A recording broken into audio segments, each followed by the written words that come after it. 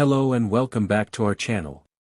If you enjoy our content, don't forget to like and subscribe. Now, let's begin. Pikachu was currently nursing a nice hot cup of hot chocolate as he was still coming down from his minor panic attack. Everyone was still recovering from the latest legendary event they had just experienced, with Ash filling everyone else in on what the loud roars that were just echoing across their beachside home actually meant. Pikachu, however, just wanted to relax from his orb-induced PTSD trip. God, he hated those orbs. And now Ash had 2 of them just for his own personal use. Great. Shaking his head at this, he took another sip of his hot chocolate and looked over at the group of Pokémon who were now celebrating their newfound powers, jumping up and down in a giddy manner while sprouting a crazed look in their eyes. Especially Oshawott. Oshawott looked like he was going to pass out from excitement. That was an interesting display. Pikachu jumped from the sudden voice behind him, almost dropping his cup as he whirled around to face the newcomer. He calmed down when he saw that it was just Charizard, who was still cradling his egg in his left arm, and Meganium's in his right. You're telling me. This is certainly a weekend to remember. Pikachu sighed, sitting back down heavily. Charizard simply nodded and sat alongside him. So, how'd the battle go? He questioned, craning his neck down to look at the little mouse. Pikachu chuckled to himself a little bit, scratching his side while he collected his thoughts. It was an experience, certainly one of Ash's better battles. We won 4-2, and Meganium even learnt a new move. All in all, pretty decent experience. Little bummed I couldn't get around in, but oh well. Pikachu answered, thinking over the recent battle's finer details and analyzing them mentally. The memory of Swellow throwing around Glisker, to the clash of the heavyweights, to the showdown between Infernape and Electivire flashing briefly in his mind's eye before he shook his head to clear them. Charizard just whistled in appreciation though. Sounds like you lot had a lot of fun. Anything else happen that's worth noting? Pikachu was about to answer when Meganium came strolling towards Charizard, a pair of vines already outstretched towards him, with the tips slowly going back and forth in a hand-it-over gesture. Nodding to show his understanding, Charizard passed her egg back to her, causing her to coo affectionately as she pulled the egg towards her and began nuzzling it affectionately, to Pikachu's amusement. You know, thinking of eggs, that's something that needs to be addressed. Pikachu muttered aloud, turning to where Ash and the other gathered humans were and began running over to them. Once he got there, he quickly grabbed one of the Pokeballs from his belt and ran back towards Charizard and Meganium, who seemed to be discussing something to do with the eggs, and based on the threatening gesture Charizard was making, Pikachu would bet that they were discussing how best to teach fighting technique for when their eggs hatched. Deciding to ignore them, we went straight past them and towards Bulbasaur, who was watching over the other Pokémon to ensure they didn't cause any trouble while Ash was occupied with the other humans while gently swaying his egg in the air with his vines, like he used to do with Togepi. Oi Bulbasaur, can you get everyone here please, we've got something that needs to be addressed, now. Pikachu informed quickly, wanting to get this done with as quickly as possible. They had a lot to deal with as it was, and chances were in a few hours they were gonna have to deal with a different legendary showing up and giving him grief.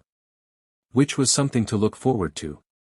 Looking confused for a brief moment, but then shrugging it off, Bulbasaur nodded and began charging up a solar beam. After a few seconds, he fired the beam straight up into the sky, gaining the attention of all the nearby Pokémon. Excluding the Alolan Pokémon, Absol, and the legendaries, the large group of Pokémon began converging on Bulbasaur, recognizing the beam as a signal to gather round him. The newer Pokémon in Ash's family decided to follow them to Bulbasaur, since they seemed to know what was going on. Satisfied that everyone was now gathered, he turned to Pikachu and nodded, giving him the go-ahead. Nodding to himself, Pikachu decided to jump on top of the tallest Pokémon present, which was on Snorlax's head, who was surprisingly awake and active, and cleared his throat. Alright everyone, I know a lot of crazy stuff has been happening recently, what with all the legendaries showing up and whatnot. Pikachu broadcasted to the gathered group, gaining some agreeing nods from the crowd. But despite this, we need to keep on top of what's happening, and keep each other up to date. So, with that in mind, I'd like to introduce you to the newest member of our family. And fair warning, this one is a doozy. Pikachu announced, before throwing the Pokeball he was holding into the air. While still airborne, the ball exploded in a burst of white light, which darted down towards the ground in the center of the group before taking on the shape of a bird-like dinosaur. The light swirled around the shape for a few seconds before dissipating, leaving the baby Lugia in place. Now that she was out of her Pokeball, the little Lugia began stretching her neck, before she noticed the vast collection of Pokémon that was surrounding her and looking at her with wide eyes. At first, she began curling in on herself, not sure who all these strange new people were, until she looked in the direction of the fat one and saw the friendly little mouse from earlier looking down at her with an amused grin. Happy that she found someone she recognized, she stretched her wings out and flapped them hard, taking flight and darting to Pikachu. "Uncle!" she cried out, knocking Pikachu over and curling her neck around him affectionately. This, however, was the straw that broke the camera-up's back, and it was Squirtle who broke the silence. "Wait just a minute, since when did we have a Lugia as part of the team?" Squirtle cried out indignantly, the shock of it seeping in. His minor hysteria was beginning to seep into the minds of the other Pokémon as well, mostly the younger, more impressionable ones who were still not quite used to the idea of having legendaries as a part of their ragtag group. Even Latias was starting to be freaked out over the sight of one of a baby Lugia, which had the potential to be a Pokémon which watched over the earth. The fact that Ash had been entrusted with the youth was remarkable. The Lugia, however, had now noticed all these Pokémon were now criticizing and watching her with critical eyes, unnerving her and causing her to hide behind her uncle, until the Absol, who she believed was her uncle's offspring and her cousin, came over. The Absol looked her over, taking in every detail of the young legendary, before lowering her head in greeting. "Greetings, noble one. It is a pleasure to get this chance to meet you. I am Absol, spawn of Pikachu, and a training champion for the Chosen One." Absol addressed, attempting to greet the noble legendary, who promptly overlooked the entire posh greeting. "Hi. It's nice to meet you, cousin," she gushed, jumping up from behind Pikachu to throw herself at Absol, wrapping her wings around her affectionately. Sceptile, who was watching the entire exchange with interest, could only snigger to himself. Legendary or not, she's still just a kid. Luzaman read through the report again, scrutinizing every small detail as she walked to Faba's lab. Another Ultra Beast incursion had happened, and she wanted to know everything about it, its location, its type, and what happened. She needed to know.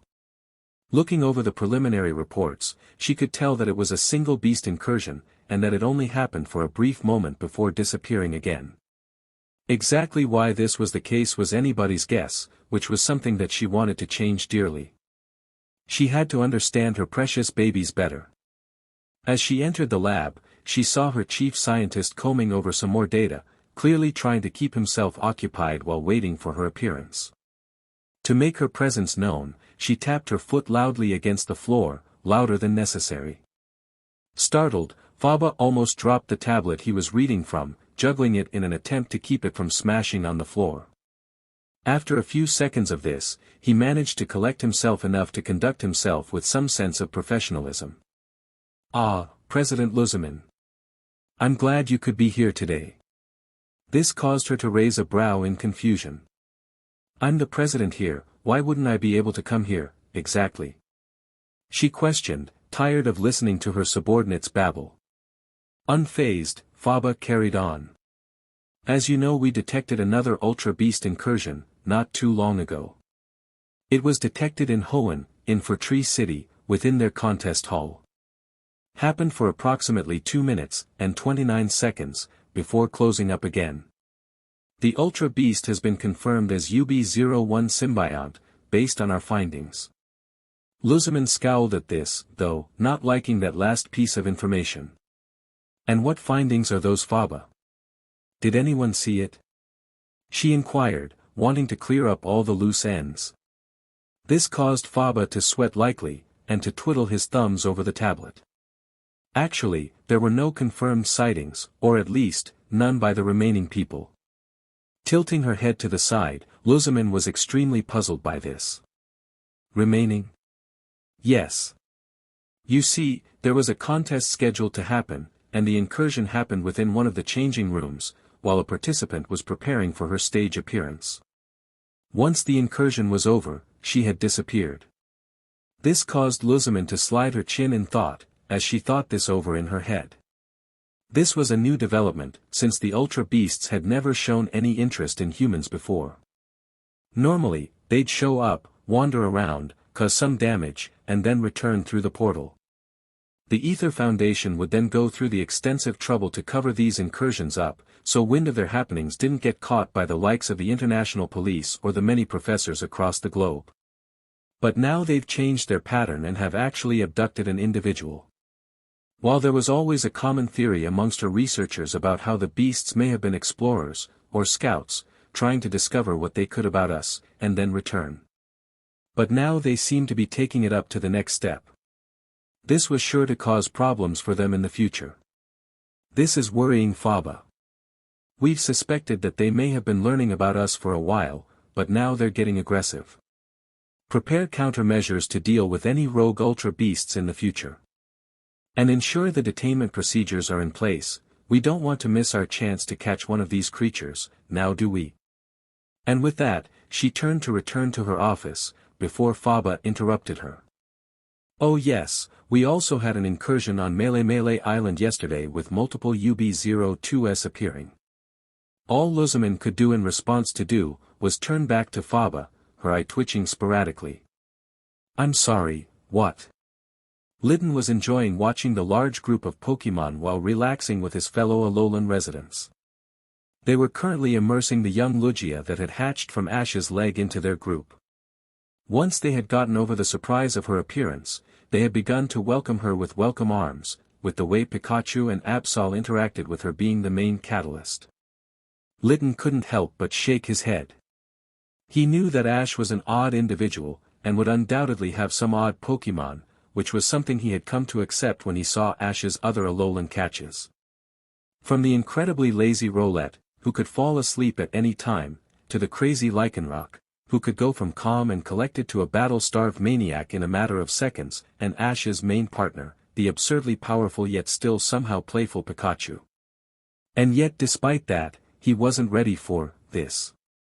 Ash seemed to have collected the most insane, peculiar, and downright weird collection of friends he had ever seen. And if it weren't for the few cases of sane Pokémon who were simply just incredibly powerful, like the stupidly powerful Charizard and Infernape, both of whom Litten had been fanboying over since he got to meet them, Litten would have been worried for his own sanity. Looking over his shoulder to where his fellow Alolan Pokémon were, he saw they were taking this in stride, or at least, in better stride than he was. Lycanroc was conversing with Pignite and was getting along with him quite well. Rowlet, however, was just taking another nap. Apparently even the strange events involving the gods themselves, was not enough to stop his random naps. Typical. However, he was getting some peace, which was the main thing he cared about right now. As he went to rest his head, the peace was disturbed by the sound of flapping wings. Oh, leave me alone. Litten grumbled mentally, as he looked up towards the newcomer. And to his surprise, it was the young Lugia. And she seemed very energetic. Hi. I'm Lugia. It's nice to meet you. Something that Litten didn't want to deal with. Hey. I'm Litten. That's about it. Litten stammered out, not really knowing how to interact with the bubbly youth. But that didn't seem to deter her. You seem really cool. Can we be friends? She inquired, hopping closer to the small fire cat. Suyuri, Litten agreed, while backing up somewhat to keep her out of his personal space. I can't think of reason why not. Not through lack of trying though. Litten admitted to himself. Yay! Lugia shouted, before picking up Litten and crushing him with a bone-breaking hug with her wings. And to add insult to injury, Litten began to hear a familiar laugh, from a stupidly powerful yellow mouse. I think we found a babysitter for little Lou, think you can manage that, Litten? Pikachu called out cheekily, to which Litten could only mutter. Litten didn't know how he ended up in this situation, but he must have done something awful in a past life to be here. You're gonna be my best friend. Lugia called out, before squeezing him even harder. Mistakes were made. On the outskirts of Nimbasa City, in the far-off Unova region, there was a lone trainer setting up camp, preparing to get some rest. After setting up a tent and a fire, the trainer returned all but one of their Pokémon, with the remaining one being one of the largest ones in their possession. It was a mighty Mamoswine, a powerful ice and ground type which towered over its trainer.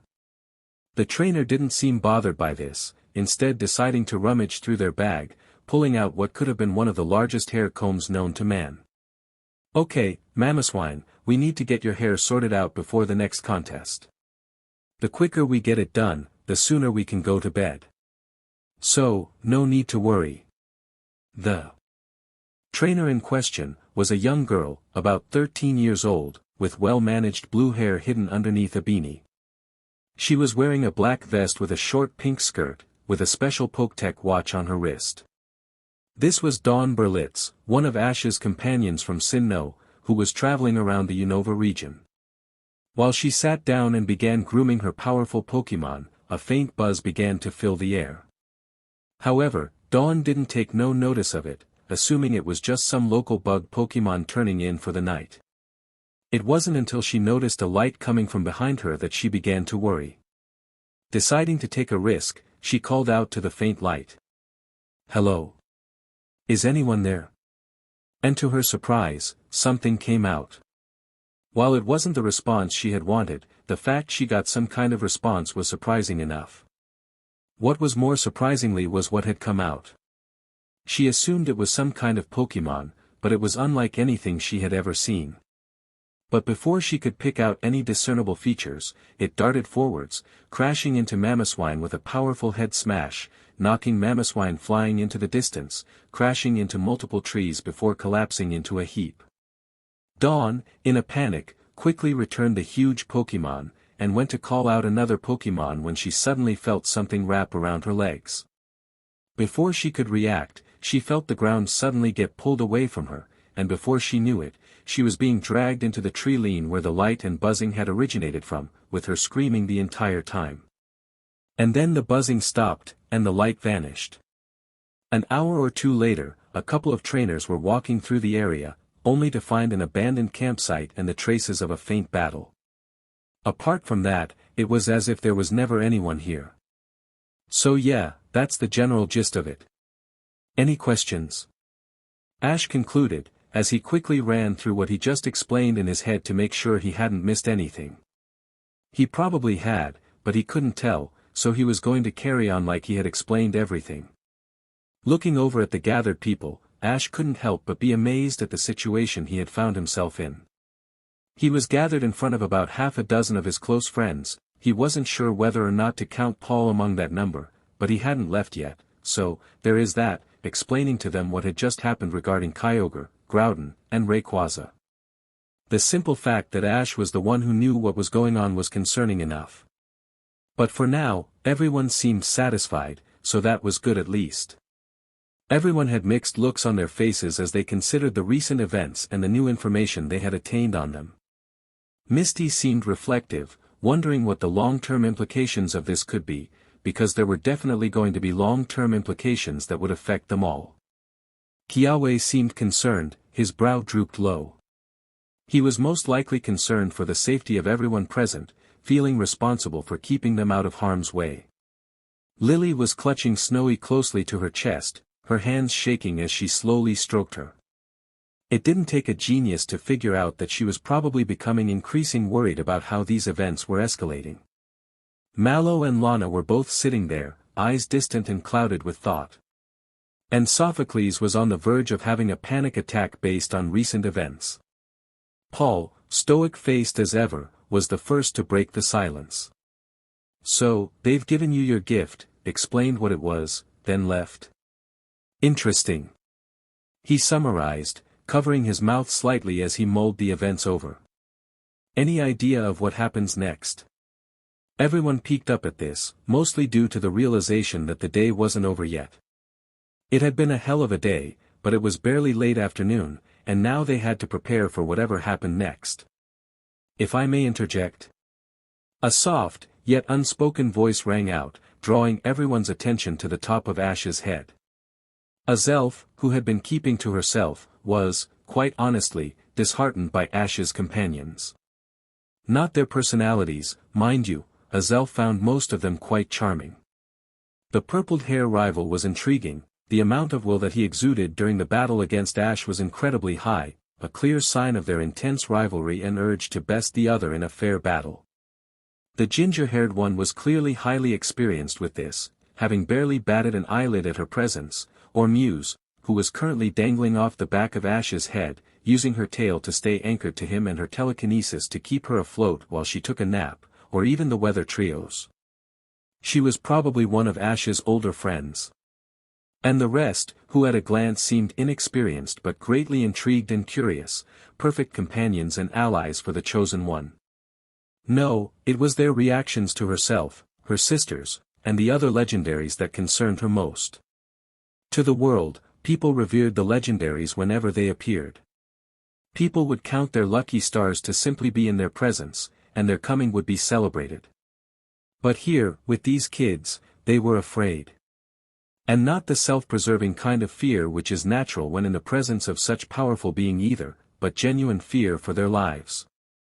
Every one of them, including Ash himself, which was most surprising, had a slight twinge of fear in their souls, which they were trying their best to bury in the deep recesses of their minds, in order to cope with it appropriately.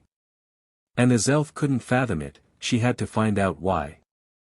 Why exactly do you need to be so concerned about the appearance of more of my kin? You do realize we mean you no harm, correct? No one said anything at first, just standing there with a PRGN silence filling the air. Some of them were shifting their weight from foot to foot, others were looking down at the ground, the slightest hint of guilt coating their faces, and even Paul was beginning to show slight traces of. And this tore Azelf's heart out. What was possibly the worst part of this response though was Ash's reaction. He didn't say anything, but for the first time since Azelf had met him, there was no emotion on his face. Not the joyful glee that he was characteristically known for, nor the steadfast determination that he exhibited during a challenging battling, and not even the rare displays of rage that came forth during difficult times was present. He just stood there, looking truly lost and unsure what to think or say. Are you afraid of us?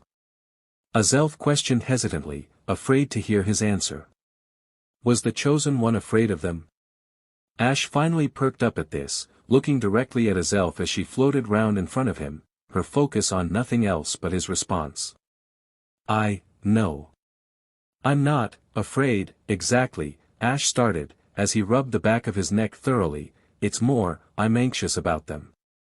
I don't think I've ever had an interaction with a legendary which ended well. I'm always either attacked by them, or by someone else who want to capture them. Ash finished, stepping back slightly to try and subtly escape Azelf's gaze. However, this just brought him into the gaze of an increasingly concerned Latias. But, you know that no legendary would intentionally harm you, right? She asked hesitantly. Ash looked at her, a soft look gracing his face. I guess, but I never know for sure. I've had so many near-death experiences now, and a few actual deaths as well. And most of those are tied into what happens when a legendary gets involved. Ash explained, before looking up into the sky. Don't get me wrong, I wouldn't change a thing, and I love being able to meet such rare Pokémon, but I can't help but feel afraid sometimes. It's just, so many legendaries are so powerful, yet they are also so fragile, constantly at threat from someone or something. It's just hard to get used to. Ash carried on, before smiling slightly as he turned back to both Azelf and Latias, who looked extremely concerned. I don't blame you guys, or any of the other legendaries for that matter. Fear is just one of those things that you can't control, I guess. But that doesn't make it a bad thing, just something that happens in those kinds of situations.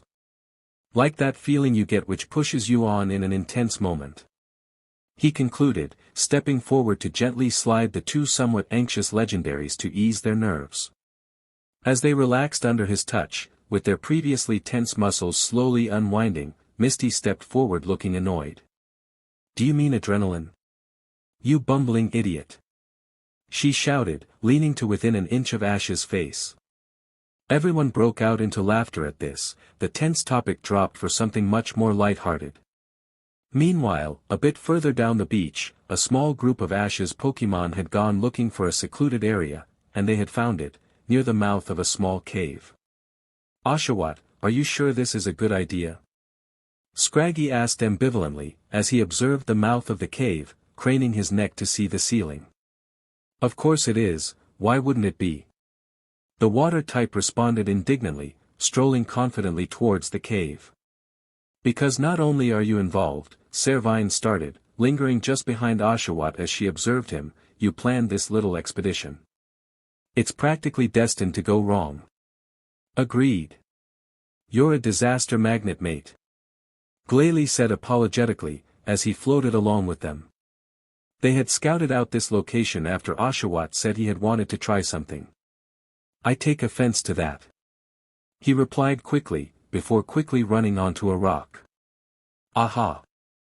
This will work nicely." The other lined up behind him, sitting down and getting comfortable for whatever antics that Oshawott had lined up for them. After a few moments of inspecting the rock, Oshawott nodded to himself before turning back to his ragtag audience with a dramatic flair. "Ladies and gentlemen, we are gathered here today to bear witness to my pure awesomeness," he announced, trying to throw his voice to make himself sound louder but only succeeding in making his voice break. Everyone just stared at him with a blank look, clearly unimpressed.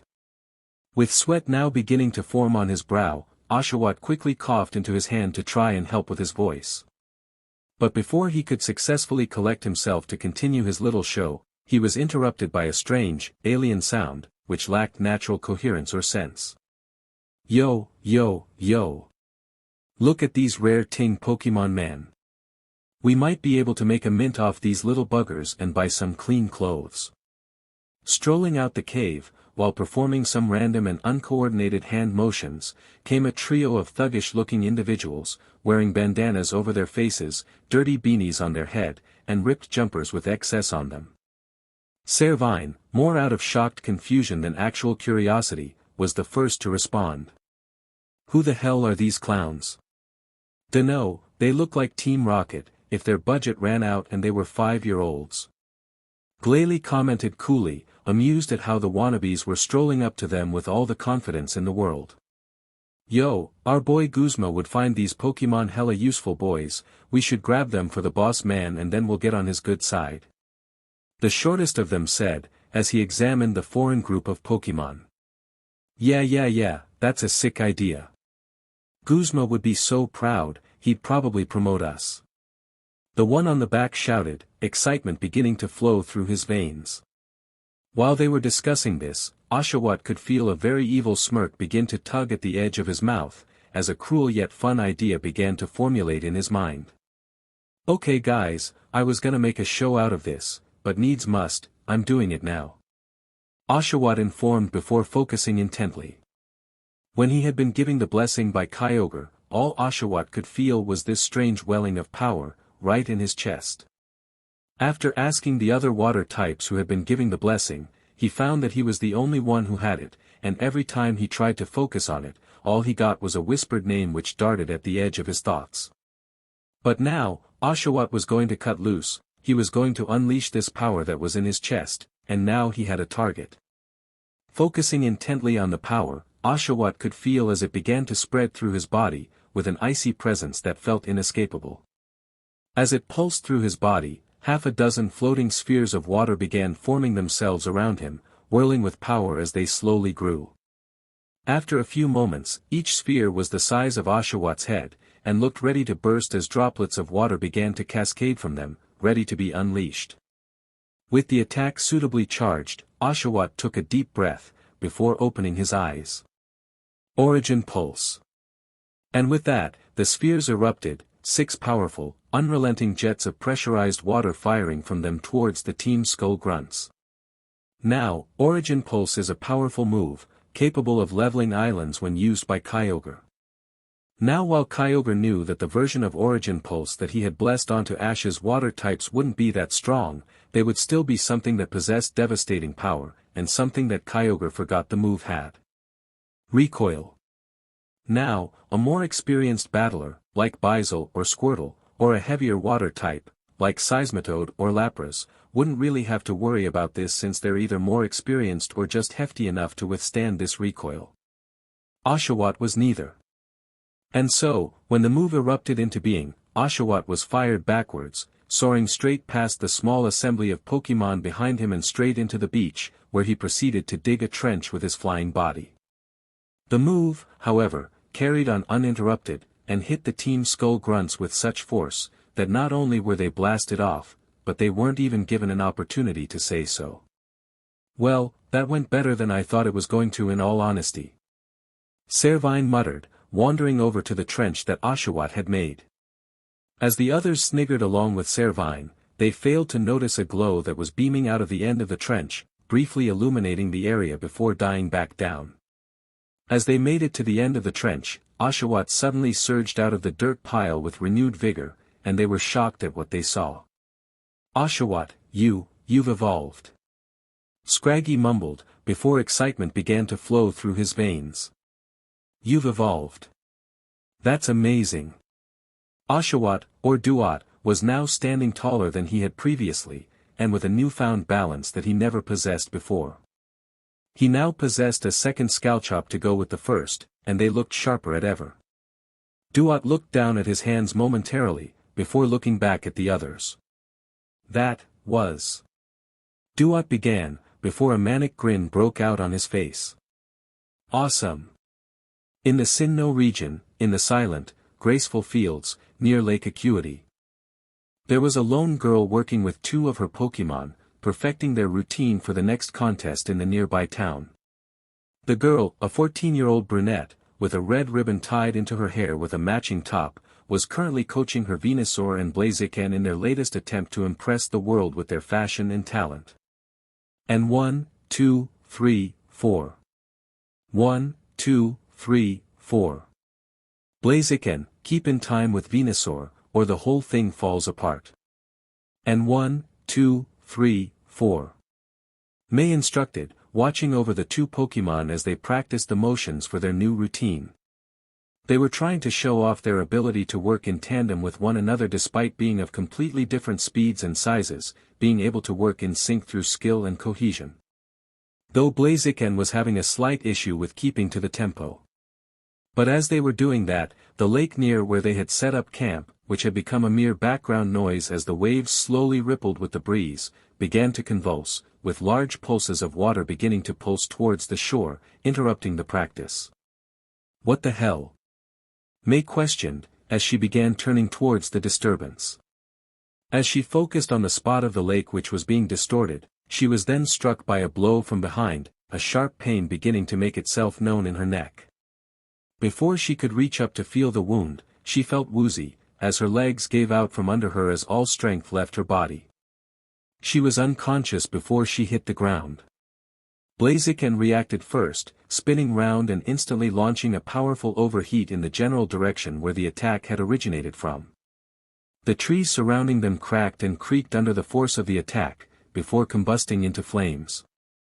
However, while their backs had been turned, the ripple that had been disturbing the lake had suddenly exploded outwards, creating a rip through the physical space around it. And through this rip, a blur came out and crashed into Blaziken was a psycho cut which knocked the fighting type flying. The blur stopped momentarily, turning to observe the unconscious teenager. The blur was an odd creature and looked incredibly thin. Almost paper thin, as if it was barely even there.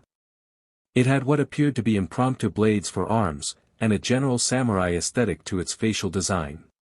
While it was observing May, it was suddenly smashed into by a solid quarter-ton of muscle, as Venusaur came crashing into it. The beast was sent flying, crashing into the lake with a mighty splash. Before Venusaur could turn back to May, it was then smashed into by a white blob, knocked unconscious from the blow and straight into May's pokeball. The Nihilego, who had been scouting the brunette for some time now, simply looked over the devastation caused, and a pang of guilt pulled at its heartstrings. So much destruction, for something so slight. But needs must, if war is to be prevented. Enough with the poetry parasite, we must move, and quickly. The horde amasses and will spill out over the world if we don't make our move. Turning to address its companion, Nihilego saw that her assistant on this endeavor, a lone Kartana, had pulled herself out of the lake, looking worse for as it leaned heavily on one side, as it recovered from the brutal strike it had suffered. Nodding, Nihilego quickly searched May for her pokeballs, returning her Blaziken before grabbing hold of her body. With her cargo secured, it made its way back to the portal from whence it came. With this piece secured, we are ready to make our move. Tonight, we address the defender. And maybe then, can we end the madness? And with that, silence quickly returned to the area, besides from the slight cackling of burning wood and the minor burble of the lake. A few moments later, a gray and orange shape flew in, before floating over to the remains of the small campsite, and the large-scale destruction that caked the area. What happened here? Uxie questioned, observing the small crevices left by the battle that happened here. As she did this, Uxie suddenly got a flash of a memory, May's last memory before going unconscious. Oh no! And with that, Uxie suddenly shot into the sky, soaring with a speed that would seem unlikely for such a small and frail-looking creature towards Mount Coronet. Arceus must be informed. The Ultra Beasts were on the move again, and this time, they knew what they were doing. Ash was bowled over as he went over to his small horde of Pokémon, as his newest Pokémon wrapped her wings around him. Daddy! With Ash taking Lugia's attention, Litten took his chance to slip away, to recover from being an overly affectionate legendary's cuddle toy. Pikachu watched as he slinked into the large crowd, using the massive bodies of his comrades to cover his escape, and he couldn't help but chuckle. Newbie will get used to it. Maybe I won't have to be the babysitter anymore then. He muttered to himself as he walked over to Ash to help him back up. After Ash had finished explaining what had happened to his friends, everyone had broken off for lunch, courtesy of Mallow, which gave Ash a chance to catch up with his extended family. And so, he had become the latest victim to Lugia's bone-crushing hugging powers. As Pikachu gently pried Lugia off Ash, he suddenly felt a chill down his spine, stopping him in his tracks. The chill went deep into Pikachu's being, affecting even his core, as if his life was slowly disappearing and fading. Pikachu had felt this once before, and he knew what it meant. Yveltal. Despite the whisper being barely audible, Ash suddenly sprung onto his feet, startling the Pokémon nearest to him. Did you just say Yveltal? Is he coming? Ash questioned in a panic, before suddenly the sun was blotted out. The area surrounding the beach was shrouded in darkness, with Ash and Pikachu being in the center of the darkness. Lugia was there, and was now cowering behind Ash, with Azelf and Mew, who had woken up when Ash had been floored, taking defensive positions. All the other Pokémon in the local area had frozen, all of them in mid-preparation for a potential battle, from Greninja charging up a water shuriken, to Charizard flexing his wings to launch himself off the ground, to Garchomp charging up a Draco Meteor and aiming it at the sky, searching for a target. Ash looked behind him, and saw that his Alolan friends, along with Misty and Paul, had also been frozen, with a look of confusion being formed across their faces. Which meant that Ash couldn't count on them for help. Do not fret, Chosen One, you are not in danger. A voice suddenly rang out, a monotone, emotionless sound which made Ash's teeth grind against one another. A dark shape suddenly flourished into being in front of Ash, before blood-red wings suddenly jutted out of the dark shape. The rest of the dark shape suddenly formed into a solid being, turning into the familiar shape of the destruction Pokémon. Pikachu began charging up an attack, with Mew and Azelf moving forward to shield Ash with their own bodies. Lugia simply continued to cower behind Ash, shaking in complete fear at the arrival of the embodiment of death. But then Ash stuck his hand out, calling off the attack before stepping forward. I take it you're here to give me a gift? He questioned, which caused the large bird to solemnly nod. Okay, but can I ask? What for? I don't recall ever helping you or doing anything worth getting a reward. Why are you doing this? Ash questioned, curious to find out more. Course there's something else going on. As much as Ash may be dense, he isn't stupid like many people like to believe. He noticed Latias' nervousness when he asked about Mew's location. He noticed the fact that the legendaries had all lined up to orderly give him gifts as quickly as possible. At first, he thought it was competitiveness, and with legendaries like Hoopa, it probably was. But ones like Xerneas and the Lake Guardians. The wise and patient legendaries who maintained the balance of the entire world. Ash didn't buy that. So clearly there was something else going on, Ash just didn't know what. Yveltal, however, just chuckled at his question. And here I had been led to believe that you were Dent's chosen one. You are right, I would normally not have much interest in this, even though I do feel some guilt at what I did to your companion. He then halted his explanation, to bow slightly and mumble, "My apologies," to Pikachu. Pikachu just crossed his arms unimpressed. Yeah, you're forgiven. Carry on." Nodding slightly, he rose back up and carried on with his explanation. "But there are bigger things happening, things that I am not permitted to speak of. No legendary is. We will do what we can to help you, but we are forbidden from telling you why. So, I am charged with ensuring you are safe, and I must follow the commands of my lord." Yveltal then shuffled nervously, as the words in his mouth got caught in his throat. Swallowing them down, he carries on. "You have my sincerest apologies for what I'm about to do." Before Ash could question him on this, he then screamed out in pain, hand darting to his chest, in the area above his heart. Clamoring at his shirt, Ash ripped through his shirt in an attempt to alleviate the pain he felt. The sensation was like burning, but so much hotter than any flamethrower that Charizard had fired at him and so much more intense.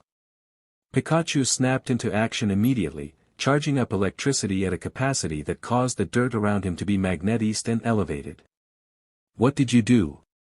he yelled, before unleashing a booming thunderbolt at Yveltal. Yveltal responded immediately, firing an Oblivion Wing to counter it. As the attacks clashed against one another, Mew and Azelf then darted forward and created a psychic shield, to protect themselves and the screaming Ash from the resulting shockwave. Ash meanwhile, was in agony. The pain was so intense, that it superseded every attack he had been on the receiving end of, and yet he couldn't find a cause. With his shirt being ripped apart in his desperate search for the wound, all he had found was his bare skin, and nothing else. It was like the searing heat was on his heart. Suddenly, a jolt went through Ash's body, and the pain stopped. The burning sensation that he could feel but not find, was gone. He was able to breathe again as the mounting pressure finally receded, and Ash took as much air in as he could to fill his starving lungs. Looking down at his chest, he couldn't help but notice two small markings on his chest, just above where the pain had been coming from. The first marking was a small triangle, with perfectly equal sides and a red coloration to it. Within that, was a solitary teardrop, shaded blue and trapped within the triangle. The funny thing was, Ash could have sworn that he had seen both of these symbols somewhere before, he just didn't know where. Pikachu quickly turned towards Ash and jumped up onto his shoulder, quickly inspecting the markings and making sure Ash was okay, his mission to kill the god of death temporarily forgotten. Yveltal took this moment of calm to address them once more. "I apologize for that, chosen one. Were there a way to do this without brining you in harm's way, I would do it. But an anchor was needed for this work, and there is no other way to create an anchor." This instantly caught both Mew and Azelf's attention, as they turned toward Yveltal with wide eyes. "Yveltal, you don't mean that kind of anchor, do you?" Mew questioned hesitantly. If she was right, then things were worse than she thought. "Yes, I'm afraid so. Things are at play here, and we must play our hand. The die has been cast, and the chosen one must be protected.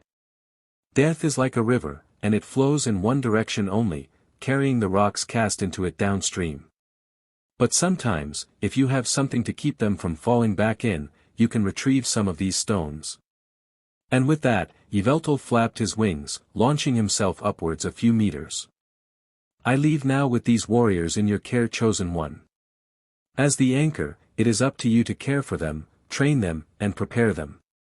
Hopefully, they will be able to help, when the need is dire. And just like that, the darkness receded, and with it, Yveltal.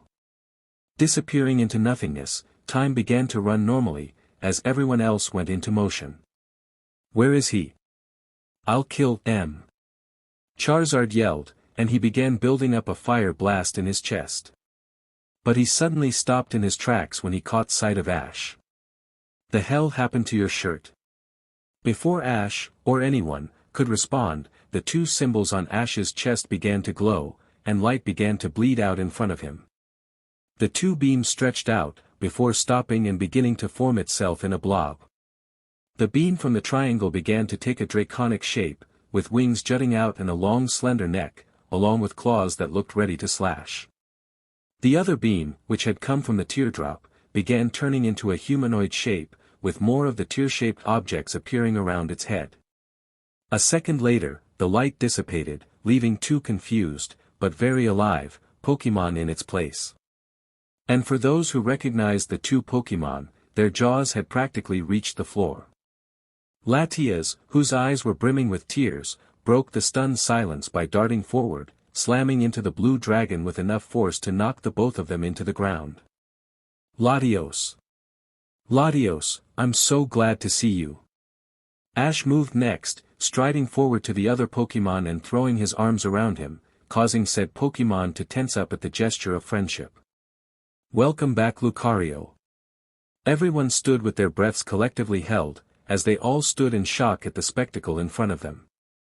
In the blink of an eye, two Pokémon that they didn't know or recognize, though Misty was giving the blue dragon a strange look, had appeared in front of them, and now, Latias was bawling her eyes out and Ash looked like he was moments away from joining her in the emotional outburst. No one moved for a while, with even the Pokémon standing there in utter shock, and numerous nervous glances to one another with eyes begging someone to provide an answer. But no one had one. Latios was just floating there in utter shock, as he looked down at Latias' crying form. She was shaking intensely, muttering things under her breath every few seconds in between her sobs. And all Latios could do was stare down at his claws. He had been dead, he was sure of it. He remembered his last moment, or at least, parts of it. He remembered the wave, the mad dash in order to stop it and save his hometown, and he remembered saying goodbye to Latias before everything went dark. The rest was a blur, with something happening between then and now, but whatever it was, Latios couldn't make sense of it. He rubbed his claws against one another, reveling in the slight scrapping sensation he felt jolting through them as they touched each for the first time in who knows how long. But Latios couldn't help but note at how foreign the sensation was, and how wrong it was that he seemed to notice every little detail. From the small chooks in them from when he used to use Dragon Claw in training, to how the outer claws were somewhat rougher than his inner claws. He finally looked up and looked around at the surrounding area, and the people. He noticed that he was on some beach, which meant that he was no longer in Alto Mare, or even possibly the same region as he was used to. There were several people he didn't recognize, all of whom were looking at him as if he was an oddity, which in all fairness, he probably was. Even his fellow Pokémon were looking at him strangely, which made Latios wonder, what had just happened to him. To his surprise, there were other legendaries present, and not the kind of legendaries that he was used to. There was a Zelf, the being of willpower itself, looking over him, with a teary look in her eye. Just what exactly did she know? There was a Mew, who looked surprisingly focused and alert, further worrying Latios. Since when were Mews capable of focus? And finally, there was an abnormally small Lugia, who looked confused and lost. A child? A Lugia hasn't been born for decades. Latios thought, before shaking his head. That was the last thing he needed to concern himself about. Looking to his left, he noticed a familiar face, the first human he had recognized so far, and one he thought he would never see again, or get the chance to thank for saving his sister. Ash? Lucario felt his muscles tense up as Ash wrapped his arms around him in a tight hug, his instincts telling him to push him away but his curiosity prevented him from doing so. The last thing he remembered was the cold embrace of death slowly seeping through him, as jolts of energy left over from the aura transfer set his teeth on edge. Lucario had just come to terms with his fate, satisfied that he had saved Ash from sharing his fate at the very least. He was a brave young man, who had the potential to be an even greater hero than even Sir Aaron. And here he was crying into his shoulder. Emotional child hero aside, Lucario was confused as to where he was. Instead of being inside the Tree of Beginning, he was on a beach. A really sunny one. It would seem that something has happened since his passing, which demanded that he return to the land of the living. Based on how Ash was bigger than him now, Lucario could have sworn they were the same height. He had been gone for a noticeable amount of time. But what would justify his supposed resurrection, and deny him his rest and reunion with Sir Aaron? Ash? A telekinetic voice gingerly rang out, gathering both his and Ash's attention. Somehow, Lucario had missed the two Aeon dragons floating right next to him, embracing each other tightly. Latios? Is that you? Ash asked skeptically, like he couldn't believe what he was seeing. It would seem that Lucario wasn't the only one who was resurrected. Interesting. Yes, it's me. I'm not sure exactly what happened to me. I feel lost. Latios admitted, looking down at his claws again, only to get nuzzled by Latias. You're back, that's all that matters. Ash suddenly strode forward and joined in with the affection, throwing his arms around the dragon's slender neck. It's good to see you're okay. Lucario couldn't help but smile at that. Only the boy could ease such a powerful creature with so simple a gesture. That's just who he is. Jumping back at the sudden voice, Lucario slid into a low crouch, arms stretched outwards and a metal claw drawn, ready to combat the voice. But all he saw was a small, floating blue creature. Of course, a war veteran. I had forgotten about your past. The creature mused, one of the two bejeweled tails flicking in tune with the slight bounce the creature had while hovering in place. Lucario, no less suspicious but less threatened, began to stand up straight, but kept his metal claw drawn just in case as he observed the creature. He had never seen a Pokémon like it, or one which exerted such a psychic pressure. It was akin to a Mew's latent energy, but seemed more focused, as if it was an older and wiser being. That was when Lucario realized that he was facing no ordinary Pokémon, but a legendary. Taking a knee and dropping his metal claw, Lucario quickly bowed his head in respect. Your Eminence, it is a pleasure to be in your presence. Forgive my ignorance and transgressions against you, your arrival merely surprised me. This drew everyone's attention, as they all stared at him curiously. Azelf, on the other hand, just seemed highly amused. My Arceus, I have not heard someone talk like that for an age. She chuckled, floating towards the ancient warrior. It is all right, venerable warrior, you are forgiven and excused, and I am truly humbled to have met you. And with that, she bowed, matching Lucario's posture. Everyone just stared at the display in confusion, with no one still not having a clue what was going on. All they knew is that they were seeing something that not many could claim to have seen. Something which, apparently, didn't warrant a sense of privacy from one of their members. Incredible. Two new and incredibly rare Pokémon appearing out of nowhere. Rotom Dex shouted in excitement, before flying towards Lucario and snapping several photos, all with the flash on. Agitated by this new aggressor, Lucario responded in kind. By punching Rotom square in its screen. Before he could follow up this attack with another strike, Ash had leapt in front of him, waving his arms wildly. Wait, wait, wait, wait, wait. Ash yelled, doing his best to keep the ancient Pokémon's focus on him. That's just Rotom, he's a friend. That caused Lucario to raise an eyebrow in question. Your friend is a machine.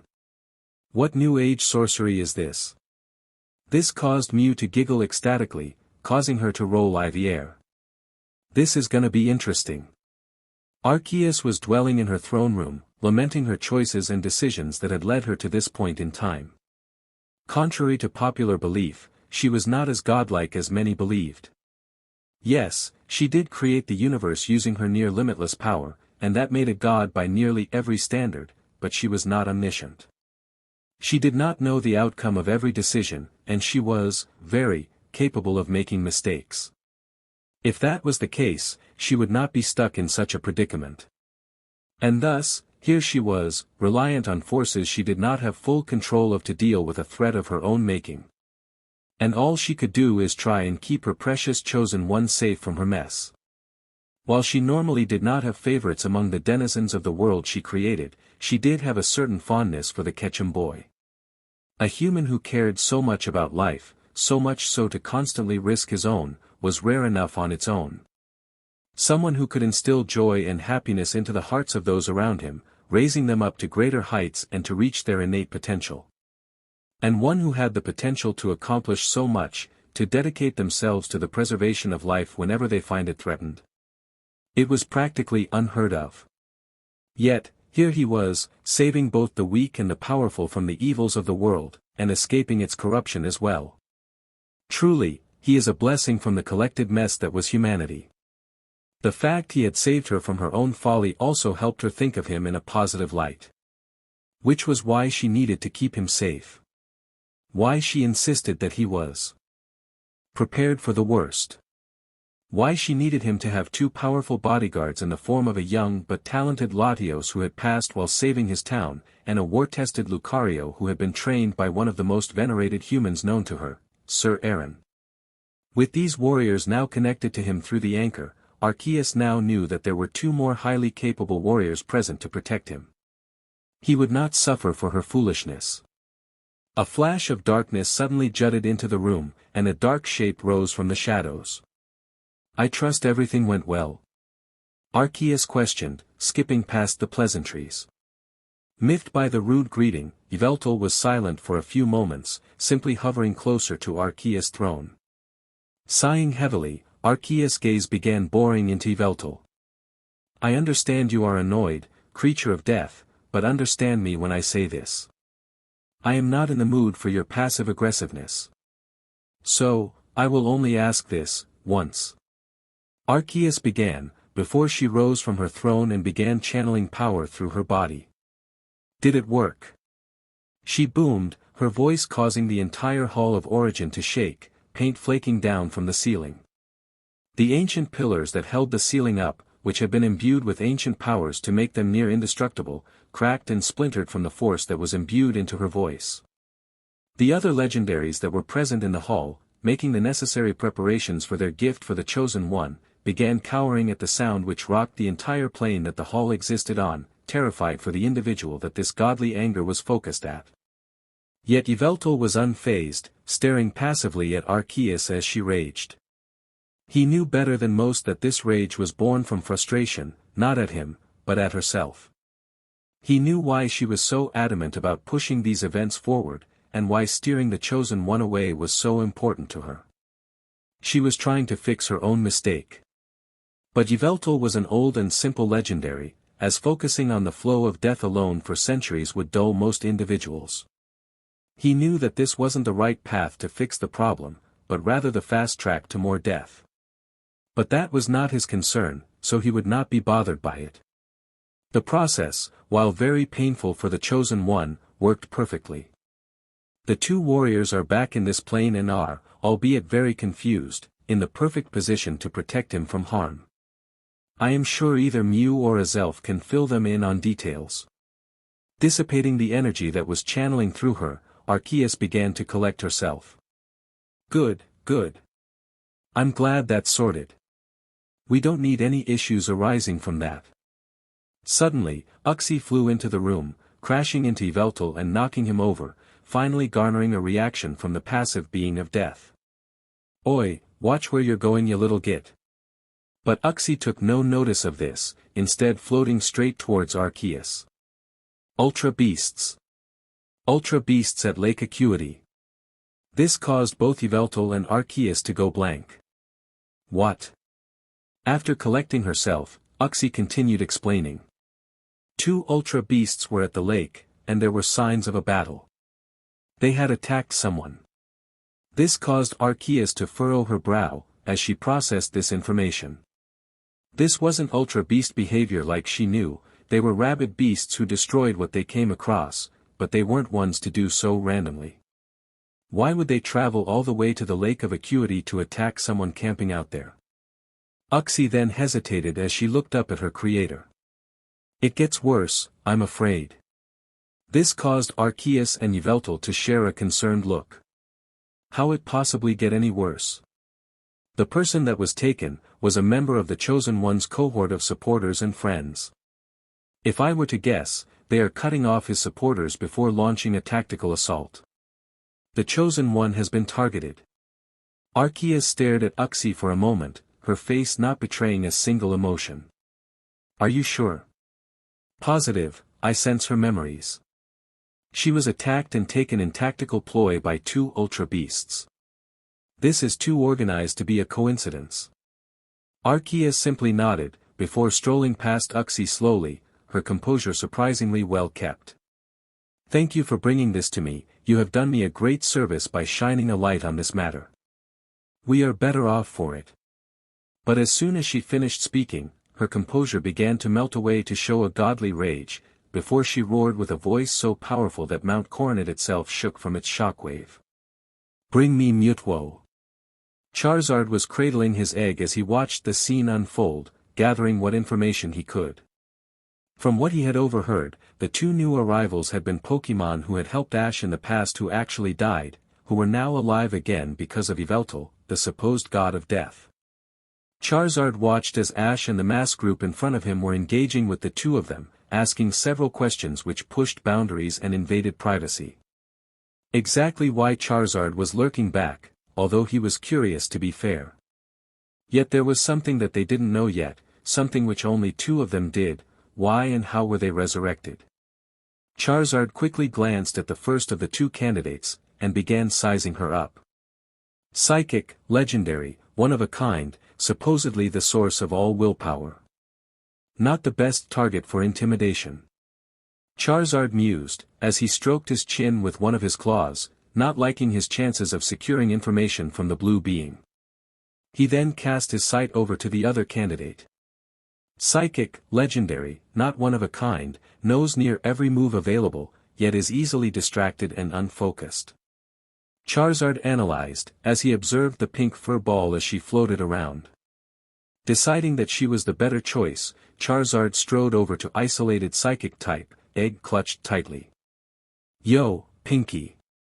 Can I have a minute? At the sound of his voice, Mew turned to look at Charizard. And her eyes lit up. Oh, my, Arceus. It's you. The Charizard. She squealed, bringing her paws up to her mouth in excitement. This stopped Charizard in his tracks, as he looked at her curiously. Wait, you've heard of me? Mew simply let her mouth drop as a response. Heard of you? I think you're amazing. You're Ash's Charizard. The same one who conquered the Cherisific Valley, bested the battle frontier, and overcame legendaries. Your battle prowess is legendary, second only to the like of Pikachu himself. I mean, you even battled Mewtwo. Charizard was soaking in the praise, but stopped once he heard the Pikachu comment, and was outright confused by the ending comment. Who the hell is Mewtwo? And when did I fight him? Mew quickly stopped fangirling to look shocked, before composing herself again. Not important. Hey look, egg. Quick blessing. Before Charizard could question her more, she tapped his egg and then teleported to Ash's head, disappearing just as the egg began to glow. The egg began to grow appendages, growing 4 stubby legs and 2 long ears. A bushy tail began to form and jut out, which began to tickle Charizard's arm as it began to wag excitedly. The glow then faded, and in his arms, was an excited-looking Eevee. Charizard held back the small Pokémon in front of him, and took one quick look at it before he began tearing up. I've only known you for a few moments, but I already love you. And if anything were to happen to you, I'd kill the ones responsible without a second thought. Hugging his child close to him, he began to make his way to the amassed group. The dead guys can shove off for a bit, he had a child to show off. So, I've been dead for close to 3 years. Latios questioned intently, not believing what he was hearing. I'm not exactly much better off, I've been dead for about 2 as well, Lucario added, his arms crossed as he leaned against the side of Professor Kukui's house, where they had all sat down for some lunch, which is something I guess. Not many people can say that. Pikachu, who had planted himself on top of Latios' head, looked at Lucario quizzically. You know, you're rather unaffected by all of this. I mean, you've been dead for 2 years. All Lucario could do is shrug nonchalantly, as he looked at the small mouse. I was locked in a staff for 1,000 years before that. Frankly, all things considered, this isn't a major development for me. Squirtle, who was lingering around Lana because she seemed to subconsciously pet any water type which was within arm's reach, just couldn't help himself but laugh. Wow, an ancient warrior, who has seen the horrors by war, is unbothered by dying. Talk about being overburdened with indifference. This elicited a few chuckles from some of the other lounging Pokémon, including Lucario, though he tried to hide it with a well-placed paw, and the humans just looked on blankly. You know, I never really thought about it before, but they must have some great conversations that we can't understand. Lily commented, which caused her classmates to nod solemnly along. Suddenly, Lucario's head appendages rose up, and Lucario pushed against the wall to pose himself in a combat stance. Something is coming. And sure enough, barely a second after he had warned them, a pulse of energy suddenly rippled out, sending chills down all of their spines. In a heartbeat, everyone was on their feet, and charging up attacks. Pikachu, who was powering up a Thunderbolt and debating whether or not to SWCH over to Fusion Bolt, suddenly had a quick thought. Just realized, you two aren't up to speed. We've got unknown Pokémon with a bone to pick with Ash for reasons we don't fully know. Get ready for a fight. That was all they needed to hear, and soon they were charging up attacks. Whoever came forward looking for a fight, was going to get obliterated by attacks of every type. The energy rippled again, and suddenly a ball of concentrated energy appeared, which distorted the space around it as it ripped apart the fabric of space. Soon, the ball into a tear, which expanded to a size which could easily allow some manner of creature come through it. Ash, who had taken a moment to finish his sandwich before jumping into action, was now standing in front of the Alolan crew, ready to shield them with his own body should the need arise. Suddenly, a white tentacle edged its way through the portal, but there was something off about it. It looked tainted, as there was a black, tar-like substance flowing through the tentacle. The rest of the creature began pulling its way through, and Ash could only stare in horror at what he saw. Serena. Pulling itself out of the portal, was a strange, jellyfish-like creature, with a large collection of the tar substance flowing throughout its body, but at its core, was Serena. She seemed conscious, but not fully, as if she was dazed, her eyes glazed over with a lack of focus. But it didn't stop there though, as another one pulled itself out of the portal, with a third one following shortly after. And in both of them, they both had a person who Ash cared about in its core. Dawn. May. What are you doing with my friends? Ash yelled, as he began to lose his temper. Now, Ash wasn't one to shy away from anger. More than once he had given in to his temper when he had seen someone do something despicable, like abusing Pokémon or bullying people. But this crossed the line. Not his friends, not on his watch. Pikachu. I want the strongest fusion bolt you've got. We need to save them. Nodding, with the spark of rage present in his eye, Pikachu began harnessing the power for Fusion Bolt, the yellow electricity that had been sparking around him turning blue, focusing around his cheeks. But to their surprise, the first jellyfish-like creature raised one of its tentacles. Wait. We come in peace. Please. That caught Ash off guard, and the command to fire the firestorm of attacks got caught in his throat. He looked at his Pokémon quickly, and tried to gauge their reaction. Most of them seemed hesitant, reluctant to fire on someone asking for peace. Except for Charizard. He just wanted a fight. Looking over at the Alolan crew, along with Misty and Paul, he saw that they didn't know what to do either, so it all came down to him. But he did note that they seemed to have understood what the creature had said, which meant it was speaking English. Okay. I'll hear you out, but if I don't like it, I'm going to bring everything I've got to save my friends. Appeased by this, the creature bowed its head, before floating towards him. We have come to speak. We have come to warn. Great defender, champion of the people. We need your help. Or war will ravage us all. Ash eyed up this creature with a wary eye, taking a moment to let its words sink in. Now, Ash knew he wasn't the smartest person around. Both his many companions that he had met over his travels and even his own Pokémon had made that clearly abundant over the years. But Ash knew that there was more to this statement than he was being told.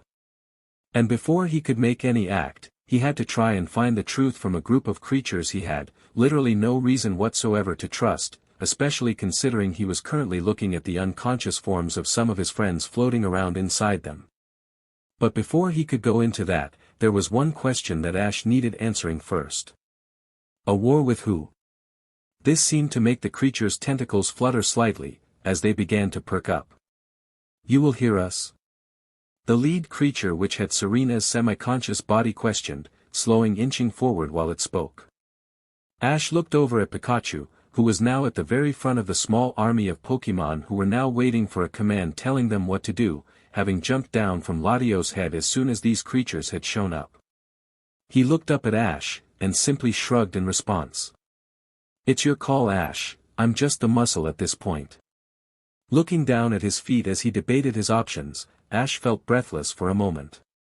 He had dealt with lots of strange situations before, from people who wanted to collect godlike beings for their own personal collection, to people willing to do anything and everything to make some money, and even faced global destruction before. But never war. War had never been something that Ash had the misfortune of stumbling across in his travels. And he didn't know how to deal with it. But despite the sinking feeling in his stomach, and the sweat that was causing his hands to clam up, Ash couldn't find it in himself to turn these creatures away.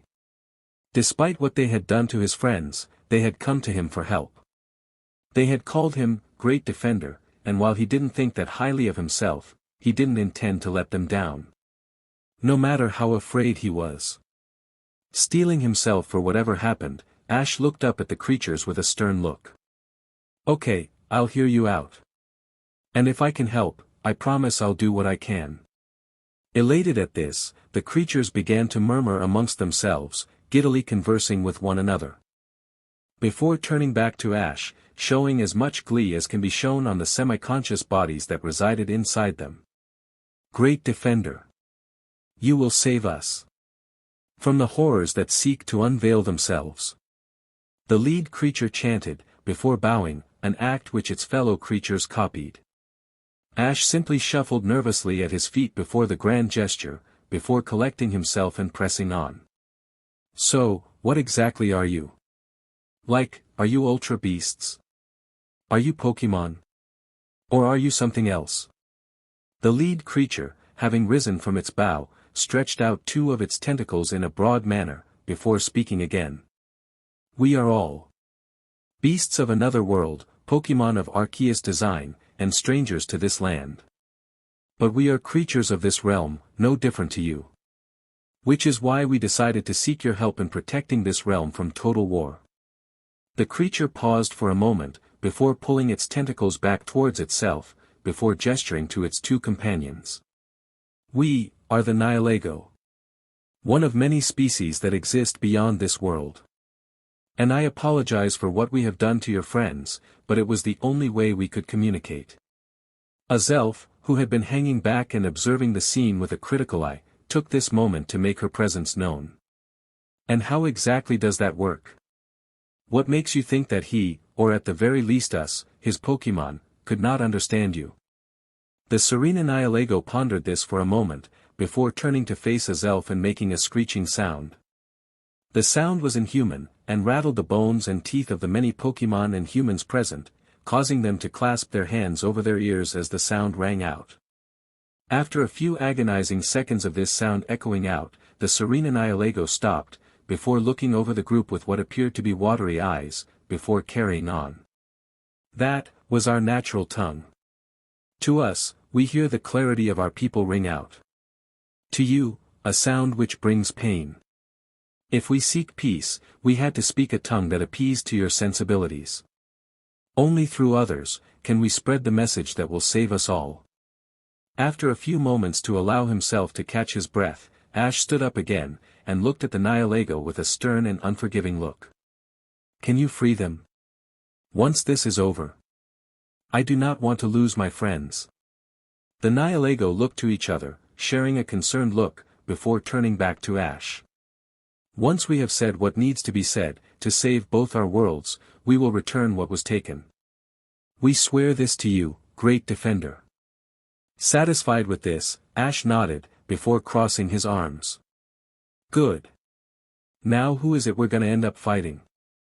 Because as much as I'd like to do more, I'm only really good at training Pokémon and battling if I'm honest. So while I do want to help, please don't expect much, I'm not very good at. And then Ash stopped for a moment, eyebrows furrowing as he went into deep thought. This concerned the Nihilego, and they began to slowly edge their way forward. Great defender, are you alright?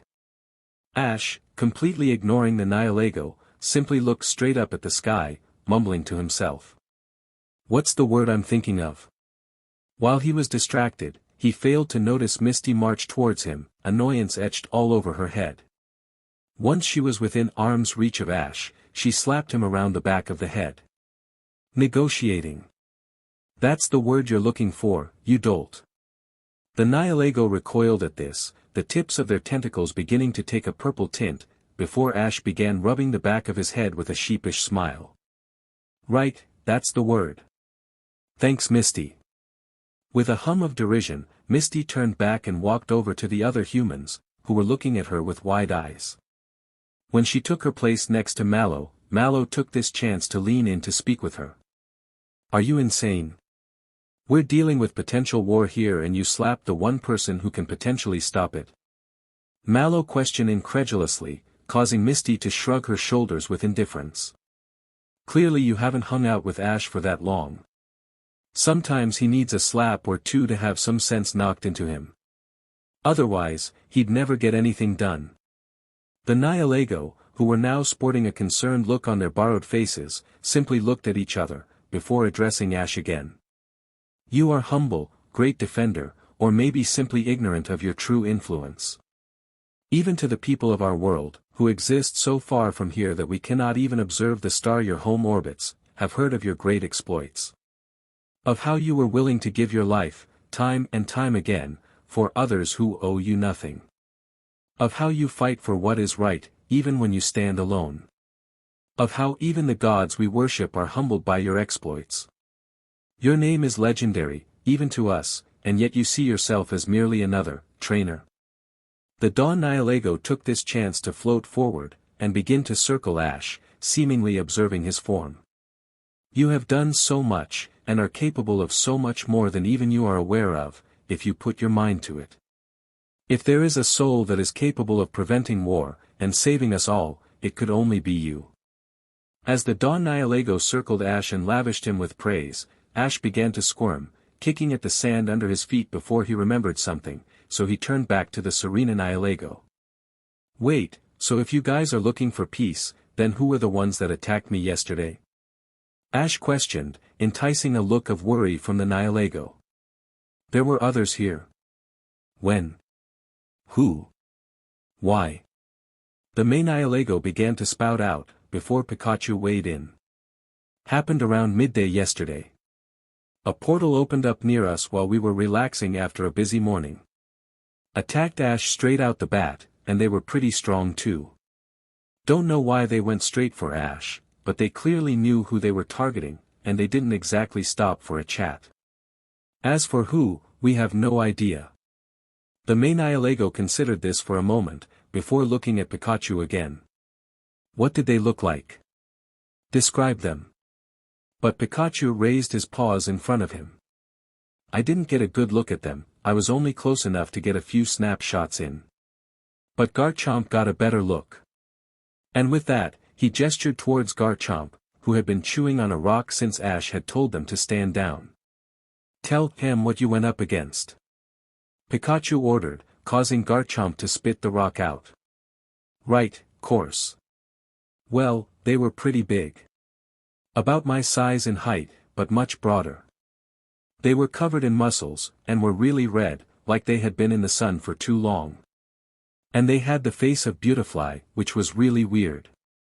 Garchomp explained, using his arms to mime out what he was trying to describe. This caused the Nihilago to shudder, as they shared a nervous glance to one another. Buzzwoles. With an annoyed grunt, Charizard stepped forward and shouted out towards them. Oi, Noodles. Mind sharing with the rest of us? Turning back toward the group, the Serena Nihilago spoke out. Apologies. We know who it was who attacked you. It was likely members of the Buzzwole clan, another which inhabit our world.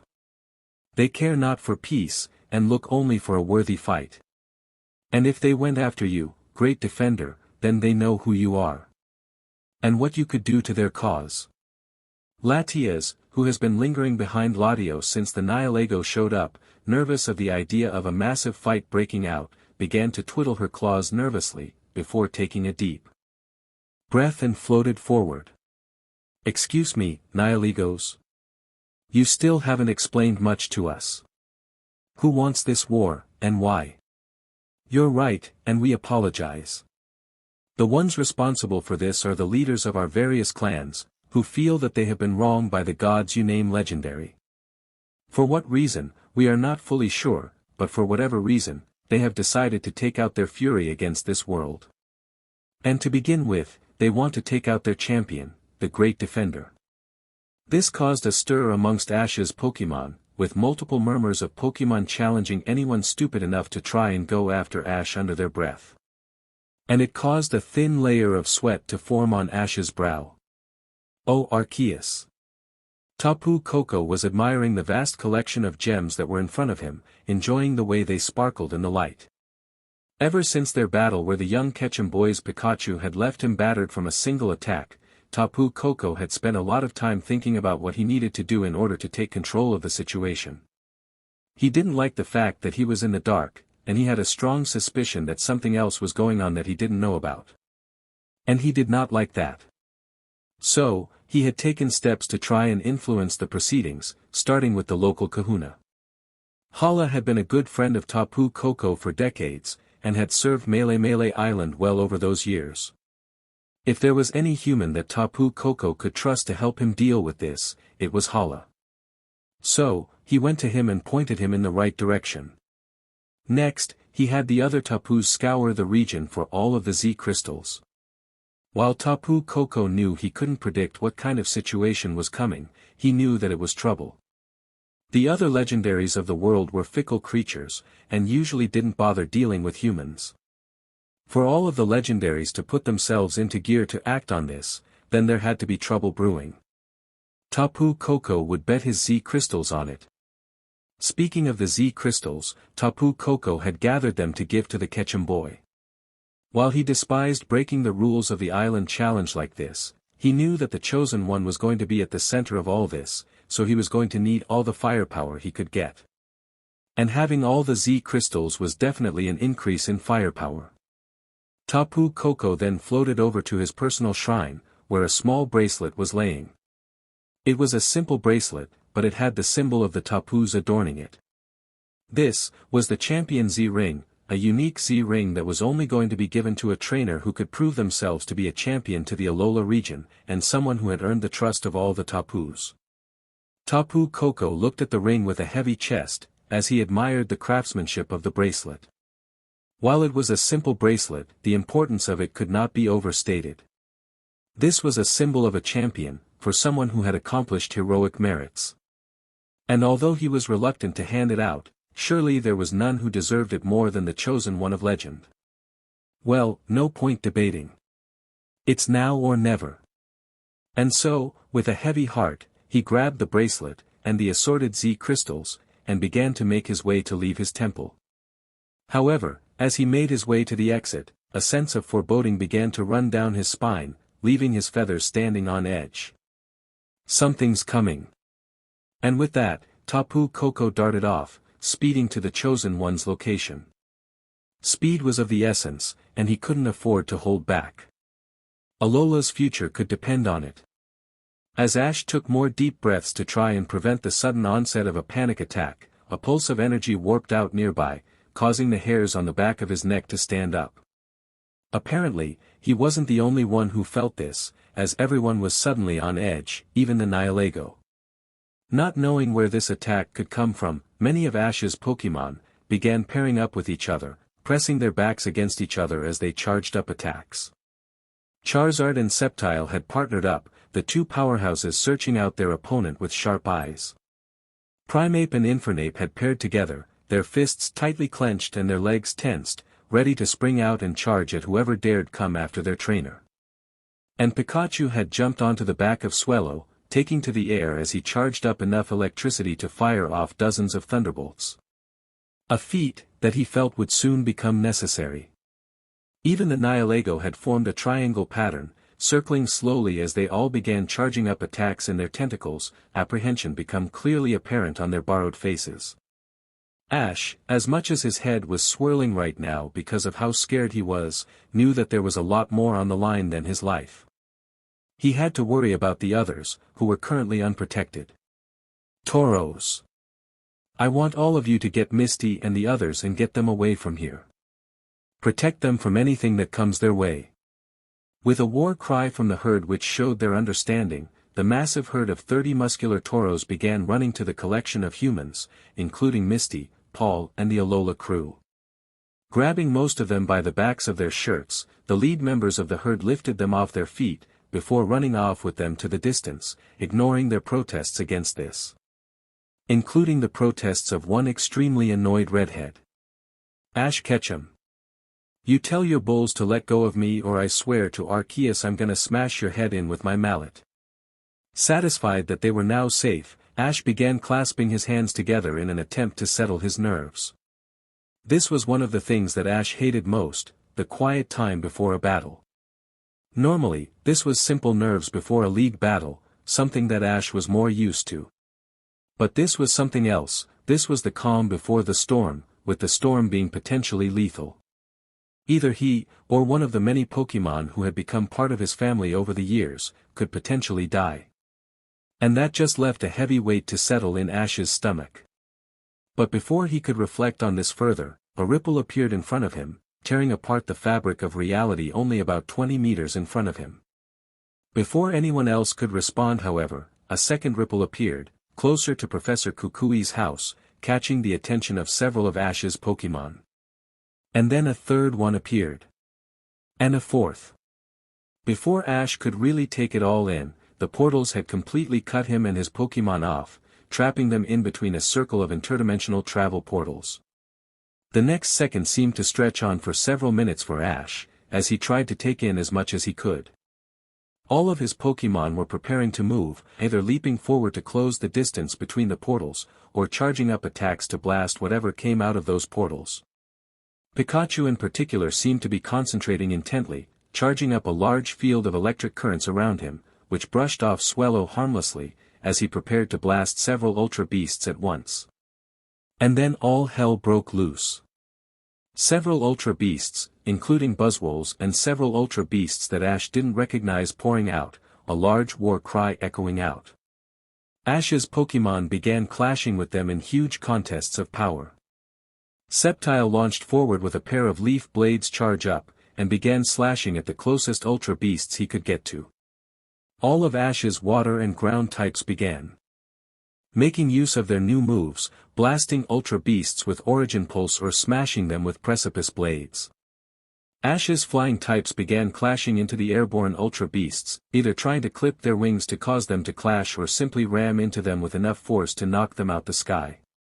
Charizard, however, was having a whale of a time. Clashing first with a Buzzwole who had tried to rush him, which had resulted with Charizard planting the bug type into the ground, head first. He then grabbed the pipes of another Ultra Beast, which had blades for hands, and launched it back into the portal it had flew out of. He was about to dash forward to clash with another Ultra Beast when he caught sight of a little ball of light brown fur as it wandered towards one of the portals. EV. Charizard roared, before pushing off the ground and using his powerful wings to boost himself forward, only to see EV get grabbed by an Ultra Beast.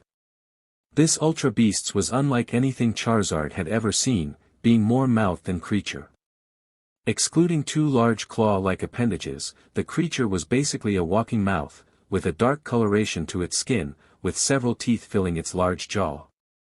And it had EV in its claw, raised above its mouth. No! Charizard yelled, just as it let go of the EV. With its mouth wide open, EV was dropped straight down its throat, and had almost reached the gluttonous creature's esophagus, when the creature began closing its mouth.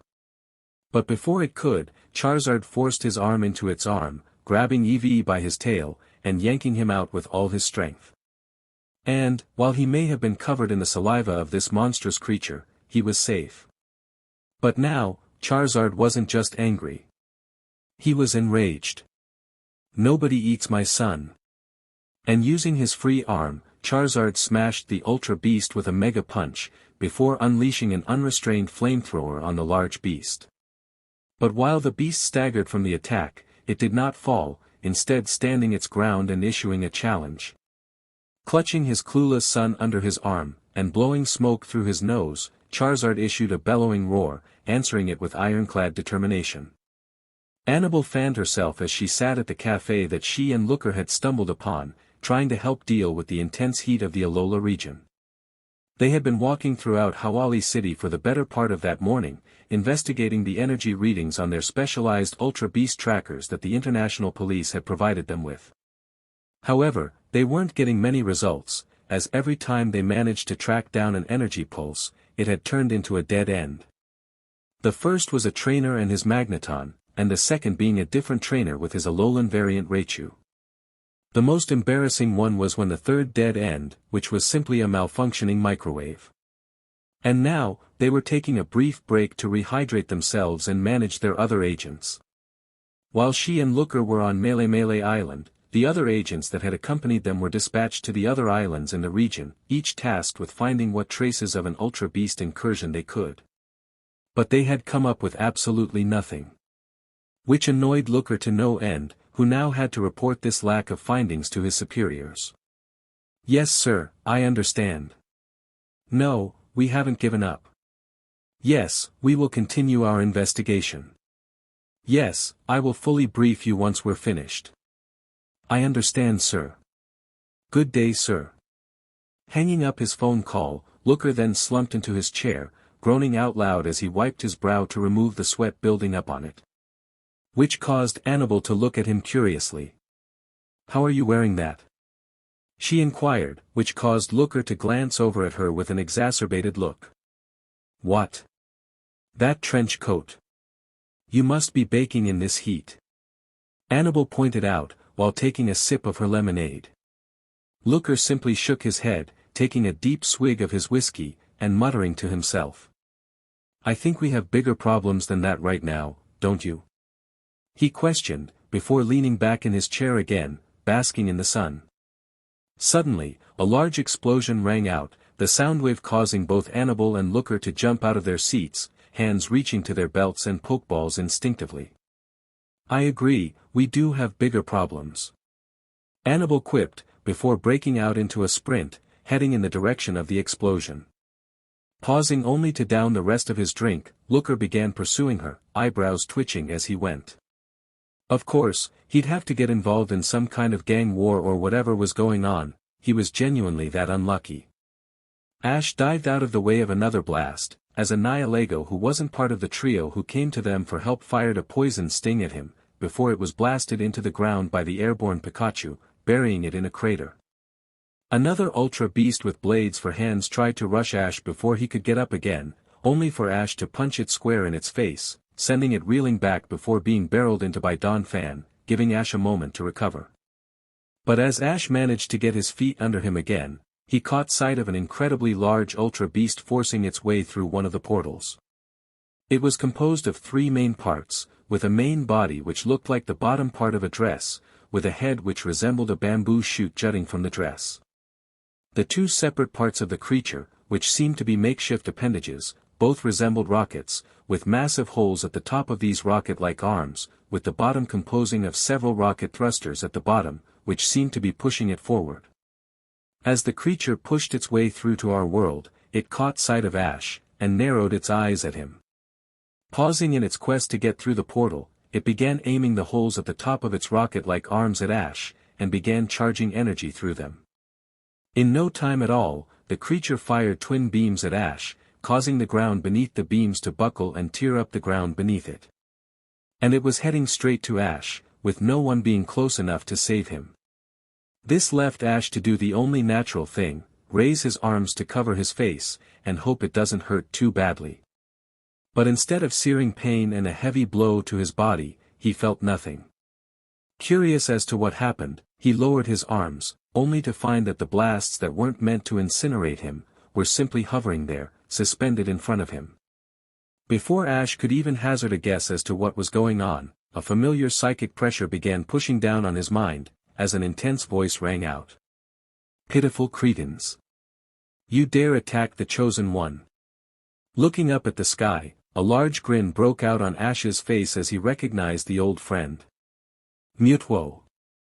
And hovering there, several meters above him, was the bipedal clone of Mew, the most powerful psychic on the planet and an old of Ash's. He was floating there, with a single arm outstretched as he controlled the blast that was intended for Ash. To think that you ignorant creatures would dare attack one who cares more for life than any justifiably should. Mewtwo scolded, shaking his head disapproving as he lowered his body in between Ash and the blast he was suspending with his psychic might. "I believe this is yours, so have it back." And with a flick of his wrist, the twin blasts suddenly flew backwards, smashing into the Ultra Beast with enough force to send it flying back. Through the portal. The explosion that sent the giant Ultra Beast packing caused all of the Ultra Beasts in the local vicinity to stop their attack, as they suddenly realized that they were in the presence of a true powerhouse. With a slight smirk gracing his face, Mewtwo cracked his knuckles, and swaying his tail excitedly, as he began charging up Shadow Ball in his hands. "So, who would like to challenge my might next?" Another blast shot over Lucario's head as he rolled under it, before springing forward and planting his fist square into the large bug-like beast, causing it to crumple up from the sheer force. Before Lucario could confirm he had taken this Ultra Beast out, he sensed another one charging him from behind, prompting him to spin on the ball of his feet and fire an aura sphere point blank into the Ultra Beast charging him, which crashed into the brute with explosive force. As the second Ultra Beast, another bug beast, crashed into the dirt, the first one charged at Lucario again, having recovered and launched another attack. Swerving just under the beast's fist, Lucario rolled out of the way before leaping up into the air. Now clear of both the beasts, Lucario spread his hands out to the side, before charging up 2 separate spheres of power, one being a flash cannon, the other being a dragon pulse. As he descended, the 2 beasts began to run towards the area where Lucario was going to land. Which brought a slight smirk to Lucario's face. Good. As soon as Lucario landed, with the 2 Ultra Beasts now looming over him, he brought his 2 arms together and fired both attacks simultaneously. For the Kingdom of Rhoda. Lucario bellowed, as the 2 attacks struck their targets dead on, the resounding shockwave knocking both beasts out cold. Standing over the 2 defeated creatures, Lucario took this moment to catch his breath and survey the battlefield. The beasts had been relentless in their attacks, pouring out onto the battlefield from several strange holes that seemed to linger in the sky. And now the once peaceful Alolan beach was a warzone, something that Lucario had a little too much experience in. Closing his eyes, Lucario allowed the aura to flow through him, as he began to sense the life force of all the creatures around him. Filtering out the bright flashes of the dozens of attacks which were ringing out around him, Lucario began taking in the scene around him using his aura sight. It was easy to differentiate between his newfound allies of Ash's Pokémon from the Ultra Beasts, due to the severe difference in the two's auras. And it wasn't looking good. No matter where he looked, the Ultra Beasts were outnumbering them, trying to swarm them using their brute strength and superior numbers, wiping out those they could. The only reason Ash's Pokémon were lasting as long as they were being mostly due to their experience as battlers, allowing them to outmaneuver and outsmart the simple-minded beasts. But that advantage would only last for so long, as there were several members of Ash's team who weren't as powerful or as skilled as Ash's elite battlers, and even then, Ash's heavy hitters such as Pikachu and that monstrous Charizard could only keep this up for so long. I couldn't agree more, venerable warrior. A voice rang out in Lucario's head, causing him to drop into a defensive position, as he spun to face this new foe, only to relax once he recognized who was addressing him. My lord Azelf. What can I do for you? Lucario questioned, as he turned back towards the chaotic battle happening around him. The small, yet powerful legendary, simply floated forward, taking a brief moment to observe the battle before addressing Lucario again. You were making the observation just now that they are fighting a war of attrition, one that we cannot win, yes? Azelf questioned, looking at Lucario curiously. Lucario simply exhaled deeply, watching as an Ultra Beast which appeared similar to the ones that had sought Ash out earlier clashed ranged attacks with Glalie, the poison and ice attacks causing another explosion to ring out amongst the several dozen which were happening simultaneously. Yes, my lord, I've seen this tactic before. During the siege of Cameron Palace, they tried to overwhelm us with sheer numbers to storm our defenses and assassinate the queen. They outnumbered us around 20 to 1. Lucario explained, before chuckling to himself slightly. Tilting her head slightly, Azelf frowned at Lucario. And what, pray tell, is so amusing? And in response, Lucario looked her dead in the eye, with mirth lingering in his amused smile. Right now, I'd take those odds any day over this mess. Staring blanking for a moment, before joining Lucario in a brief chuckle, Azelf shook her head. You are an odd one, venerable warrior. I can see why you get along with the young chosen one.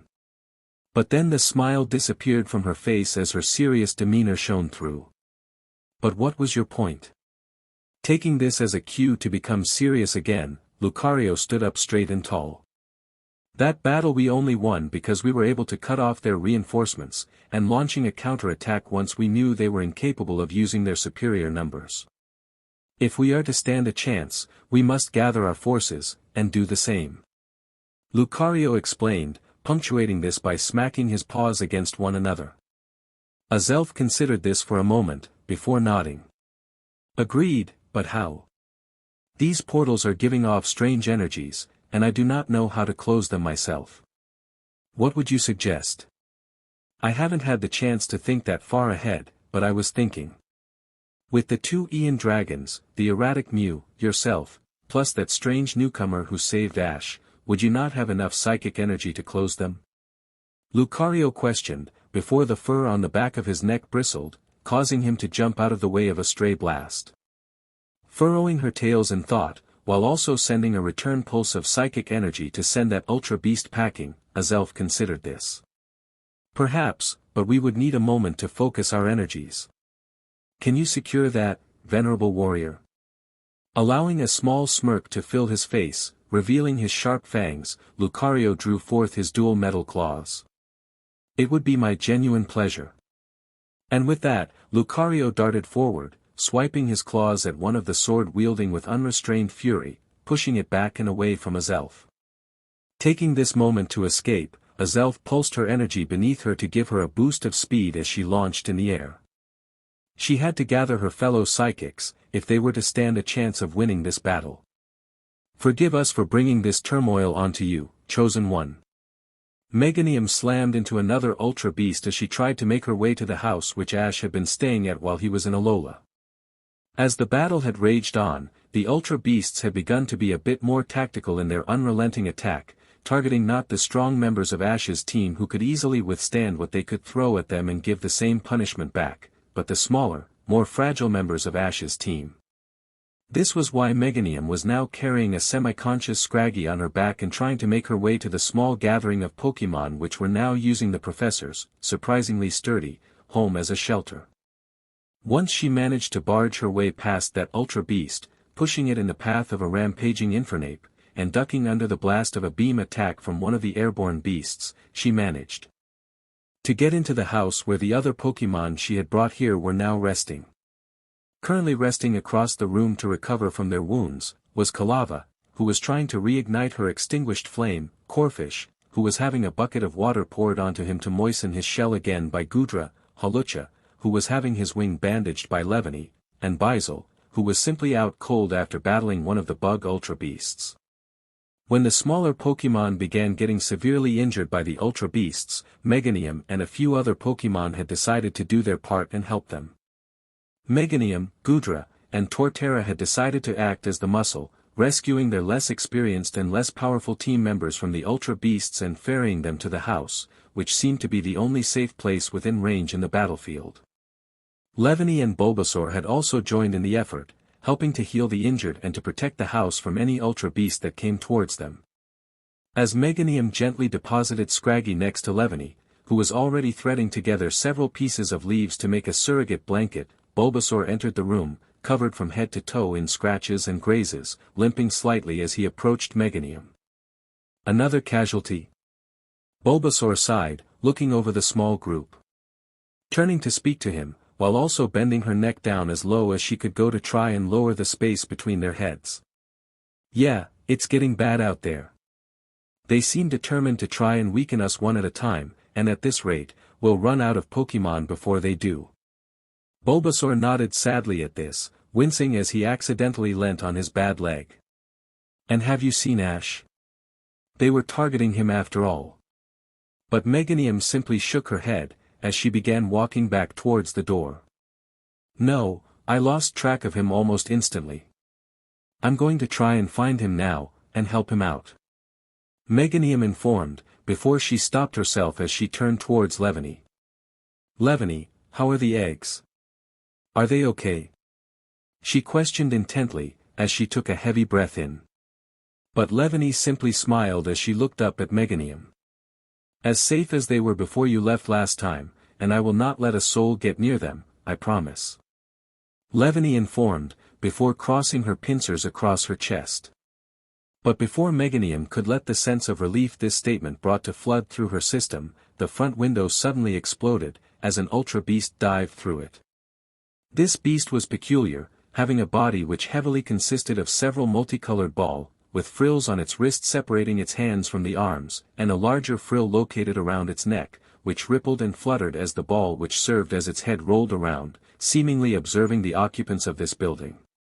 But before it could attack, Gudra had reared up from his task of helping Corphish, and began charging up a dragon pulse, allowing the energy to run up his spine as he gathered it in his mouth. In response, the Ultra Beast began to spin the ball which resembled its head, with fire beginning to cover it as it built up momentum. Within seconds, the two had both built up their powerful attacks, and unleashed them upon each other, the two energy attacks crashing into each with enough force to knock all the furniture in the house aside. But before the energy could clash for too long, Levany sprang into action, slashing into the legs of the Ultra Beast with her X-Scissor. This caused the Ultra Beast's attention to slip, and the slight shift in focus gave Gudra the chance he needed, with his attack gaining the upper hand and forcing its way through the fire blast with ease. Slamming into the Ultra Beast, the attack carried it off, forcing it back out the house and into the beach just outside with a might explosion. With the Ultra Beast now dealt with, Gudra turned to Meganium with a stern look on his face. Find Ash now, and help him. We'll hold things down here. Nodding in agreement, Meganium charged back outside, her search for her erratic trainer beginning. Litten dived away from the attack, with pieces of dirt and sand showering his back as he jumped into another crater, using the brief moment of safety to shake off his injuries. As much as he hated to admit it, Litten was not one of Ash's strongest Pokémon. The past few days had certainly proved that with all of Ash's Pokémon showing up. While Litten knew that Ash had caught other Pokémon from different regions, having been shown pictures of them by Ash in the past while they had been lazing around the house. Litten had no idea how strong they really were until he met them personally. Not that he minded really, it just gave him more confidence in his decision to stay with Ash. If he had Pokémon this powerful, then either he's the luckiest trainer on the planet, or he was just an incredible trainer and knew how to connect with his Pokémon. Having lived with him for a few months now and seen his training methods personally, he knew that luck, surprisingly, had nothing to do with it. But now, Litten was terrified by how much he was outclassed by the combatants today. Not because he feared his teammates, but because he now knew the difference between them and him. And this meant he also now knew how strong the creatures that were now trying to kill him was. And frankly, Litten was afraid for his life. However, he had refused to back down, and had managed to help out in the battle. He had assisted Heracross in taking down one of the massive ultra beasts that had the twin disembodied arm cannons by attacking one of the cannons, giving Heracross the opening he needed to land the final blow. After that, he had briefly clashed with another ultra beast, and had gotten thrown around like a rag doll. Which wasn't a pleasant experience. The first chance Litten had gotten, he had made a run for it, which led to now, where he was hiding in a ditch and liking his wounds. Pain jolted through Litten's leg as he briefly put weight on his front paw, as he examined it. He had taken a slash to the leg during his last bout, which had knocked him off balance and allowed his opponent to get several attacks in. The only reason he had gotten away was because he managed to sink his teeth into the ultra beast with a fire fang. Looking up at the raging battle, Litten couldn't help but feel inferior, and weak. Attacks were raging out all around him, each one ringing out with a booming bang, smashing into their targets with enough force to tear up the ground around them and send the lighter combatants flying due to the sheer force of the impacts. And the main thing that caught Litten's eyes was the newcomer that had come during the early stages of the battle, looking like a humanoid Mew and possessing insane power. It was currently flying above the battle, simultaneously fighting off at least 24 of the creatures at once, sending their bodies plummeting to the ground. Pikachu was also dealing heavy damage, riding on the back of Swellow and blasting everything that dared to approach him, the multiple bright flashes of his thunderbolts striking foe after foe. Before he could find another of his teammates to see how they were faring, the ultra beast he was facing before crashed through one of the walls of dirt which made up the crater, its arm reaching out to try and slash Litten.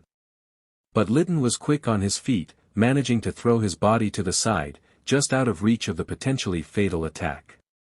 But as he put out his front paws to catch himself, pain suddenly seared his nerves, causing his legs to give out and Litten's body to collapse into the dirt.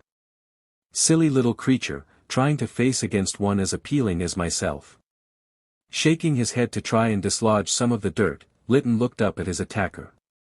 This one, just like all the other creatures they had today, was incredibly strange looking to Litten, having a strange body shape, even for a Pokémon. It vaguely resembled a cockroach, with a segmented body which had several parts to it. A slender neck connected its head to its body, where the most judgmental eyes resided. Glaring down at him were a pair of narrow white eyes, with purple iris and blue pupils, filled with nothing but loathing and contempt. Spitting out some dirt, and trying to shake his head to clear his vision, Litten just glared right back. "I ain't afraid of some bug-eyed freak," he muttered, though the words came out slurred and jumbled. But the beast wasn't swayed by his feeble attempt at sounding tough, simply chuckling as she looked down at him. "You're a warrior of the great defender. Pathetic." And with that, it began charging up a hyper beam in its hand, the energy being charged up in its hands beginning to create a high-pitched whine. Litten simply closed his eyes, knowing that no matter what he did he couldn't dodge it, nor was he powerful enough to even try and fight back, so he just decided to accept it. But that was when he noticed a second high-pitched whine. Suddenly, from Litten's left, multiple beams of energy tore through the crater walls, the beams surrounded by a controlled wind stream, smashing into the ultra beast with enough force to send Litten back a few feet. The impact caused the beast's body to spin in the air, the charged attack firing harmlessly into the air. Flipping in the air to right itself, the beast's stick-like feet dug deep into the ground, and pushed against it to launch the beast forward towards the source of the beam. But before it could get far, a winged dinosaur creature slammed into it, causing both of them to crash into the dirt. "Leave my best friend alone!" Lugia roared, before charging up a hydro pump and firing it point blank, pushing the beast back even more. Litten felt shock flood his system, as he watched the young legendary clash with the beast. This was the same legendary who, only mere hours ago, had been smothering him with affection, acting more like a child than a seasoned fighter. And here she was now going toe-to-toe with a creature who had thrown him around like he was a toy. But that wasn't what shocked him most. What shocked him most was that she was doing it to protect him. Litten was a reserved sort, preferring to act aloof and isolated for the most part, watching contently as the others acted like fools. They would often attempt to try and include him, but he'd politely decline, letting them carry on with what they are doing with a slight smile as he watched. He appreciated their attempts to include him, but he just didn't feel comfortable getting that close to them. Not yet at least. But here was someone who, despite all that, had made it their mission to befriend him, and who enjoyed his company. It left him feeling a sense of satisfaction that he had seldom felt before, only really feeling it with Stoutland. A loud thud brought Litten out of his thoughts, and as soon as he began focusing on current events, what he saw shocked him. The Ultra Beast had gained the upper hand, and was currently trying to crush Lugia's windpipe with its arm. Pathetic, insolent beast. You dare challenge the right of the horde? Your life is forfeit. The beast spat out, venom dripping from every word. Litten's eyes widened at this, his mouth dropping at the sight before him. And then rage set in. White, hot, searing rage began burning through every fiber of his body, causing Litten to despise this beast in front of him. But when he tried to step forward to help, his legs gave out again. Now a new emotion was flooding Litten's system, disappointment. Disappointment at himself, at his inadequate power, at his inability to protect those he cared about. The one Pokémon who he wanted to help, and here he was incapable of even standing. He couldn't save Stoutland, he wouldn't fail to save her. Suddenly, Litten felt a surge of energy within him, and a newfound strength was fueling his internal fire. His legs, which seconds ago felt weak and wobbly, felt stronger and longer, capable of carrying him further in battle. His sight, which was just hazy and blurry, had cleared up, and now he could clearly see the beast as it continued to choke Lugia. No more. Using his new strength, he launched forward, slamming into the beast and burying it into the ground. Before it could get back up, Litten breathed in deeply, charging up an ember. But his internal fire was stronger than ever, turning from a bonfire to a raging inferno, and this energy began pouring into his attack. When he fired, instead of several small balls of fire firing out of his mouth, an endless stream poured out, bathing the beast in an unending coating of fire. By the time Litten needed to stop to breathe again, the beast was out cold. Turning to Lugia, who was gasping for air, Litten gingerly approached. Hey, are you okay? He questioned hesitantly, not sure how to ask without sounding insensitive. But all he got was a pair of wings surrounding him as she brought him into another bone-crushing hug. Yay! You did so well. You rescued me. You even evolved. The last statement made Litten pause momentarily, before looking at his paws below him. Sure enough, his feet were different to how they normally were, and the injuries he had were now looking much better than they were moments ago. And he was sure that if he had a proper look at himself, he'd see the full effects of the transformation. How about that? Absol leaped backwards as another attack was launched at her, narrowly avoiding it before striking out with a night slash that she was charging through her horn. The strike hit true, causing the Ultra Beast to be launched back before dashing off, running for cover from the young disaster Pokémon. Absol took a breath, allowing the energy in her horn to dissipate before turning and trying to find Ash. Ever since the fight broke out, all hell had broken loose, setting her disaster sense off constantly as constant threats appeared from around her. And yet, despite that, in the middle of all the madness, there was a single point of potential disaster, like a concentrated ball of light standing out in Absol's sixth sense. Which could only be her father's terrifyingly unlucky trainer. Deciding, somewhat paradoxically, that he was the best place to be, Absol had been slowly making her way towards him, dueling briefly with whoever came near her so that she could fight them off.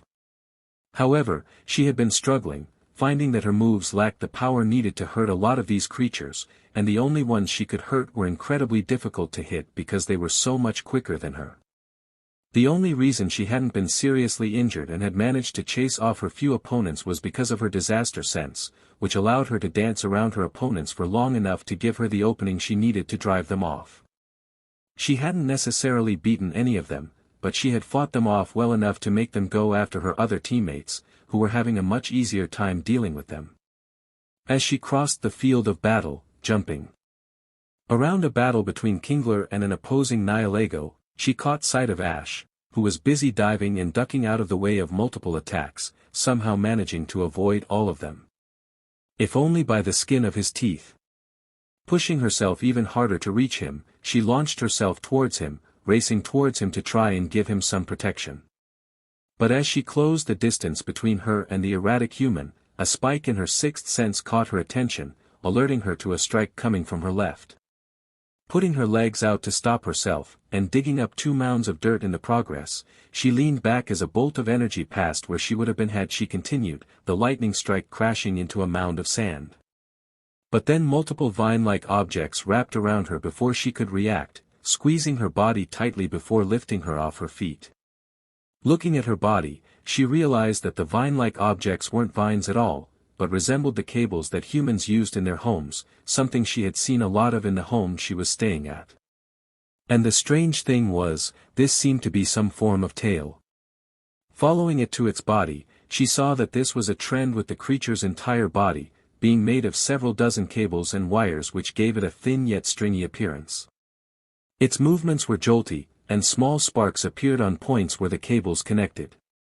And for its head, it had a bright glowing star which shone brightly, illuminating Absol as it observed her, with a distorted sound coming from it, almost sounding like a mocking laugh. A guttural sound then rang out, the head flashing in time with the noises that came from it, as it spoke to her with a distorted ring.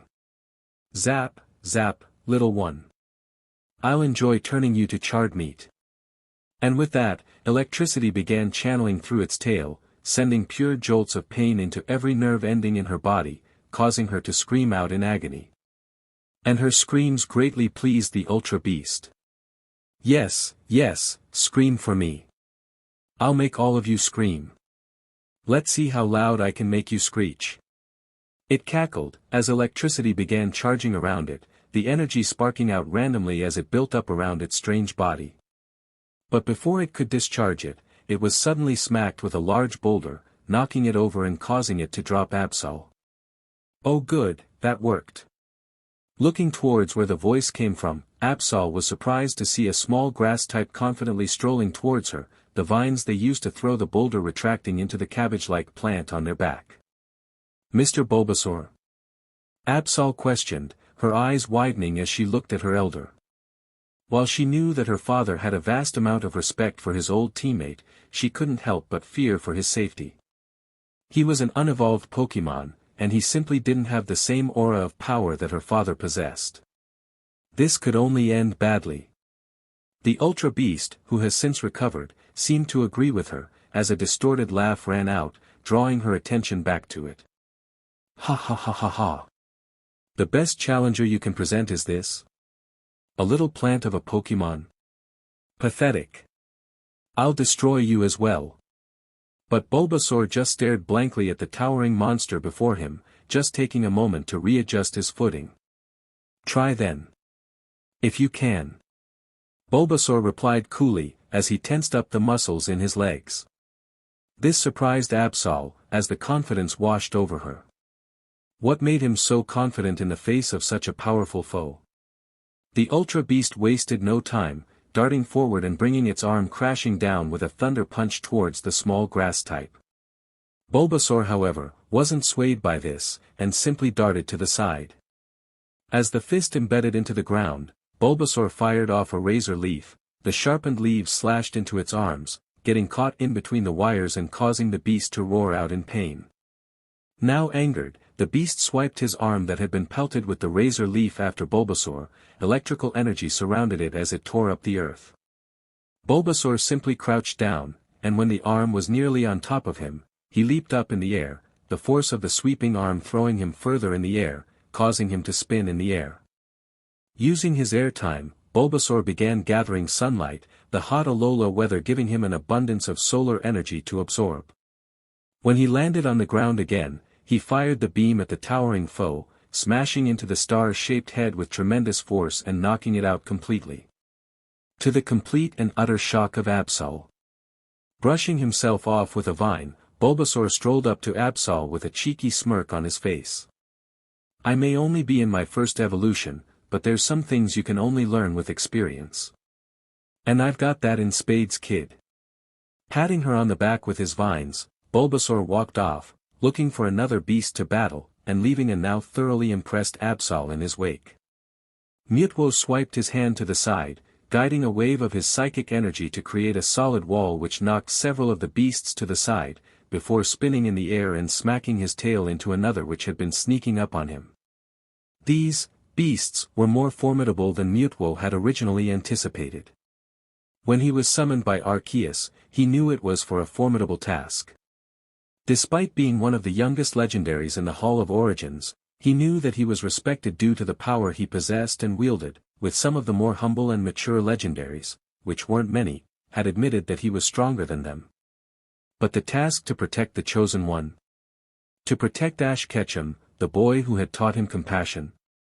The single most unlucky, accident-prone, disaster of a human that was his one friend? Yeah, that was a near insurmountable task, even for him. Near. Nevertheless, he was now dealing with a massive horde of creatures that Arceus had flat out refused to tell him about. All he was told is that they would be unlike anything he had ever come across before in his travels, and that they were hunting Ash.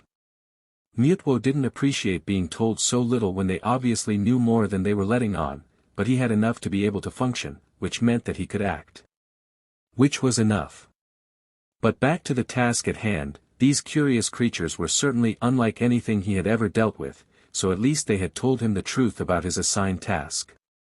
They had strange bodies and limbs, creating strange forms of life which had equally bizarre abilities to attack him with.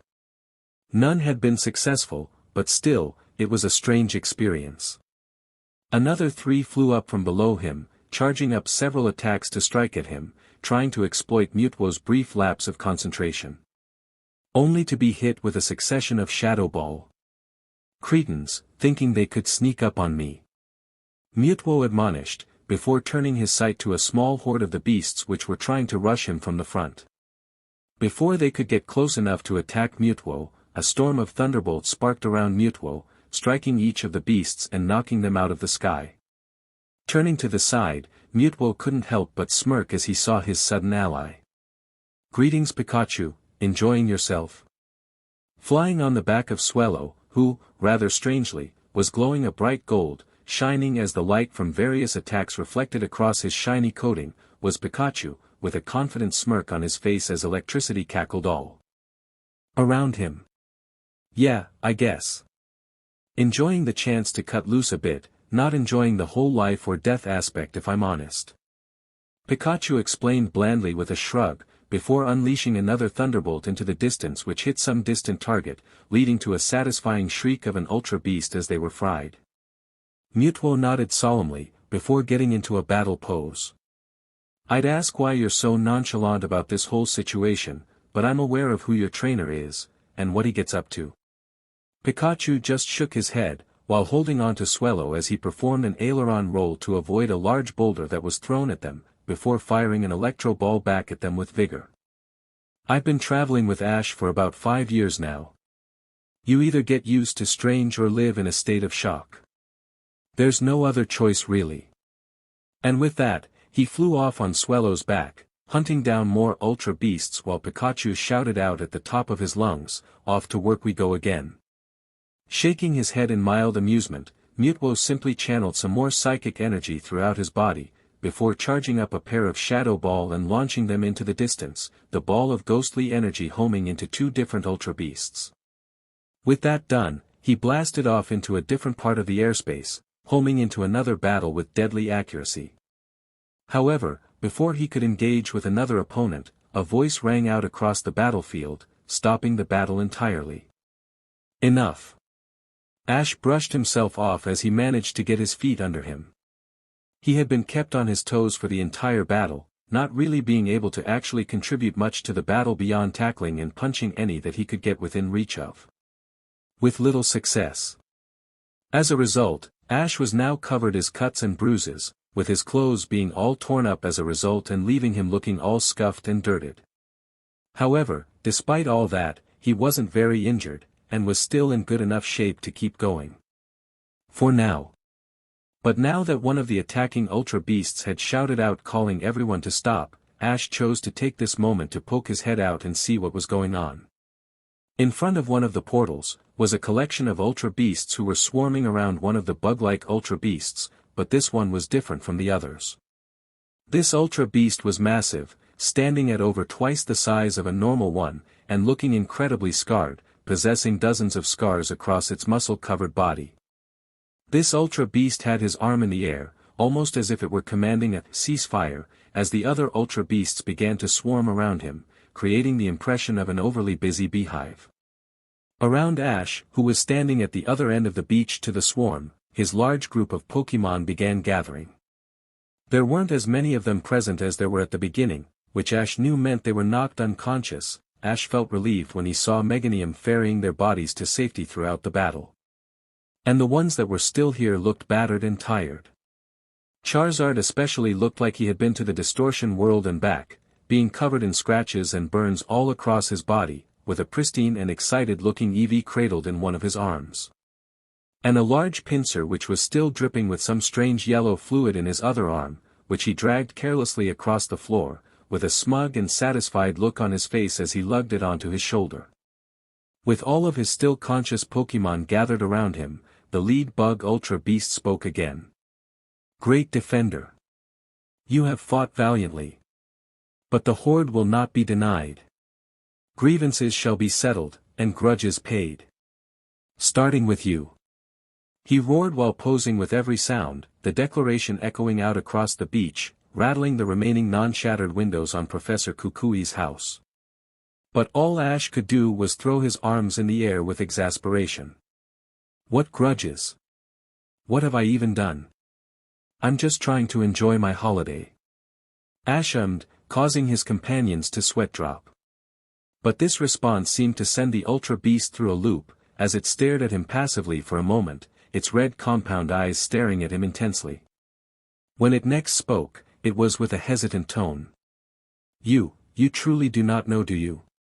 Shaking his head, but then composing himself, Ash tensed up and got into a battle-like stance, as he glared at the lead Ultra Beast. I don't know why you're after me, but if you want a fight, then I'll give you one. And with that declaration, Ash turned to the side. Greninja. Let's do this. And with that, the blue frog ninja leaped into the air, landing just in front of Ash, before taking his battle stance. With that, Ash and Greninja, moving in sync, began to cross their arms, causing water to suddenly appear and flow around Greninja's body. The water then formed into a massive X on his back, and with a flash from his eyes, he completed this transformation, turning him into Ash Greninja. However, before they could capitalize on this further, Ash's Mega Ring began to glow, as Ash's raw, unrestrained emotions began to flow through it, triggering the ring into action. Energy began to pour from the ring, with several beams jutting out from the ring, homing into the various Mega Stones that had been handed out by the Muse, the remaining one of which began to giggle ecstatically as she realized what was happening. As the energy began being absorbed by the stones, a sphere of energy and light began to encase the various Pokémon, changing their forms into stronger, more intimidating forms. After a few moments, standing amongst the family of collected fighters, stood Mega Charizard X, who looked real impressed with his new black scales, Mega Sceptile, Mega Pidgeot, Mega Heracross, Mega Glalie, Mega Garchomp, and Mega Latias, who squealed in delight at her new form. Mewtwo, who had been standing next to Ash with his arms crossed, stared at the various Mega evolved Pokémon with an analytic look, as he scrutinized the power-ups intently. After a moment, he turned back to Ash. I have to admit, I am quite impressed. And a little bit jealous. This caused Ash to look at Mewtwo oddly. But, you can Mega Evolve as well? I saw it in Unova. Ash asked, confusion seeping into his words. Mewtwo just stared at him, eyes wide at the accusation. I'm sorry, you saw me do what in Unova? He questioned slowly, trying to search Ash's eyes for hints of a joke or jest. But before Ash could respond, their attention was drawn back towards the Ultra Beasts, as the lead one roared again. So, this is how it must be. I must apologize, Great Defender, for you are a far greater soul than the ones you serve. I must applaud your steadfastness and dedication to your cause, but I'm afraid that must end today. For today, we must settle our grudges, and that means going, through you. And with that, the Ultra Beast Horde began preparing for battle, as they each began picking out targets to go after, most of them targeting the newly invigorated Mega Evolutions. Taking their battle stances, Ash's family of battlers prepared for another round against these beasts, with Azelf shaking her head as she began channeling her energy. Here we go again, let's do this. And with that, the two sides charged against one another. Meanwhile, in Unova, up on the peak of Twist Mountain, a young aspiring dragon MSTR was busy training her Pokémon. Gummy. Use muddy water. Iris. Called out, which Gummy did with vigor, which the Charmander he was facing dodged with ease. Ever since departing from Ash, Iris had been keeping her head down and continuing with her goal to become a dragon MSTR, training up her team to be even stronger than ever and even catching two new members for her team, an overly playful Gummy and a battle-hungry Charmander. And she was now trying to train them up a bit, by having them battle against each other in the harsh conditions of Twist Mountain. It wasn't the most glamorous task in the world, but Iris had enjoyed the peace and quiet after her time with Ash. Not that she didn't enjoy her time traveling with the little kid, but his life was incredibly chaotic and it simply overwhelmed her at times. On her shoulders, was the gibble she caught in Johto, and Axu, who watched the two Pokémon battle with a proud look on their faces. Meanwhile, in the background, Excadrill and Dragonite were sparring with intense force. As she watched the two young Pokémon practice her moves, she thought back fondly to her time with Ash. She briefly recalled that the last time they had spoken over the phone, he had mentioned he was going to spend some time in Alola. Which sounded like heaven to Iris, a tropical country with next to no ice. Pure bliss. I wonder how Ash is doing. She wondered aloud, before returning her attention to her training Pokémon, shouting out a few attacks as she did. The people of Hawali City were running for their lives as a herd of Tauros ran through the high street, causing them to dive out of the way of the mobile herd. And as it ran through the town, it was accompanied by a myriad of insults being shouted from the center of the herd. I'll skin him alive for this.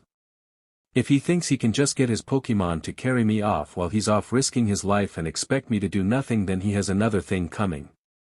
In the middle of the herd, holding on for dear life, was the Alola crew, with the new additions of Misty and Paul, being ferried off by the determined herd of Tauros, taking them as far away from the battle as they can carry them, much to their displeasure. Especially Misty. She was less than impressed at this stunt. I swear to Arceus, I'll have that moron's head. And you, Tauros. Put me down, right, now. And with that command, the herd stopped, finally allowing the Alola crew to regain their footing, with only Sophocles having to step aside to heave his guts out. Although Lily was on the verge of having a panic attack, as she began to put some space between her and the many Tauros. So close. I was so close to them. She muttered to herself, her entire body convulsing as she tried to comprehend the amount of physical contact she just had with Ash's Tauros. She was breathing rapidly, every breath only bringing in a small amount of oxygen, leaving Lily to start feeling lightheaded. She would have continued with her panic attack, until a hand gently began rubbing her back in slow, soothing circles. Broken from her stupor, she turned to see Kukui crouching beside her. It's okay, Lily, just breath.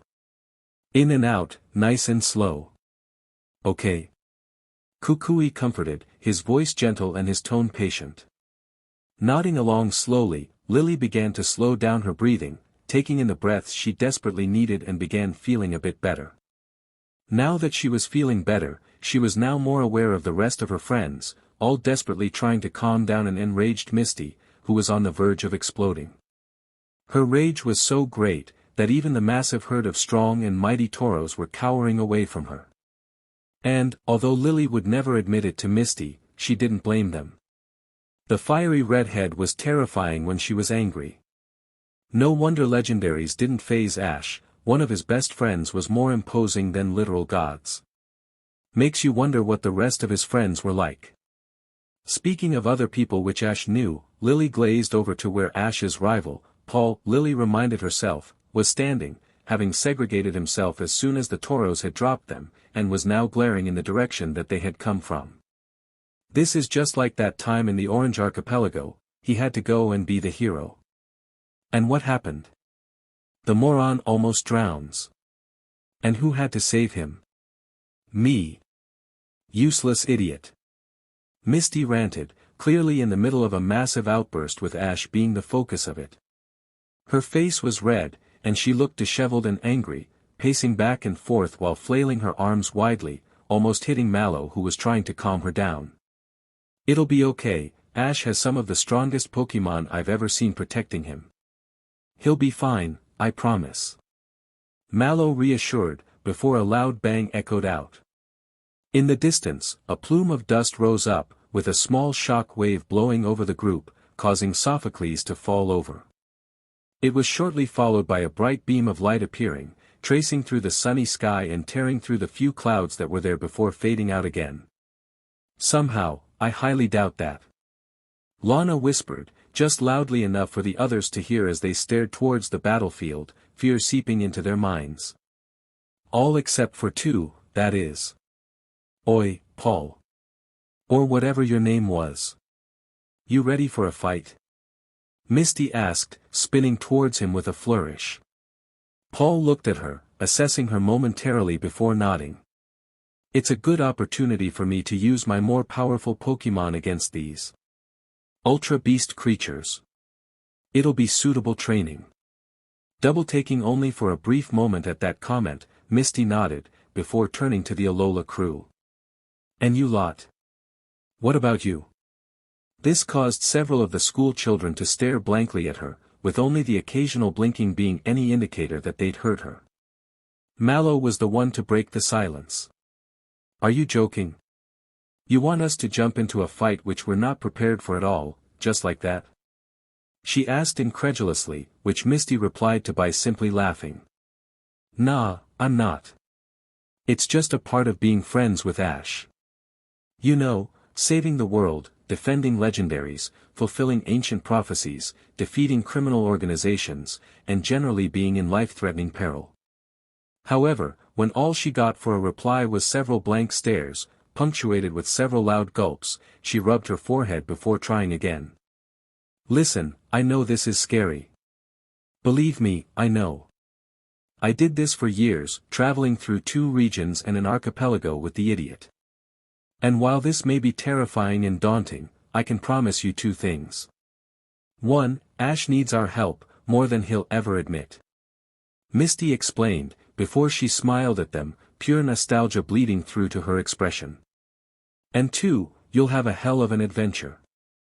Sharing brief looks with each other, with several admittedly timid nods between each other, they turned back towards Misty, their confidence somewhat bolstered with Kiawe taking a step forward. All right. We're with you. Smirking to herself, Misty pulled a pokeball from her belt and enlarged it. Good, and don't worry. Ash isn't the only one with tricks up his sleeve. She said confidently, before running her hand through her hair, and revealing her earring.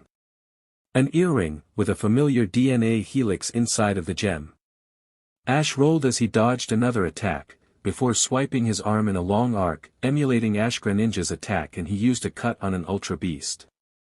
Dirt now coated him entirely, caking him from head to toe, with rips and tears being apparent on His t-shirt and shorts, with minor cuts and grazes on his arms and legs.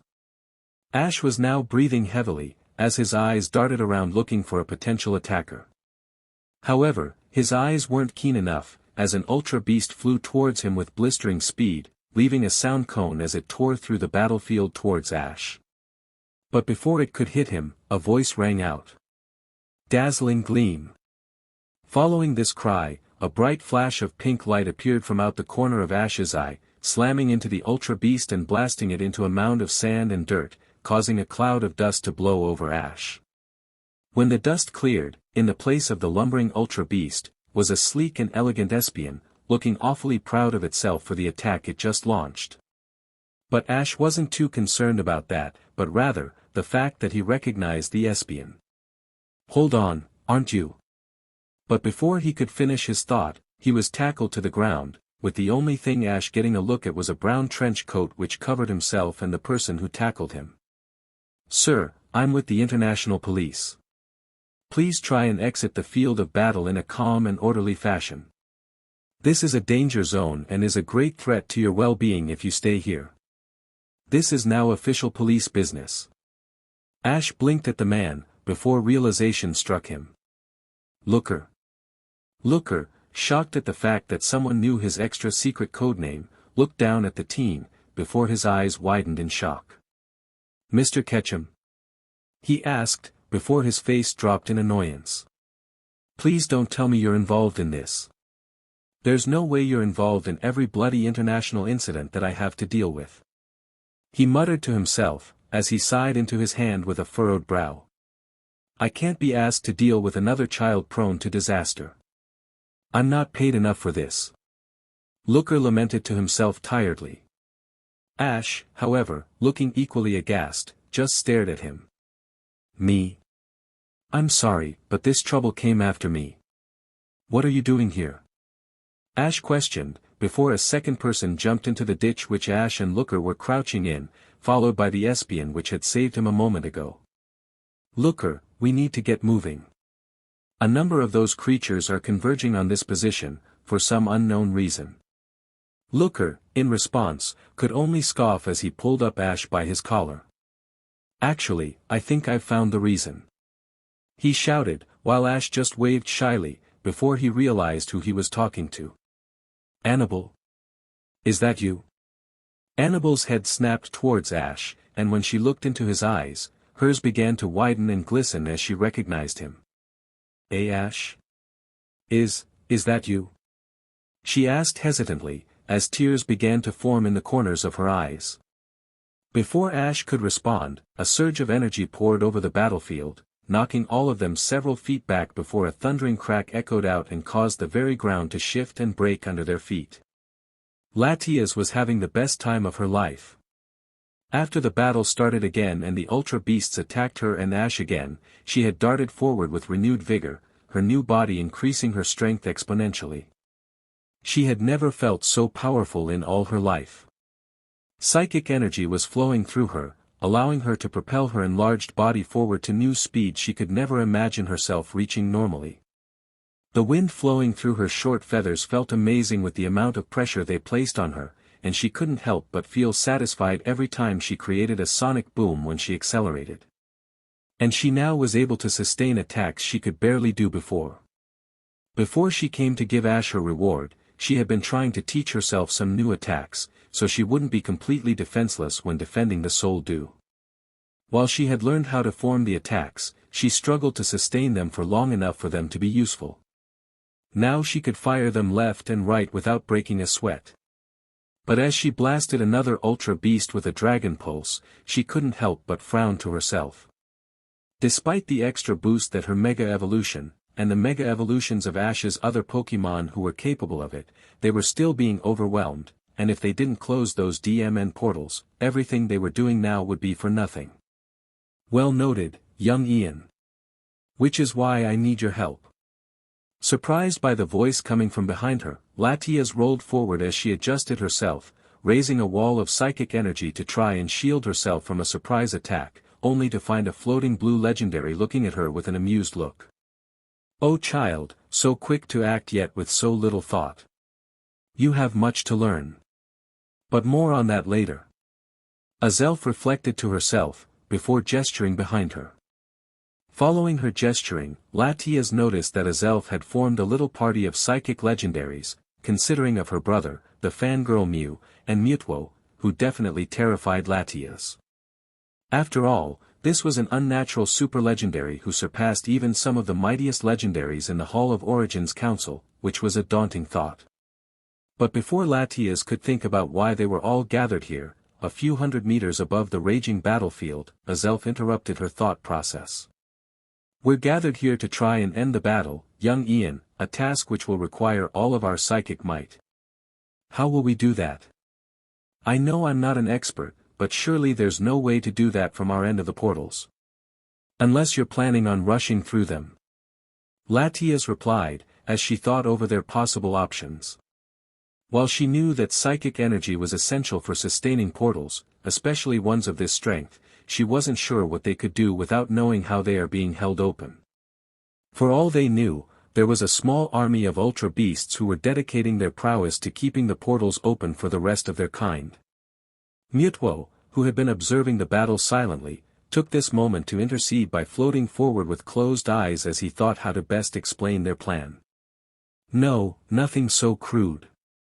Our plan is much more elegant and simplistic.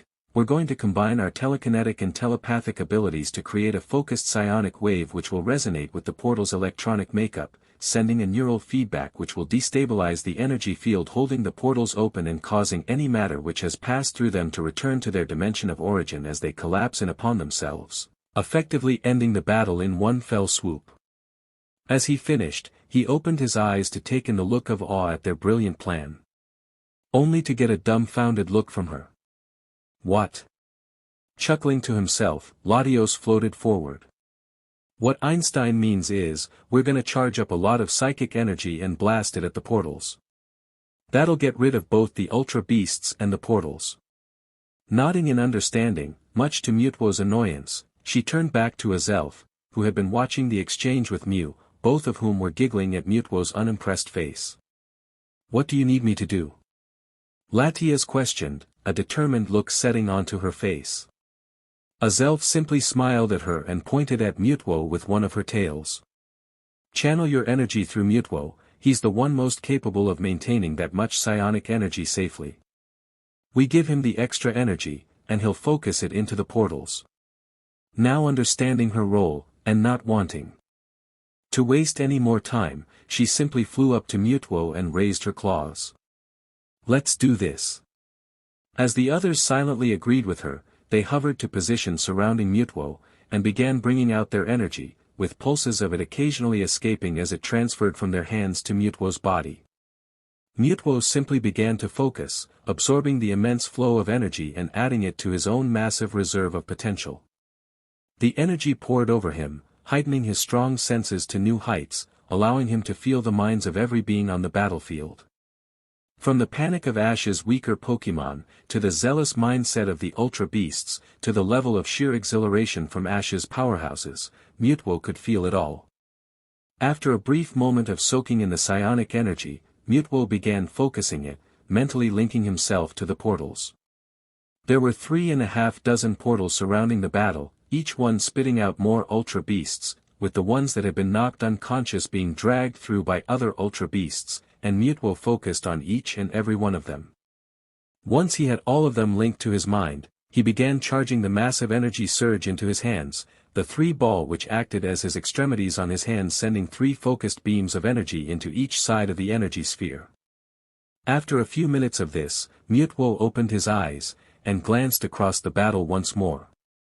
This ends now. And with that declaration, he unleashed the sphere, the burst of energy releasing a massive pulse of energy, shattering the earth below them with a shockwave of force.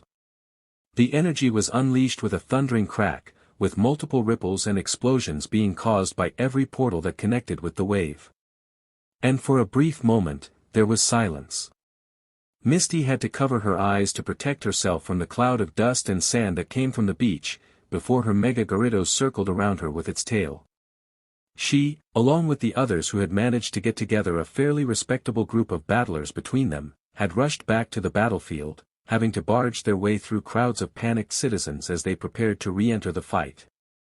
But just as they got to the beach, they had been greeted with a large pulse of energy followed by a cloud of debris, instantly making all of them regret their moment of bravery. As the dust cleared, the battlefield became visible again. Misty took in the situation. Everyone who was still in the fight was getting back onto their feet, digging themselves out of the hills of sand which covered them and getting their feet back under themselves. And some of them were ultra beasts. Before the battle could restart, and before Misty could order Gyarados to hyper beam the nearest one, a new voice, one she didn't recognize, rang out soundly. "Guess who Ash can?" Mewtwo was shocked, as he saw the ultra beasts recover from the blast. Why did that not work? The science was there. My logic was undeniable. Mewtwo then felt a light flutter on his shoulder and saw a Zelf looking down at the battlefield with disdain.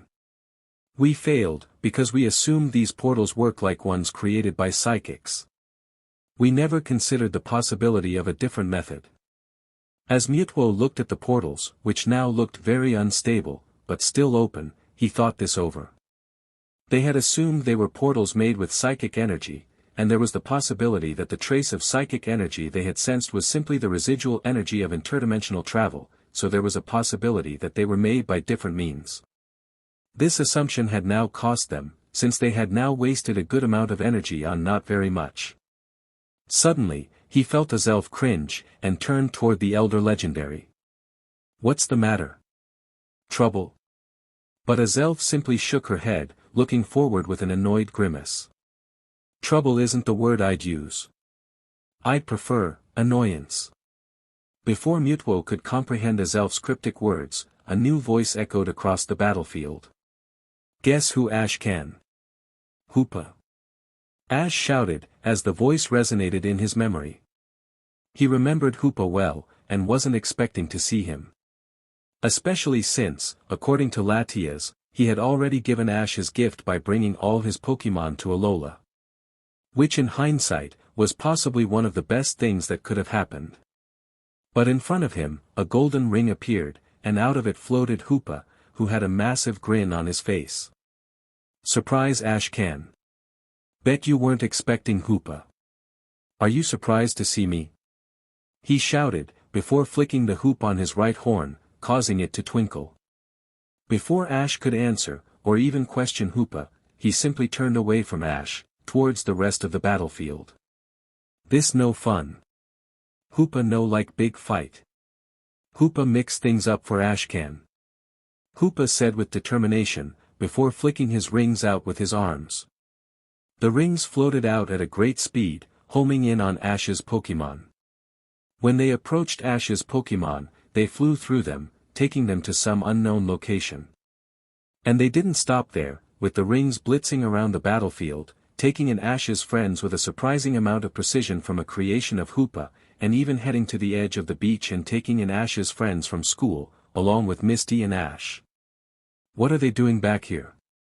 Ash thought to himself, before he realized that the rings were now heading towards him. Wait, no stop. Ash called out, before the portal ring engulfed him and Annabelle, sending them to some unknown location. With the battlefield now vacant of Ash and his Pokémon, Hoopa turned towards the Ultra Beasts, who were now looking at him with a shocked and confused expression. Which brought out the biggest and cockiest smirk Hoopa could muster onto his face. Betcha didn't see that coming. He mocked, punctuating it with a wink before his rings returned to him, engulfing him before closing itself off, leaving the Ultra Beasts alone on the beach. The lead Ultra Beast, who had been brushing himself off as he recovered from the blast, was now simply standing there in shock, unsure what to do. Before rage took over. Damn it. Hala finally reached the beach, out of breath and dripping with sweat. While Hala wasn't an unfit man, running from his house close to the Melee Island shrine to Professor Kukui's house on the beach had taken a lot from him, and now he was regretting it. Especially when he had to push through a mob of concerned and terrified citizens, which had been an ordeal in and of itself. But now, he was here, and he was ready for a fight, as he pulled out a Pokeball to weigh in on the fight.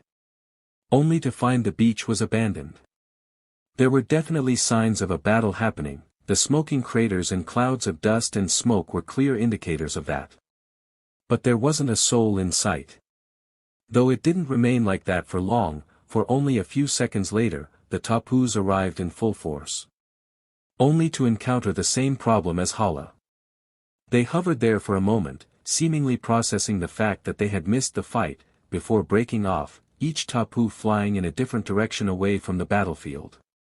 Leaving Hala alone at the abandoned beachside. He stood there for a moment, before sighing to himself. I need a cup of coffee.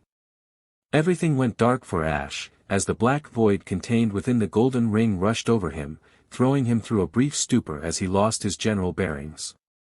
For a brief moment, Ash felt like he had no sense of self. There was nothing but the void, an empty space which Ash spun through aimlessly, with no bearings of where he was or where he was going. But just as suddenly, flashes of light began to appear, forming around Ash to create what appeared to be a towering landscape, with huge mountains towering around him as he fell out of the portal. And then he hit the floor. Hard. Winded momentarily, Ash curled in on himself, trying his best to get air back into his lungs with multiple intakes of air, only to end up partially choking on them.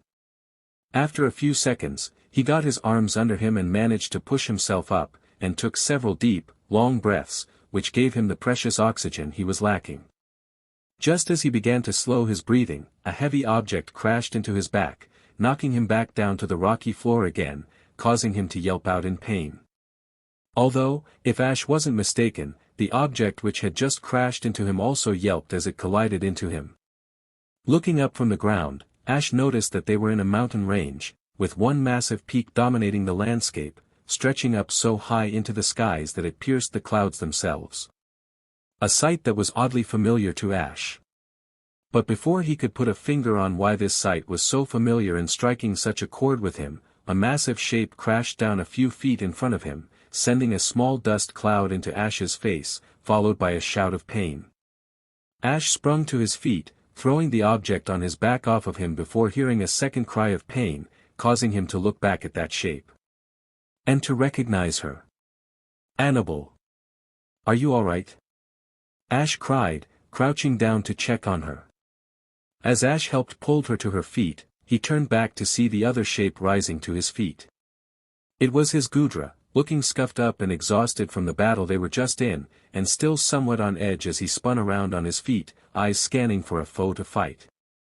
After a brief interlude of scanning the horizon for charging monsters, Gudra somewhat relaxed, his tensed-up muscles beginning to loosen up, even if only marginally.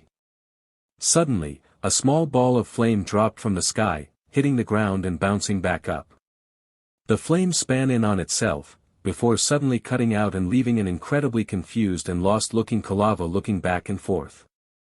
A few seconds later, Latios floated down, the Ian dragon clutching Ash's yellow-tinted egg as he floated towards the other Pokémon, briefly checking that they were okay. Ash, what the hell just happened? Where are we? Annabelle asked, brushing dust off her two-piece suit as she picked herself up with Ash's help. Ash didn't respond at first, looking around at the mountains before turning back to her with a confused look. Truth be told, I don't know. I think I have an idea of where we are, but I could be wrong. I mean, I've only been to so many mountain ranges. Ash replied, before looking in the direction of the main mountain peak. If we're where I think we are, then we should start walking towards the mountain. There'll be a Pokémon Center there and we can figure out where to go. Annabelle simply looked at him oddly, before reaching into her pockets. Or, we could just check using our Pokédexes. They do have an inbuilt GPS system. She explained while pulling out the small device. But as the device booted up, it began to make unnatural noises, high-pitched and hard on the ears, as the screen frazzled, and small sparks began to jump around the plastic covering, before turning itself off again. Annabelle stared blankly at the device before turning back to Ash. Or we could walk towards the mountain and try to find a Pokémon Center. Let's do that. Smiling, Ash held out his hand to Annabelle, which she took with a blush on her face, and they began to walk towards the mountain peak. So, Annabelle, what were you doing with Looker of all people? Annabelle suddenly stopped in her tracks, relinquishing her grip on Ash's hand as she looked at him with wide eyes. Gudra, Latios, and Kalava, who had finally noticed their trainer was with them, were now staring at the two humans from a distance as they saw Annabelle slowly putting space between herself and Ash. I can't say. Classified. She mumbled to herself, refusing to look Ash in the eye. Ash frowned for a moment, before crossing his arms. Okay, I'm not dealing with that. I have legendaries who are actively withholding information from me as it is, and now I have friends who have been kidnapped by weird alien Pokémon who are from the same place as the Pokémon attacking me, and even then, they're not telling me the whole truth, despite what they try to say to my face. And I've had enough. So please, don't do the same thing. Not you, Annabelle. Annabelle stared at Ash, tears glimmering in the corners of her eyes, as she stared into his eyes and began rubbing her hands together, before taking a deep breath. Okay, Ash. I'll tell you. Pikachu shook himself off as he walked out of the bush he had landed in. When Hoopa's portal ring had ran over him, Pikachu had been on the back of Swellow, blasting every ultra beast he could see with a powerful blast of electricity. But as soon as he entered the ring, he felt Swellow suddenly disappear from under his feet and was soon tumbling in the air. Which was how he ended up in the bush. But now that he had brushed himself off, he was busy taking in where he was. He clearly wasn't at Professor Kukui's anymore, with the beach they were fighting on now replaced with a flowery meadow consisting of row after row of bright red flowers covering the landscape. And in the distance, a massive wall of ice towered over a large lake. But Pikachu wasn't focusing on that, but rather taking in several breaths with a contemplative look on his face. The air's thinner. That means we must be up high. Maybe on a mountain somewhere, that would make sense. Pikachu thought aloud, as he looked around and began taking in as many details as he could. Right, let's make a list. Flowery meadow, check. Ice glacier, check. Atop a mountain, check. Based on past experience, this is either a figment of my imagination, an alternate reality created by some legendary, or Gracidia. Gracidia? As in a place where we saved Giratina? Jumping around to the new sound, Pikachu identified the sound as Byzil, who was also brushing himself off after having also, apparently, been dropped into a bush. Relaxing somewhat, Pikachu began to scratch his ear as he made his way to the water type. Yeah, that place. There's not many places where a massive meadow can exist on the top of a mountain. I've seen one or two, but most of them were fake and conjured up. So, either this is Gracidia or we're a victim of mind games. Pikachu explained, before his right ear began twitching. Spinning to his right, Pikachu was almost ready to attack again when he instantly stopped. It's okay Vulpix, you can come out. Pikachu coaxed, while staring at a nearby bush. Nothing happened at first, but then the bush began to rustle, and walking gingerly forward was the ice-type version of the fox-like Pokémon. Where are we, Mr. Pikachu? And where's my mama? She asked quietly, before sneezing due to the pollen. Pikachu chuckled to himself, muttering to himself about cute baby Pokémon before stroking the Alolan variation gently. Don't worry Vulpix, we're alright. Hoopa seems to have sent us all to random places. But knowing Hoopa, he's probably playing some kind of silly joke on us. Meant to annoy, not hurt. He wouldn't do that to his friends. Are you sure about that? You speak as if you know how he thinks. A voice rang out in Pikachu's head, one he didn't recognize instantly. Apparently, he wasn't the only one who didn't know who it was, as Byzil suddenly spun round and began charging up his newly earned Origin Pulse, ball of energy forming around him as they began to form into the powerful attack. Pikachu, having a different idea, waved over to Byzil, before shouting out. Whoever that is, show yourself. Or, I'll let my companion here let loose. And trust me, you don't want that. He yelled, hoping to gain the attention of whoever spoke to him, whilst also causing a vicious smirk to form on Byzil's face. After a few seconds, a sleek shape appeared from the bushes, their slender legs and dainty paws practically gliding over the muddy ground of the meadow towards them. It was covered in a lilac-colored fur, which stood on edge as they slowly stepped forth from their hiding place. Who now stared at them with a pair of purple eyes, the white pupils focusing intently on Pikachu. Long time no see, Pikachu. When was the last time we saw each other? Kanto. Pikachu stared blankly at the Pokémon, before turning to Byzil. Stand down, mate, we're not in any danger. After all, last time I saw her, Pikachu explained, before turning back to the approaching Pokémon, I practically crushed her single-handedly. The Pokémon in question, a now annoyed-looking Espeon, could only scoff at this. Right, because knocking the lights out and attacking me in the dark is such a noble of battling. Would you care to enlighten us on how well you were doing at the start of the battle? Pikachu just laughed at this, smacking his knee for emphasis. Oh, you want to go all righteous with the rules now? Talk to me about fairness when you were telepathically communicating with your trainer. I can't do that with my trainer, now can I? Pikachu retorted, before closing the distance between himself and Espeon, who was now blushing at the accusation. True, you may not be capable of that, but it is a skill we possessed which I made use of. Nothing to be ashamed of. She defended, while looking at the ground absently. Which Pikachu simply smirked at. Of course. And I, as an electric type, can knock out electric devices, including lights. Nothing to be ashamed of. A brief silence was shared between them, before they both began chuckling at each other. Byzil and Vulpix, who had been watching the exchange silently, just shook their heads in amusement. Espeon, after taking a moment to collect herself, simply looked at Pikachu with kind eyes. I see you've gotten more mature since we last battled.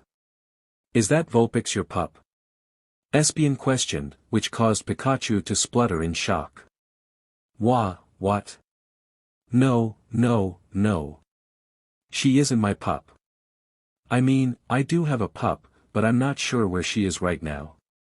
Pikachu explained, before a white shape darted between them, grabbing Pikachu and dashing through the meadow before spinning around to face Espeon. Pikachu, now on the back of Absol, who was glaring intently at the psychic type, simply scratching his ears and giggling to himself. Here she is. That works quite nicely. Espeon simply stared at the dark type with wide eyes, before muttering just loud enough for the others to hear, okay, I think we need a serious catch-up right about now. Sceptile was not impressed. Not only had he been teleported away by that, Hoopa, legendary, in the middle of an attack on his trainer's life, but he was now in the middle of some random forest that he didn't recognize, with a number of his fellow Pokémon in Ash's family, isolated and potentially cut off from Ash, causing him to revert from his Mega Evolution, and with no information on what to do now. And that wasn't even the worst part. The worst part was that he was stuck with one of the Nihilego. This Nihilego was the one which had May in it, who was floating inside the jellyfish-like creature absently, with a glaze-over look in her eyes as the Nihilego observed him and the rest of Ash's Pokémon who were with him intently. And that made Sceptile mad. Especially since he had noticed a detail that Ash, and no one else had spotted. Before he could act though, he had to take stock, and began glancing over his allies. Currently present, were a number of Ash's strong Pokémon, including Snorlax, who was actually awake for once, but was raiding a tree for its fruit, Greninja, who had reverted from his Ash Greninja form, assumedly because he was too far away from Ash to sustain the connection, like with Sceptile's Mega Evolution, and Staraptor, who was checking over the one human who was present with them. Speaking of the lone human, Sceptile racked his brain for this human's name as he observed her. She had a darkish blue hair color, which reminded Sceptile of the ocean, in a bowl-cut-like style. And she was looking around frantically as she tried to digest the sudden shift in environment. You'll get used to it, rookie. Sceptile thought to himself, before walking over to Snorlax and elbowing him in the ribs, causing him to groan and look down at the grass type. Sceptile simply looked up at him with a serious glint in his eyes. Protect the girl, this might get violent. Snorlax looked confused for a moment, leaning in slightly to properly examine Sceptile, trying to find some clue in his facial expression to give away his intention. Sceptile, in response, simply glanced quickly at the Nihilego, before looking back at Snorlax. Understanding suddenly dawned in Snorlax, and he nodded in agreement before he began to bumble over to Lana, setting himself down between her and the Nihilego, but not dozing off. Staraptor, who noticed Snorlax's placement between himself and Lana, looked over at Sceptile, who simply nodded towards Nihilego, before nodding back and taking flight. Sceptile then walked over to Greninja and patted him on his shoulder. "Follow my lead, have my back if things go south. You with me?" Not needing any further prompting, Greninja simply agreed silently, charging up a small amount of energy in his webbed hands which he could then use as an attack if need be.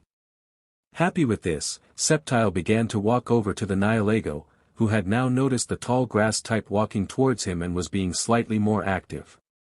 Champion of the Great Defender. It is good to see that I am still with allies. What is our plan of action? We must not be idle while the enemy move. Or they will wash over us in an unstoppable tide. Sceptile just looked blankly at him, giving him a dead-eye stare as he closed the distance between them. "Yeah, we'll deal with that in a moment. But first, I've got an issue I want resolved. Because I've noticed something, and it's beginning to bug me." Sceptile replied, running a hand over one of the leaves which stuck out of his elbow. The Nihilego tilted its blob-like head to the side slightly, running a tentacle over the space where a mouth would normally be, before returning to its normal stance. "Oh. And what issue would that be, great champion?" "So, when you approached my trainer, you mentioned that you couldn't speak in a language we could understand. That the noise you make when normally talking to us was that ungodly screech, and that's why you needed the bodies of humans. So we can communicate. Right?" The Nihilego looked at Sceptile with a mildly confused look, before responding. "Yes, that's what we said. I fail to understand the issue here. And this is something which you made a very strong point about making, going so far as to state as this being true for all Ultra Beasts. Correct?" Greninja, who had been standing behind him, suddenly had a moment of clarity, before taking a step forward to be beside Sceptile and summoning a water shuriken. Staraptor, who had been hovering above them, landed beside Sceptile with a lost look on his face. "What's your point, Sceptile?" Sceptile, who had not moved his gaze from the Nihilego, simply frowned. "My point, is that other Ultra Beast, the one who led the attack, had no problem speaking in a way which we could coherently understand. So, my issue, is that you lied to us." Realization dawned on his face, and even Snorlax, who had simply been listening in, was now on his feet and practically growling at the Nihilego, while Staraptor began tensing up his wings. Sceptile simply took a step forward, invading the personal space of the Nihilego, who was now visibly recoiling in the face of the now very clearly angry Pokémon. "And that leaves us with two important questions. Why did you find it necessary to take the bodies of some of Ash's close friends, the one which currently resides inside your disgusting body, and why, in Arceus' name, should we not crush you into the dirt for lying to us?" Sceptile questioned, while leaning in intently to Nihilego's face. Beads of purple sweat were now forming on Nihilego's face, as it looked at the four Pokémon, and one very confused human, who were now ready to tear it apart. And it had no doubt they would succeed. The display from the beach battle proved this. They were stronger, no doubt about it. Raising its tentacles in order to try and calm down the powerful battlers confronting it, Nihilego began backing up. "Alright, we lied. You can understand us without the human hosts. But it was necessary for the plan." Sceptile didn't look impressed, and simply ignited his two-leaf blades. "Keep talking." It was a tactical ploy to gain the Great Defender's trust. We needed him to trust us, or else we would have failed. Sceptile narrowed his eyes slightly in response to this and raised one of his blades to the Nihilego. "Why though? You've clearly been stalking Ash, or at least have found out enough to know who his friends are. Why did you need to have human hosts to talk to him, when he's known for being kind to literally everyone?" He yelled, rage bleeding more and more into his words as he kept on talking, causing Nihilego to flinch, before mumbling in response. He cares for his friends. We hoped that having them as hostages would be good insurance to make sure he saved us. We cannot do this without him. This caused Sceptile's temper to flare up, the energy forming his leaf blade beginning to extend and cackle, small sparks of energy threatening to break off from it. Explain. Now. The Great Defender is known as being kind and compassionate, yes. But he also has an anger to him. One that is born from his distaste for injustice. Our cause is just, but our methods, as you'll probably have figured out, aren't always justifiable. We feared, that if we told him everything, he would turn that anger against us. And we cannot afford that. We need his help. Sceptile did nothing at first, leaving the air heavy with tense energy as everyone waited for someone to make the first move, everyone now stuck in a Mexican standoff. After a brief moment, Sceptile finally spoke. Spit her out. This caught everyone's attention, especially Nihilego's. What? Spit her out. Now. He repeated with more intensity, rage filling his eyes. Nihilego was silent for a moment, before responding. I can't. Not readily, at least. It takes a concentrated effort on my part to do so. Sceptile simply scoffed. You think I care about what it takes? Either you spit her out, or I'll rip her out of you. Your choice. I'm waiting. Nihilego stared at Sceptile, before looking at the other Pokémon present. Staraptor and Greninja, while Sceptile was addressing it, had moved to its flanks, and with the tree that was at Nihilego's back, it left Nihilego trapped between three very angry Pokémon. And only a few meters away was a very large, very strong-looking Snorlax, who was currently shielding the confused-looking Lana with his lumbering form, and with a field of energy surrounding its fists. It was clear what Nihilego needed to do. So be it. And with that, Nihilego's body began to convulse, and May's body began to shift downwards towards the tentacles. The tentacles themselves began to shrink, as the black tar-like substance began to dissolve into nothing, being replaced with a clearer version of the tar. 4 of these tentacles began to fuse together, creating a single entity which flowed in the wind like a dress. And as May's body slowly receded from Nihilego, its bell-like head started to change shape, looking more and more like a sun hat. Suddenly, May's body dropped to the ground, and Nihilego flew backwards, bumping against the tree as it continued to spit out more of the black tar. The others didn't notice though, rushing to May's body and checking over her. Lana, who had been watching the interaction between them and had no idea what was going on between them, ran forward and began inspecting her for injuries. Oh Arceus, are you okay? Please be okay.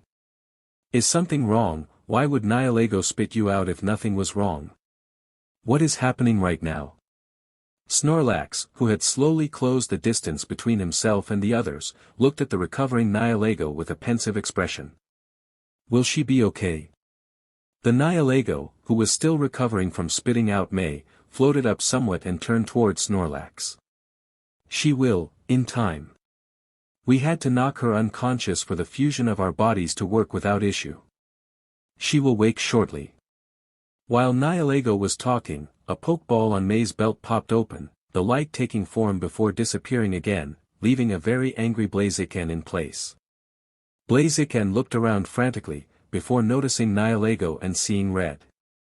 His legs caught fire and prepared to leap into the air to strike Nihilego, before Sceptile jumped in front of him with his hands raised up. Whoa, buddy. I know you're mad but trust me. We've got this under control. Blaziken stopped in his tracks, looking between Sceptile and the Nihilego with a blaze in his eyes. You know this creature? Blaziken asked, which Sceptile nodded to in response, causing Blaziken to get even angrier. You realize they kidnapped me and my trainer, right? Blaziken questioned, earning another nod from Sceptile. Listen mate, I know it looks bad, but there's a lot going right now. Ash is at the center of it again, we've all been randomly teleported across the globe, and believe it or not, these guys, technically, aren't the bad guys. It's a mess. Sceptile explained, rubbing his forehead as he did. Blaziken stared at Sceptile for a good moment, before calming down and nodding. Okay, you I trust. But you better explain this to me. Or else I'll tear that thing apart. Sceptile let out the breath he was holding, silently agreeing to do the same. You got it, where do you want me to start? Blaziken looked around for a second, observing the environment for a moment before turning back to Sceptile. First of all, where the hell are we? Meanwhile, in Johto, just outside the safari zone, a herd of Tauros was on the move. It rushed forward, flowing past people, trees, and any other obstacle that appeared in their path, before stopping as a group in front of a sign. The herd observed it for a moment, before muttering amongst themselves. This is a safari zone, but not our one. This must mean we're in Johto. It seems like it's just us. Where's everyone else? Where's Ash? He was the one being attacked. What do we do now? This muttering carried on for a long time, before the lead Tauros jumped on top of a nearby car before roaring to gain the attention of the herd. Alright everyone, listen up. We're obviously in Johto. This is not a good thing. We don't know where Ash is, and we're on our own. So, our current plan will be this. Kanto is to the east, with the closet town in Kanto being Pallet Town. We head there, find Professor Oak, and then we'll see what we're left with. Understood? The herd of Tauros all roared their approval, before turning around to face east. The lead Tauros jumped off the roof of the car, taking his place at the front of the herd. Forward. And with that, the herd was on the move again, though this time they had a destination. Butterfree was beginning to remember just how much trouble his old trainer got them in during their old travels as he hovered in the air steadily, on the watch for any potential threats. When the portal-wielding Hoopa, who Ash obviously had already met, decided to throw them all into portals and fling them across the globe, Butterfree's equilibrium had been completely thrown through a loop, causing Butterfree to lose control of his flight pattern and crash straight into the ground. And narrowly avoid being crushed by Gigalith, who fell next to Butterfree a few seconds later. Currently, so far as Butterfree could tell, there were only 4 of Ash's Pokémon who was with him, himself included. Currently, Gigalith and Corphish were arguing with each other about what had just happened, and Noctowl was scouting the area from the air. Butterfree had been tempted to join him but didn't want to leave the others alone on the ground, so instead opted to hovering above them, observing the environment for clues as to where they were. The area they were in was like nothing Butterfree had ever seen. They were on the edge of a massive mountain, overlooking a great stretch of ocean which separated the landmass they were standing on from another island, an island which seemed to be home to an incredibly well-developed city. Despite being so close to the edge of the cliff, the ground beneath them was incredibly stable, and covered in shrubbery and plant life, with several tall oak trees dotting the cliff line. But that wasn't what really stood out to Butterfree. That honor belonged to the bridge. Connecting the two masses of land was, what was quite easily, the largest bridge Butterfree had ever seen. It stretched out for miles and towered over even the skyscrapers of the large city. It seemed to go on forever, being so long that it soon disappeared behind a different section of the island they were standing on, beginning to curve around to attach itself to an obscured part of the island. It's amazing, Butterfree muttered to himself in a whisper, as he absorbed the sight and burned it to his memory. Indeed, a most glorious sight. Butterfree span round in the air, charging a whirlwind, before letting the energy dissipate when he realized it was Noctowl, who was simply observing him with a curious gaze. You're surprisingly jumpy around us, Mr. Butterfree. From what I had heard from those who had met you prior, you were an incredibly brave Pokémon. Has parenthood changed that? Noctowl questioned, while perching himself on a branch. Butterfree willed himself to calm down, before addressing the shiny Pokémon. That's easy, I'm not used to dealing with a lot of you. Noctowl at first simply didn't react, staring at Butterfree with a straight face before frowning. Dealing with us? I fail to see how you'd struggle with that. You previously traveled with the likes of Charizard, Squirtle, and Bulbasaur. What would be difficult about us? Butterfree simply sighed, before turning back to the glorious sight of the bridge with a sad look. I think you fail to understand, that while they may have spoken highly of me, I wasn't there for nearly as long as I should have been. I was Ash's first catch, and the first to leave. When I decided to leave with my love, Charizard was still simply a Charmander. When I came to Alola thanks to Hoopa, I was elated to see Ash again, but was shocked to see how much that, well, everything had changed. Butterfree paused, looking down at the other two Pokémon with them as they shouted at each other, observing them as they argued about something to do with the current situation. Ash had changed, not in how he acts or thinks, but in smaller ways. He's more collected, more precise. He still occasionally bumbles, but he's sure of himself in ways that simply weren't true when I knew him. He was young, ambitious, and, quite honestly, arrogant. This caused Noctowl to shuffle slightly on the branch, as he tilted his head, but said nothing, in order to allow Butterfree to continue. When I traveled with him, he would constantly go on about being the greatest Pokémon trainer, and that's what drove him. But he lacked the skills to back it up, as he was inexperienced. But he got better. And that's where I feel estranged. When I left, he was still a learner, getting better but still far from his goal. Now, it's been nearly 4.5 years, and Ash is a much more competent person. He's growing into a man. Butterfree stopped again, a small smile beginning to form as he thought over the changes that had befallen his past trainer.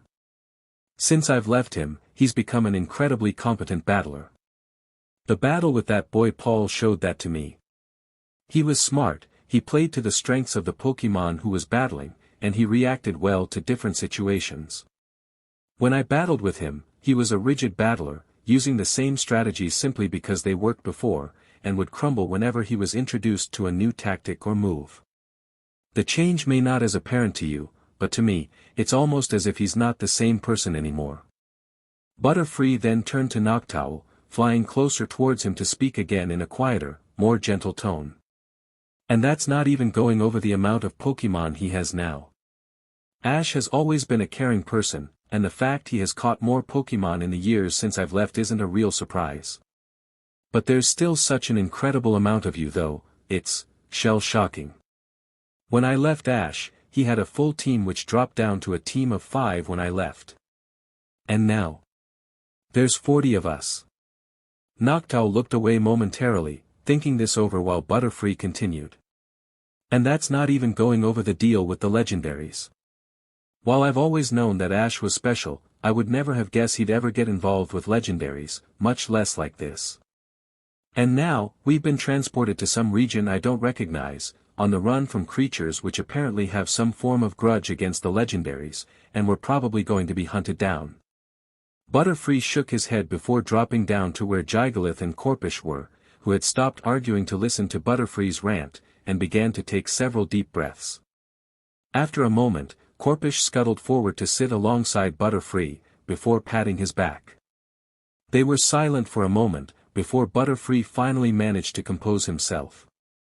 I'm sorry for that, this is just a massive shock. Barely 3 days ago, my biggest concern was what food I was going to forage for my family. And now? Now I'm dealing with this, Butterfree muttered to himself, before looking up at Noctowl. This is all new to me, and I don't know what to do. So I'll refer to you, and your experience on this matter. What's our plan? This caused Noctowl, and the others, to be taken aback slightly, before he collected himself and nodded. Right then, let's do this. We need to get back to Ash, so first we need to figure out where we are. Anyone recognize this place? Gigalith, who had been silent for the exchange, stepped forward. We're in Unova.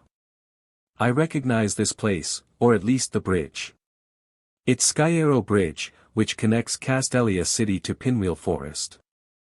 I remember Levany telling me about it, because Ash caught her in this forest.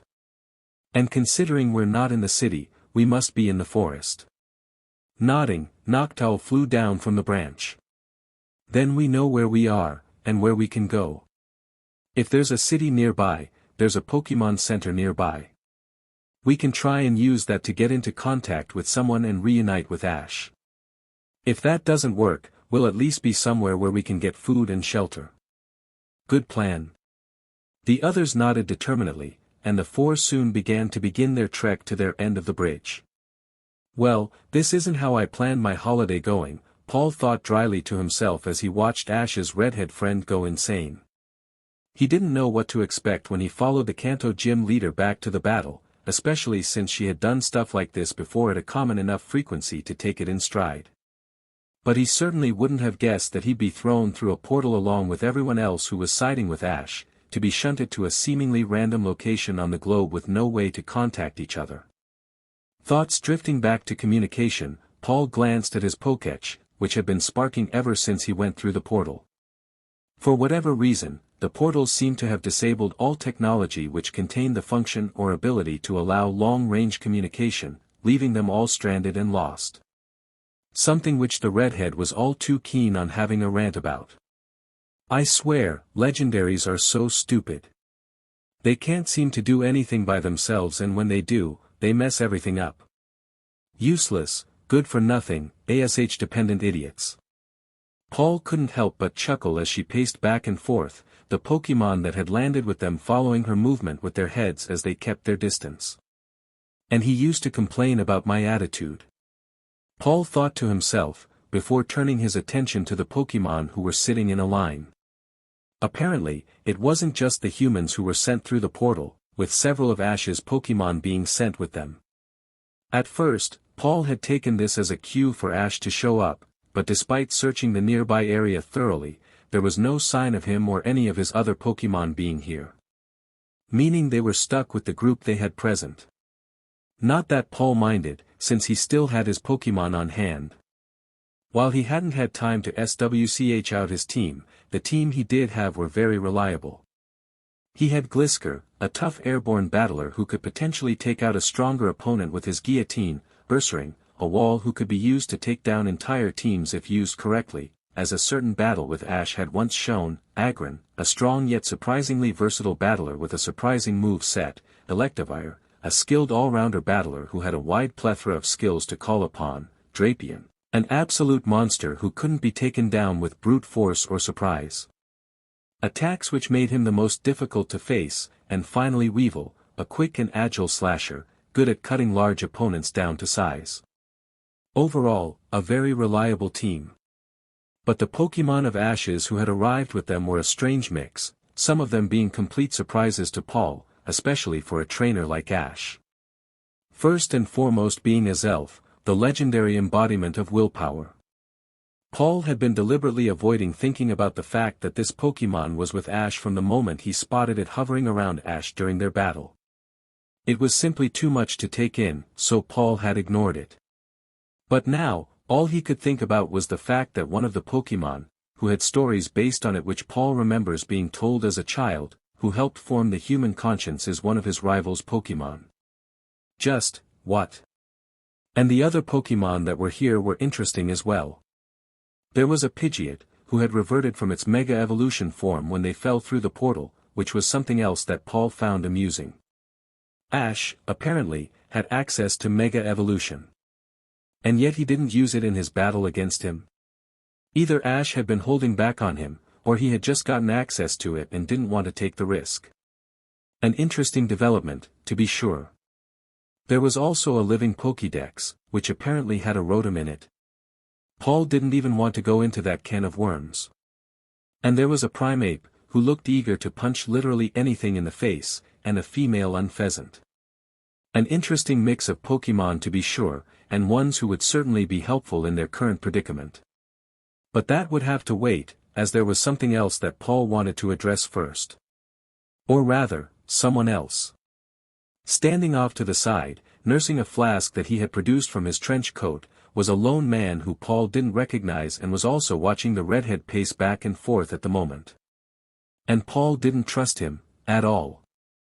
He just seemed shifty, with the way his eyes kept changing focus, watching the redhead pace for a moment before switching to observing Ash's Pokémon, most notable Yveltal, before turning to look at Paul himself, which didn't last long as soon as he notices Paul's gaze lingering on him and immediately switches back to watching the ranting gym leader again.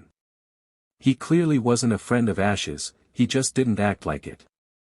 Ash clearly had a type when it came to people he trusted, which even Paul could figure out, especially after meeting his new friends he had made in Alola. He befriended people who shared his philosophy of befriending Pokémon, and who valued them as individuals rather than purely as battlers, like Paul used to. This was why he got along with the doctor-oriented Brock, and soft-hearted and caring Dawn. This was why he and Ash, at first, just didn't get along. This guy did not have that feel to him. Not only that, but he didn't seem to want to interact with anyone, preferring to say nothing and not draw attention to himself. Which made Paul feel extremely anxious. When he did that, it was because he didn't want, or know, how to interact with others. Least of all the outgoing, excitable individuals that Ash associated himself with. But this guy was choosing to ostracize himself and was almost watching them like a predator. Clearly, he knew something. And Paul was going to find out what it was, but he needed help to do so. Fortunately, he had plenty of that. Pushing himself off the tree he was leaning on, Paul walked across the small area they were gathered in, crossing the path of the redhead and stopping her mid-rant. He stared at her intently, causing her to get red in the face to match with her hair. What? What do you want? In case you haven't noticed, we ain't got time for you to be pretentious and moody. So either do something helpful or move. But Paul said nothing, instead just motioning his head towards the trench coat guy, smugness beginning to bleed through once he saw the spark of realization appear in her eyes. He now had an ally. Not needing to say anything more, she sidesteps around him and begins to close in on the trench coat guy, with Paul spinning round to join her. The present Pokémon begin to realize that a confrontation is about to go down, and begin to space out, circling around the guy who was now looking somewhat apprehensive as the redhead turns her anger to him. You. Who are you, how do you know Ash, and what do you know about the Ultra Beasts? The man's eyes widened at this, before he glanced at the small legendary. They share a look, which Paul found interesting, before Yveltal nods and the guy lets loose a sigh. I cannot give you my name, for it is classified. But you may call me Looker. Special Agent Looker, of the International Police. I am charged with protecting this world from evil and misdeeds, including those acts of the foul Ultra Beasts.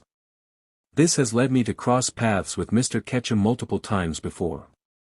Honestly, I'm both surprised at the fact he's involved, and at the fact that I'm shocked about it. This caused everyone to nod for a moment, everyone agreeing to that consensus. And what I know about the Ultra Beasts? That is classified information, which I cannot divulge to children. He explains, seeming confident in his statement. Misty, however, wasn't impressed. Right, okay. I'm not having that. Primeape, Misty calls, gaining the attention of the pig-monkey Pokémon, please pummel this guy until he tells us what he knows.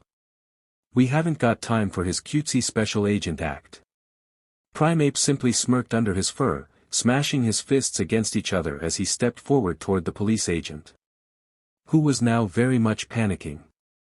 However, his savior came in a rather surprising form. That's enough, there's no need for that. Mr. Looker will be more than happy to divulge this information to us, or more accurately, to me. Isn't that right? Yveltal said calmly, giving Looker a measured look as she waited for his response.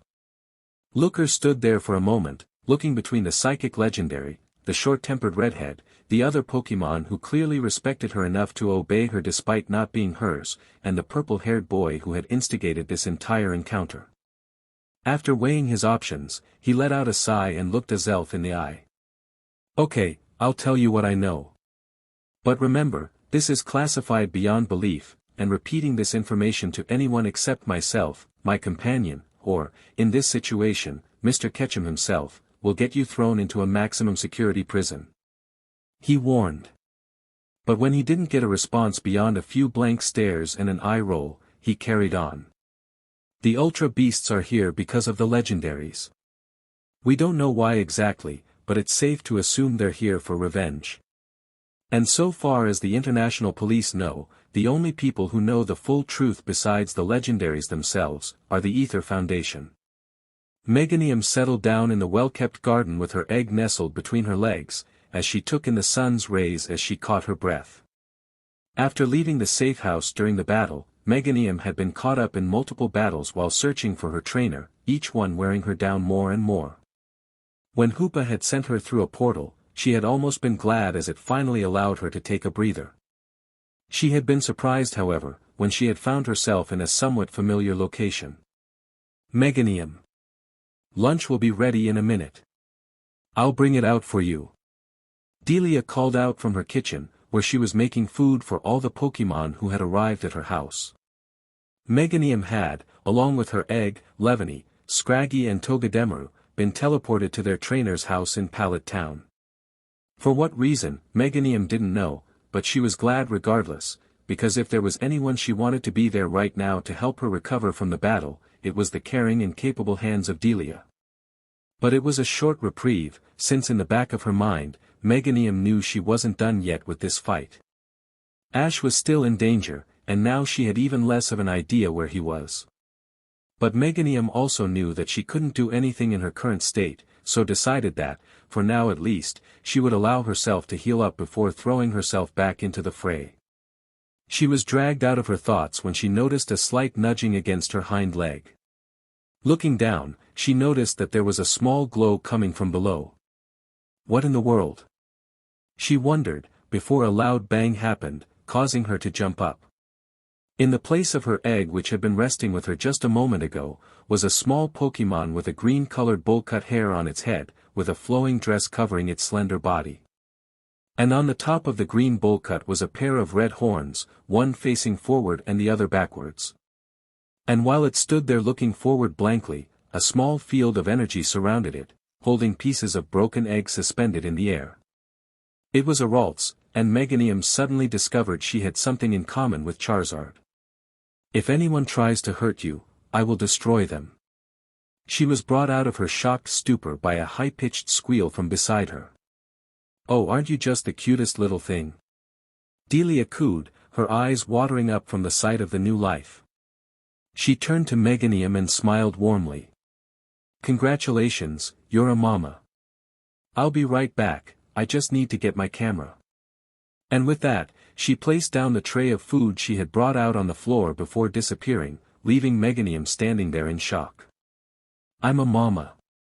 She slowly approached the Ralts, easing herself down next to the Ralts, who naturally laid back against her leg and fell asleep, the pieces of egg dropping down as it relaxed. Looking down at the small Pokémon, Meganium couldn't help but smile. Thank you, Ash, for everything, she whispered, tears dripping down her face and a huge smile on her face. Never had she felt so blessed. Cyanwood City is a relative quiet place most of the time. While there is usually a fair bit of commotion down at the docks due to the regular trade that happens there, it became a part of life there, where anyone could make an honest living and nothing out of the ordinary happens. Today however, was not a normal day, because at the docks, by one of the larger boats which normally would transport specialized construction vehicles to and from the city, was a large herd of Tauros, all making a lot of noise by one of the boats. Much to its captain's annoyance. I don't know what you want. Leave me alone, I'm trying to set off my DMN boat. The Tauros didn't seem happy with this, with a few of them even being bold enough to leap straight from the dock to the ship before sitting down peacefully. Looking between these Tauros, and the rest of the herd, the captain managed to put two and two together. You guys want a lift to Olivine City? He asked incredulously, which got a unanimous roar of agreement from the Tauros. Shaking his head, the guy just shrugged at the herd. You know what? Fine. I'm gonna get something to eat from the chippy, and you lot can jump on board while I do that. We'll head off when I get back. Content with this, the herd began trying to coordinate itself enough to board his boat, with the captain slipping past. As he made his way back to the town to grab some food, he stopped as he noticed something that was undoubtable caused by the same herd which was hounding him. In the middle of the main highway for the town, was several knocked-down lampposts, crushed newspaper boxes, and flattened cars, all of them clear victims to the determined horde. But that was not the captain's problem. "I'm gonna need a beer as well," he muttered, turning away from the destruction to get his food with a newfound determination. He was gonna need it if he was gonna deal with that herd for the next few hours. Crocodile shivered as he and his little group trudged through the thick layer of snow, cradling an exhausted Duat as he dragged himself forward. After falling through the portal, Crocodile had been quick to try and figure out who he was with and where, which he was fortunately able to do quite quickly. The group he was in was surprisingly small, with only 5 on them in total. As well as himself and Duat, who had, rather amusingly, landed on his head as he tumbled out of the portal, Crocodile had found himself with Charizard, the EV he had become a father to, and Mook. While Crocodile didn't know how he felt about being left stuck with a kid in the middle of nowhere, he was happy that he had both Charizard and Mook supporting him, both of them being incredibly strong and dependable Pokémon. Duat was also a fairly dependable battler when the occasion called for it, but Crocodile would never admit that. He had also been able to quickly identify where they were, Twist Mountain. While he didn't know exactly where they were on the mountain, he would recognize that peak anywhere. After all, it's the only peak that's constantly surrounded by snow clouds. Using this knowledge, he decided to try and lead the group to a potential safe haven, since there was no doubt a habitable area they could restock at nearby. After all, the mountain was notoriously popular for training, so the local poke centers had gone out of their way to install cabins where trainers could rest and recover. Otherwise, they were in huge trouble. Turning to check on the rest of his group, Crocodile began to appreciate just how much trouble they would be in if they didn't get any medical attention soon. Both Charizard and Mook were covered in cuts, gashes, and bruises, and their movements, even when considering how the thick layers of snow slowed them, seemed sluggish, their wounds taking their toll on the powerful pair of battlers. While the last battle had been hard on all of them, the 2 of them had been right in the thick of it, arguably even more so than Crocodile himself, something he was loath to admit. Mook had been acting as a sponge for punishment, tanking all kinds of attacks from the strange creatures during the fight only to give his all back. He had even been shielding the more vulnerable members of their family from surprise attacks, keeping them going against the monstrously powerful beasts. Charizard, on the other hand, had just been a monster.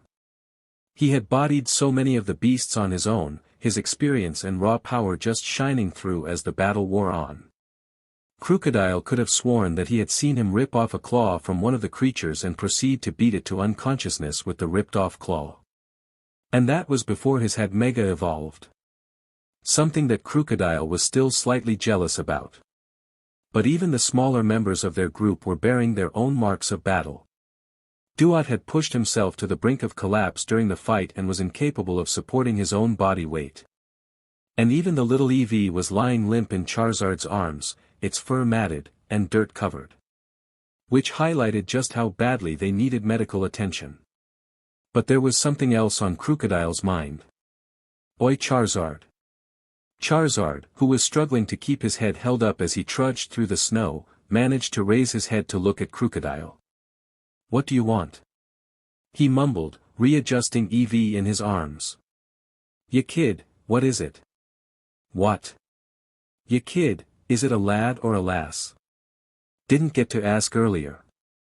Charizard gave Crocodile a level stare, looking for any discrepancies in Crocodile's face to try and see if he was mocking him, which Crocodile reasoned was fair enough. After all, in their spare time, since he couldn't beat Charizard in a proper battle, he tended to try and wind him up a lot of the time.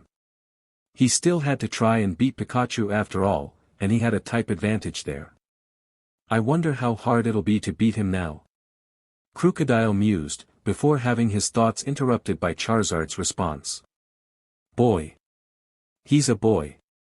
Crocodile didn't say anything more, just nodded and kept pushing forward, doing his best to try and ignore the freezing temperatures. After a few more minutes, Crocodile spoke again. "I wonder what he'll evolve into." This was met with silence at first, before Charizard began chuckling, throwing his head back as he tiredly laughed. Mook, rather surprisingly due to how silent he was in more discussions, also began to laugh, before finally Crocodile joined in as well, all three of the conscious Pokémon laughing together as they pushed through the consistent snowstorm raging around them.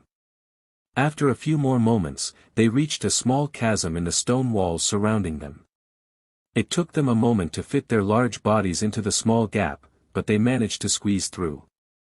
And on the other side of the chasm, they found their lucky break. In front of them was a clear area, shielded from the harsh weather conditions of Twist Mountain by tall walls of stone and ice.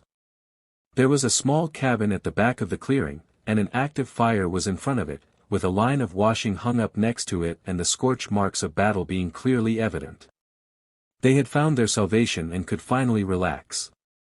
Crocodile went to put Duat down, so he could work out the cramp that had been forming in his arms, when he was suddenly slammed into by a blur, being sent to the side of the clearing and crashing into the wall, his glasses falling off and sliding with him. The others sprung straight into action, with Charizard instantly roaring out a challenge to the attacker before charging up a fire blast. The blur, in response, span round and fired a flamethrower in his direction, with the two fire-type attacks clashing into each other. Charizard, always eager to meet a challenge head-on, propelled himself into the air, using his foot to push himself off the ground. But before he could catch himself with his wings, his injuries suddenly apparent, causing Charizard to wince as he dropped straight down into the dirt. The blur seemed to take advantage of this, and launched forward, sparks coming from its right side as it closed the distance between them. Before it could land its strike, Mook threw himself between them, the electricity-laced strike pushing through his slimy body before springing back, sending the blur crashing backwards, allowing it to be visible as it slowed down enough for their eyes to track. Standing up from the crash, was a proud-looking Dragoneyes, who was eyeing the group up angrily as it growled at them, before charging up another Thunder Punch. But before it could launch itself forward at the tired battlers again, a familiar voice to Crocodile rang out. Dragonite! What are you doing? Stop! The Dragonite in question stopped, the charged-up energy around its fist dissipating as it obeyed its trainer. A trainer that Crocodile knew really well. Geez Dragonite, I appreciate your trying to defend us and all, but wait until they actually look like a threat before tearing into them, Iris said with a measured voice, as she looked over the group carefully. She seemed to be watching Charizard the most, gauging how bad his injuries were based on how she seemed to be following every scratch with her eyes. They look really hurt, she thought aloud, before turning to the cabin, Emolga. Bring the first aid kit. Literally a second later, a small squirrel-like creature, with yellow wing-like flaps connected to her arms, came running out carrying a box that was bigger than her, bringing it to Iris before running back inside, slamming the door behind it. Shaking her head at her lazy electric type, she turned around and began to approach Charizard, with Dragonite tensing up to strike if he tried anything. Not that he would. Okay, I'm going to dress your wounds, they're gonna get infected otherwise. Is that okay? Charizard simply looked at her, raising an eyebrow at her before handing over the still unconscious Eevee. This caused both Iris and Dragonite to stare blankly for a moment, shocked by the show of trust. I'm surprised you're letting me touch your pup. I appreciate the trust, but that's weird for a Charizard. Iris said, more to herself than Charizard, who simply scoffed at her before letting his head drop to the floor. Crocodile decided that this was the best time to clear things up for her, picking up his glasses as he picked himself up. He began walking over to her, placing his glasses back on, before Dragonite stepped between them. Don't even try it. Crocodile simply glared at him, his patience being worn thin. I know it's been about 2 years since we last saw each other in person, but come on. You really don't recognize me? Dragonite simply narrowed his eyes in confusion, before they widened in shock. There we go, now you recognize me. Couldn't have done that before smacking me into a wall. Crocodile muttered, pushing past the shocked dragon type before reaching Iris, and tapping her gently on the shoulder. When she turned to look at him, he flashed her with his best smile. It's safe to say, that she figured out who he was much quicker than Dragonite did. Crocodile. Like, Ash's crocodile? She asked with a pitched voice, which Crocodile nodded in response to, before she looked at Charizard again. Then that means you're Ash's Charizard. Charizard nodded as well as he could, considering that he didn't lift his head off the floor. Mook took this opportunity to bring the now stirring Dewott to Iris as well, placing him gently next to her before curling in on himself. All of which she watched with fascination. Okay, someone needs to explain what's going on here. Latias was lying in a bush, and she had no intention to move from it anytime soon. Her body was aching something awful, from both physical and mental stress. The last battle had taken a lot from her, especially the psychic surge of energy which she had contributed heavily to. The only reason she was still conscious after exerting that much energy during the battle was because she was Mega Evolve at the time. Speaking of Mega Evolution, Latias noticed that she had lost her transformed form, and was back to her smaller, more delicate self. Which, based on what little she had learned about Mega Evolution from Lorenzo at the museum, meant that she was either too far away from the source of her Mega Evolution, or that source had been knocked out or killed. And her source for Mega Evolution was Ash. Ash. Latias launched herself in the air, frantically looking around before stopping, as she realized where she was. Alto Mare? She asked aloud, as she took in her surroundings. Because there was no doubt about it, she was home. The way the buildings around her were designed, the large pool in the middle of the space she was, and the sound of Pidgeys ringing out proved it definitively, there was no place like home. Speaking of the space she was in, looking around in detail, she could see that this space was none other than the secret garden she had grown up in. In the distance, at the other end of the garden, was the swing where she revealed her true form to Ash, and the pedestal where the Soul Dew was. This sparked a question in Latia's mind, something she had not yet considered during her time in Alola. What exactly was there now that Latios had been revived? But before she could ponder on it for too long, her thoughts were interrupted by the arrival of another. Latias, where are we? Turning to face the person addressing her, she was surprised to see Lily, who was timidly hiding behind her hat, as she stood a good few meters away from her. But she did manage to remind Latias of how she got here. Hoopa, she confirmed aloud, which just left Lily looking confused. Hoopa. I thought that was a Pokémon, not a place. Latias couldn't help but giggle at this, before shaking her head. Sorry, I was thinking out loud. We're not at Hoopa, he is simply the one responsible, she explained, which got Lily nodding along in understanding as she continued, no, we are at Alto Mare, in Johto. This, both the town and this very garden, is my home. Then may I say, that it is truly appealing. Latias and Lily both jumped, before spinning round and finding Mewtwo hovering there, observing the area with a small smile gracing his face. Behind him, following him from where he must have landed after being teleported here, was Totodile and Lapras, with the small crocodile-like Pokémon telling the larger water-type a story enthusiastically. This place is great. Water everywhere for us to swim in, and they hold races where you pull your trainer along. I did it with Ash last time but got too excited and got lost. It was fun though. Latias smiled as she thought back to the race Totodile was talking about but decided against telling him that he didn't get lost but was actually dragged off course by her and her brother. He didn't seem too bothered by it, so she didn't see the point. But now that Mewtwo was here, Latias saw an opportunity to delegate. Mr. Mewtwo, could you possibly explain to Lily what's going on please? I need to check something quick. Mewtwo looked at her curiously, probably questioning in his mind about what she needed to check, but didn't press for it, simply nodding and floating over to Lily.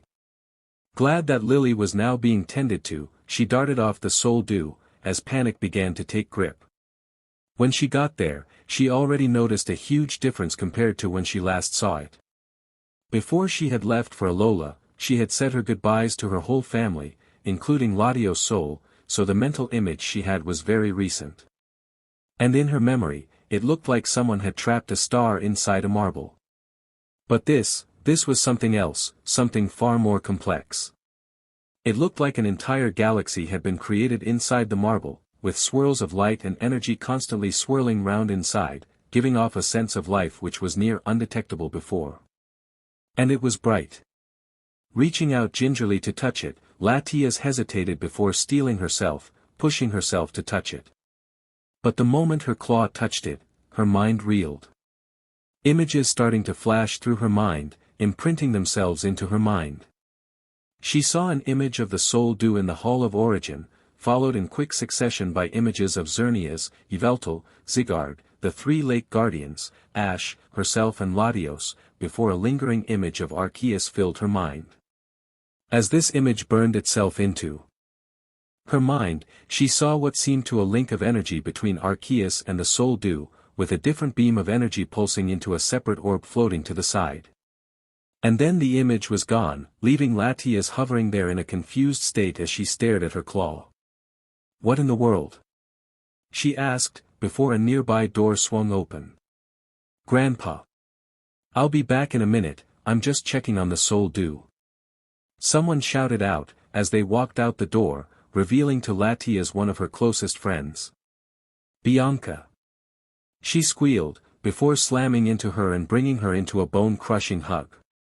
Through gasps of breath, Bianca managed to wheeze out, "Latias. What are you doing here? I thought you were in Alola." Letting go of her friend so she can breathe, Latias simply smiled. "I've got such a cool story to tell you. But first, let me introduce you to some friends of mine." Ash and Annabelle were walking side by side, with Ash's small selection of available Pokémon following just behind, trying their best not to look like they were eavesdropping. And failing quite spectacularly. Annabelle was breathing steadily as she recollected the events that led to her joining the International Police UB task force, including her first encounter with an Ultra Beast. "I was training, preparing for another challenger for the Battle Frontier. After you beat the Frontier, it got insanely popular, with multiple league competitors deciding to try their luck against us. Some wanted to improve themselves, others wanted to overcome the challenge, much like you did. There were even a few who battled us because they thought we'd be easy opponents, and constantly bragged about how weak we must be to have lost to a child like you." This made Ash frown as he thought about the implications of this. There were people out there who were judging his abilities without even meeting him. That got under his skin in a way that he couldn't even describe. But before he could linger on these thoughts, Annabelle continued with her story. "And that was when it struck. Came out of nowhere, when I was in the middle of giving a telepathic command to Espeon. All I heard was some shouting and then a sharp pain in my head. All I saw then was black. When I woke up, that man-looker was standing over me and my training field was now a scarred battlefield." She stayed silent for a moment, rubbing her arms against each other as a chill ran through her body. Ash also remained silent as he ran the described events in his head, trying to map out what happened. He thought it through for a moment before speaking up. "The Ultra Beast, the one that attacked you, did you see it?" Annabelle looked at Ash curiously for a moment, studying him before answering. "No, I didn't though apparently, it was the Ultra Beast with the designation, Symbiont. It was trying to merge with me according to Looker.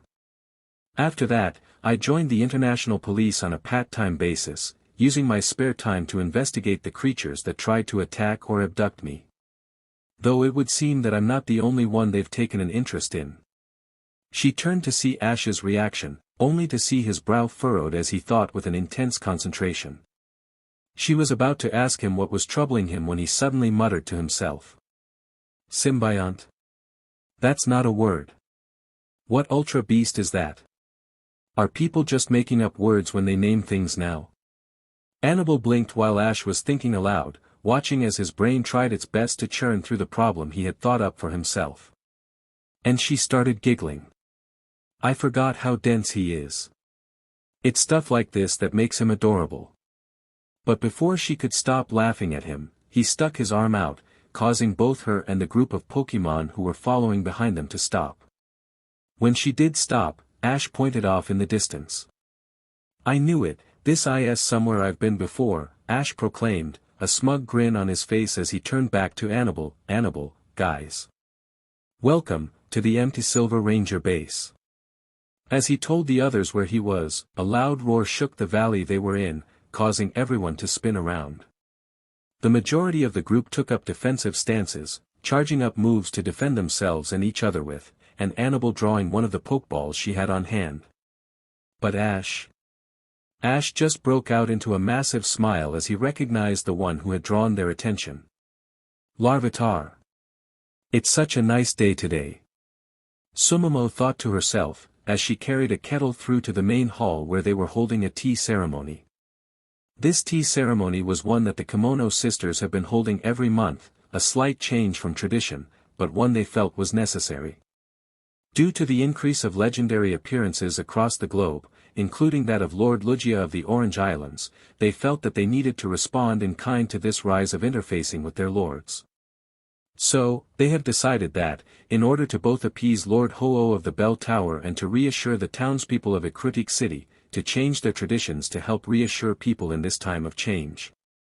And so, they have been opening up the dance theater for monthly tea ceremonies, where they would inform people about the delicate relationship between people, Pokémon, and the legendaries, invite people to join their prayers and worships, as well as interact with the local community. So far, it had been a success. People were reassured, so when it came up in the news that there had been another legendary appearance in Alola, they had managed to remain calm. They did have to move this particular tea ceremony up a week however. Sumamo was interrupted out of her musings by the sound of banging on the theater door, someone who presumably had a heavy hand when knocking. She took a moment to straighten out her kimono before making her way over to the door and opening it. Only for her jaw to hit the floor. What in the name of Lord Ho-Oh? There, right in front of her, was a herd of breathing Tauros, all of whom were waiting patiently behind their herd leader, who was sitting right in front of the door, and Sumamo. When he saw her, he grunted gently while dipping his head in greeting. Sumamo was, suffice to say, suitably confused. "Hi, is there any way that I can help you?" she asked politely, which the Tauros herd seemed to light up to. The lead Tauros neighed at her, nodding behind her at the just visible tea set she had been setting out before he had knocked. Catching what he was looking out, Sumamo looked between the tea set and the lead Tauros multiple times before asking, "Would you like some tea?"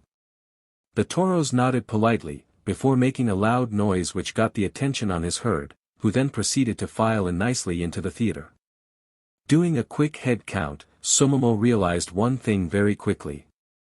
"I'm going to need more teacups."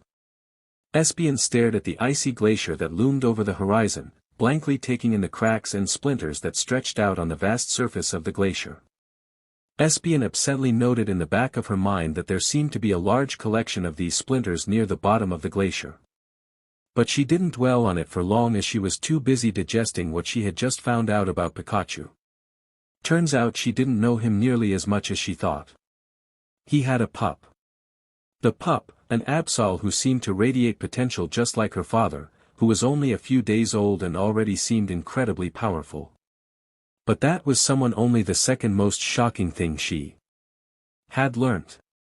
She shifted her gaze slowly to the electric mouse, who was in the middle of detailing everything that had happened to him, his trainer, and his extended family over the past weekend.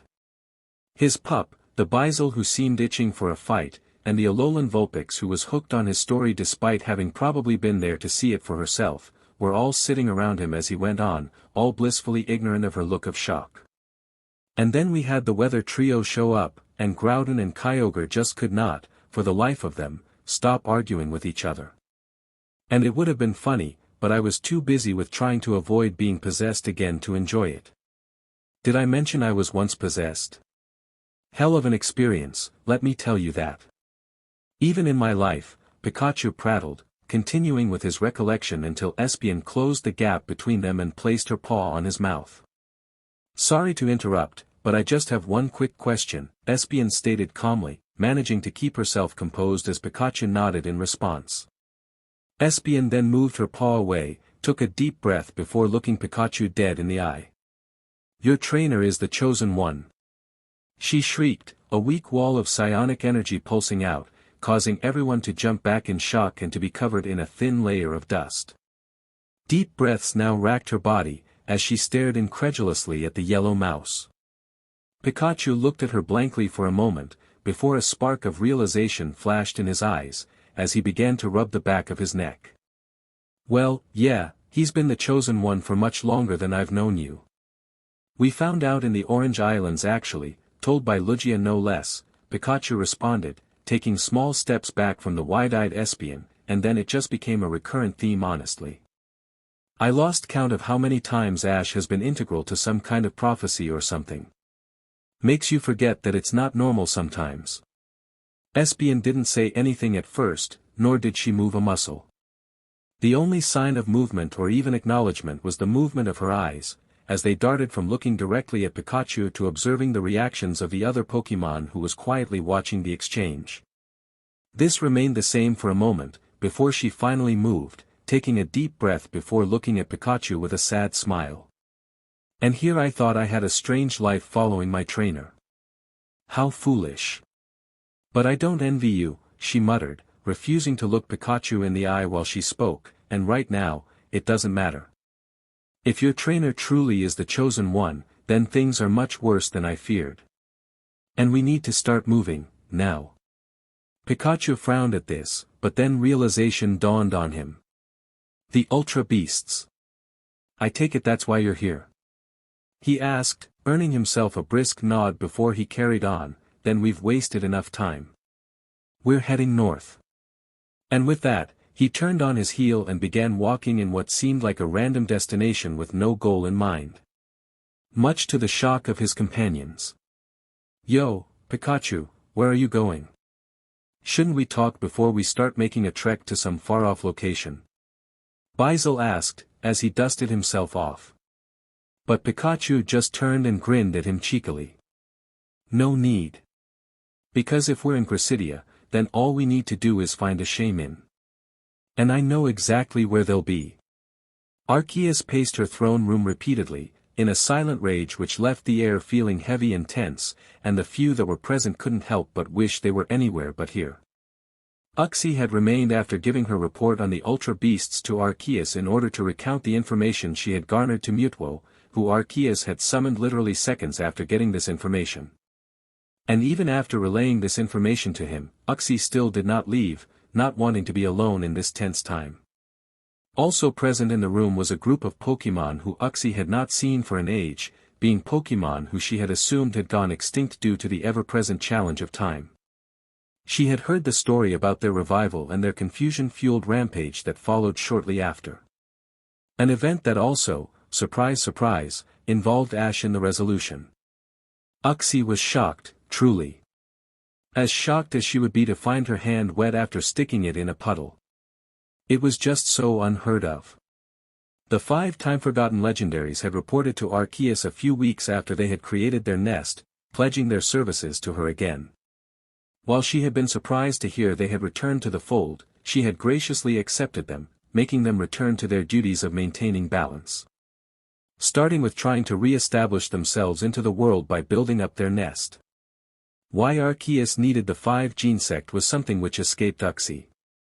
Her musings were interrupted by the grand doors to the throne room were forced open, introducing the rude arrival of one of her more aggravating peers. Hoopa surprised everyone. He proudly proclaimed, gaining the attention of everyone in the room, and earning a heavy sigh from the tired alpha Pokémon. Hoopa, what do you want? I'm waiting for Mewtwo to report back on the condition of the chosen one, and I'd rather not be disturbed. So unless it's something of critical importance, please hold your tongue. Hoopa seemed to stall for a moment, before reaffirming his confidence and carrying himself forward to close the distance between him and Arceus. Oh. So Arceus can no wanna hear how Hoopa saved Ashcan and friends? He questioned, a trace of cockiness in his voice as Arceus noticeably peaked up at the mention of the chosen one, something which also earned the attention of the 5 gene sect and Uxie herself. Though Uxie couldn't help but notice that the previous heavy and tense air had been replaced with a subtle but violent energy, making Uxie feel nervous. Even though she wasn't even involved in this conversation, just a bystander, every self-preserving instinct she had was telling her to run and hide. The chosen one. What, exactly, do you mean by, saved, him? Arceus asked with a level voice, which Uxie knew from experience meant that she was literally a hair trigger away from exploding. But Hoopa carried, seemingly blissfully unaware of this fact. Or perhaps reveling in it. Ashcan and friends were fighting hard, against weird Pokémon Hoopa didn't know. So, Hoopa helped, he explained, looking more and more smug as he recounted in his strange speech pattern the events that had apparently occurred. And what, pray tell, did you do? Arceus questioned, each word becoming more and more laced with anger, as her facade began to crack due to sheer annoyance. Hoopa sent Ashcan and friends away from the fight, to places important to Ashcan. Now Ashcan can have fun instead of fighting. Hoopa finished, placing his hands on his hips and holding his head up proudly, clearly waiting for some kind of positive response. He did not get one. Not at all. Instead, Arceus simply began staring into the distance, her eyes now glowing with unrestrained power bleeding through them. She remained silent for all of 5 seconds, beyond she exploded. DMN the Ultra Beasts and their infernal portals. DMN them to the reverse world. She roared, before firing a beam into the ceiling. The beam torn straight through the marble ceiling with no resistance, despite the ceiling being several feet thick and reinforced with the power of creation. As the marble shattered from the sheer force, large slabs of it began to fall, crashing into the ground around Arceus, who now was literally steaming with pure rage. Her red pupils began to bleed into her green irises, leaving her with pure red eyes, before she stalked over to the Gene Sect. Find the chosen one. And his team. All of them. Bring them to a sanctuary, and destroy all who threaten him. The Gene Sect, who had been trying their best not to cower in the face of Arceus' godly rage, simply folded up into their high-speed forms and flew up, putting as much distance between them and Arceus as possible. Arceus then rounded on Hoopa. Hoopa, do you know where you sent them? She asked with a barely restrained tone, with Hoopa hesitating now that he had seen Arceus' response to his epic story. Hoopa doesn't know. Hoopa did it randomly. Hard to track that many Pokémon at once, so Hoopa didn't try. Hoopa sorry. Arceus said nothing, simply closing her eyes, tightly. Hoopa, before I lose my patience, I want you to leave. And to try and find Ash and his friends. I then want you to take them to a sanctuary ordained by either myself or one of the creation trio. Do I make myself clear? She asked but didn't get a response. All she heard was the sound of a portal being opened and shut in rapid succession, and when she opened her eyes, Hoopa was long gone. Turning to face Uxie herself, Arceus took a deep breath before speaking again. Apologies Uxie, I'm aware of how you dislike my fits of rage, regardless of whether they're appropriate or not. But I have a task for you, she started, causing Uxie to calm down a little bit as she calmly spoke to her. I need you to find the Deoxys for me. Their help will be essential in the near future. Uxie nodded her understanding, turning slowly and making her way towards the doors which now cracked and shattered from the shockwave of Arceus' blast. But as she was leaving the room, she could hear Arceus, who had paced to the other side of the room, mutter very quietly to herself, in a depressed tone that Uxie had never heard from her before. Please be alright Ash. Please don't become another victim of my mistake. Kukui took a sip of the tea that had just been given to him as he took in his surroundings with a sense of awe that he hadn't felt in a very long time. He was in Professor Oak's lab. The Professor Oak's laboratory. He had been here before of course, but that was back when he was a traveling trainer, aiming to take on the Indigo League and its Elite Four. He had visited it shortly after he had been defeated by Lance, while looking for inspiration for what to do next with his life. It was here that he had decided to become a professor of Pokémon, focusing on the one thing he felt needed studying, Pokémon moves and what ones are the most effective. Of course, things had changed since then, he was no longer a defeated trainer looking for a purpose. He was a renowned and respected Pokémon professor for an entire region, who had helped reform many people's understanding of Pokémon moves and what makes them work so well. His opinions now held value on their own, and his insight was often sought out by both trainers and other professors, including the esteemed Professor Oak. Speaking of the legendary professor, he was in the middle of scouring his books for a piece of information that might be useful in this situation. And while Kukui wouldn't ever admit it out loud, it was satisfying to see such a knowledgeable person seem both flustered and incredibly frustrated as they combed through book after book. Where the blazes was it? That infernal book is always disappearing when I actually need it. But when I don't need it, the damnable tome just seems to be everywhere, especially under my feet. He rambled, more to himself than to his guests, which greatly amused Kukui. It also amused the other guest who had arrived at Professor Oak's lab with Kukui through Hoopa's portal, who was actually the reason for why Oak was looking for the book in the first place. Okay, I give up. What do Mews even eat? This declaration caused the small pink cat-like legendary to giggle incessantly, causing her to spin round constantly. Even Kukui started to laugh out loud, with tears quickly forming as he bent over with laughter. He quickly brushed them away though before anyone could see. Just give her something with a lot of sugar, she seems to have a sweet tooth, Professor. Oak stopped ranting for a moment, before looking over at Kukui with a small smile on his face. Why thank you my boy, that's quite helpful, he said, turning and pouring a cup of tea for the Mew, before dumping several spoonsful of sugar into it, making it sickeningly sweet for any human, but just right for the psychic legendary. She took to the tea earnestly and began lapping it up like a cat would milk from a saucer. So Mew, from what I've heard from my colleague here, you're rather fond of young Ash. And I've also heard you're one of the more vocal of the legendaries out there, so I was wondering if I could inquire as to why. Oak questioned, while sitting himself down opposite from Mew, notepad and pen in hand. Kukui moved himself closer and leaned up against the wall, trying not to draw attention to himself but paying full attention to what the legendary might say.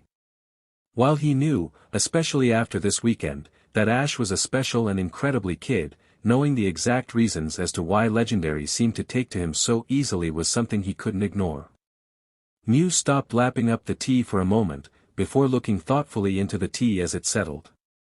She remained motionless for a good moment, before her tail flicked and she looked up. It's a bit more complicated than that if I'm being honest. It's less about being fond of him, or at least it is in my case. Mew went to continue, before Oak raised his hand, causing her to stop and tilt her hand at the graying human. I'm sorry to interrupt, but I must admit, I am surprised to hear you being so concise with this. I would have thought that Mews wouldn't be able to focus on constructing a solid sentence, given their normal curious nature. Mew seemed to consider this, as she floated upside down and began stroking her chin, before spinning back upright to face Oak again. Honestly, I don't blame you for that. Us Mews are commonly distracted, this is a fact we are well aware of. It's one of those flaws about yourself that you just accept, like a human admitting that they are not of a certain body shape. It is something that they cannot help, but something they cannot ignore, Mew explained nonchalantly, before turning serious again, but while we are easily distracted with most topics, there are some we can dedicate ourselves to entirely. Mew then began to count off her fingers, looking into the sky while she went through them. The balance of nature, the states of near-extinct Pokémon species, the guidance of untempered psychics, and the relationships between the other ancient legendaries. These are some of the usual topics which Mews can wholly focus themselves on. And this is the reason why we're still an important part of Arceus' world. Oak considered this, before raising an eyebrow and leaning into his hand. And what does this do with Ash? I can understand why some other legendaries might consider him important, especially since Ash has saved a lot of them. But what does that have to do with you? Mew began to blush profusely after this, staying silent and simply trying to cover her cheeks with her paws, which were simply too small to accomplish the task, before responding quietly.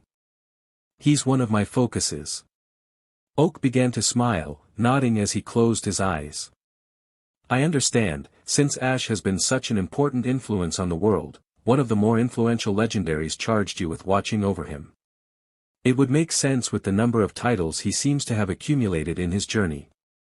To both of the humans' surprise, Mew simply began blushing harder, her pink fur now a very noticeable red. Actually, I'm just a really big fan of him. The two professors, who between them must have at least a half-dozen doctorates to their names, blinked blankly at the being who basically qualified as being a demigod as she admitted she was a fan of a 15-year-old trainer from Pallet Town. I'm sorry. Oak questioned, though it half came out as a slight wheeze. Which seemed to give Mew a huge spark of excited energy.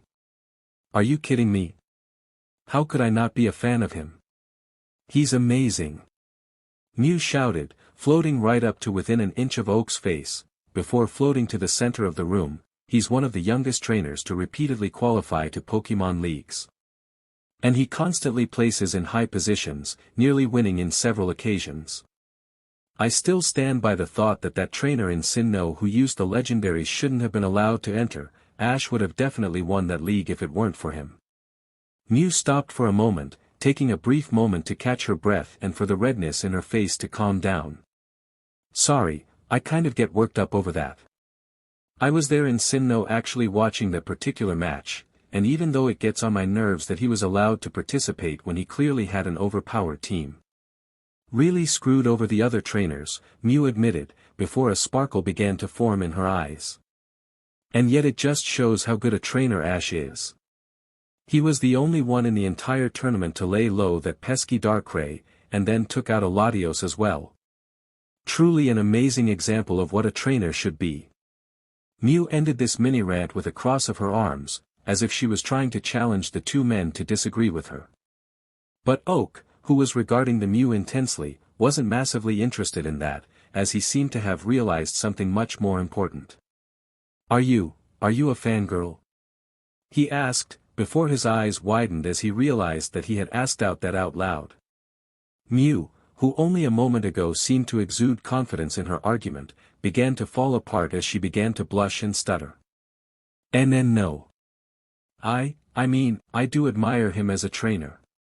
But, he's also, the chosen one, and a high-level trainer, and, also, somehow, a really nice person. It's really cool how he always, and I mean always, tries to help people. So, I guess you can call me a fan.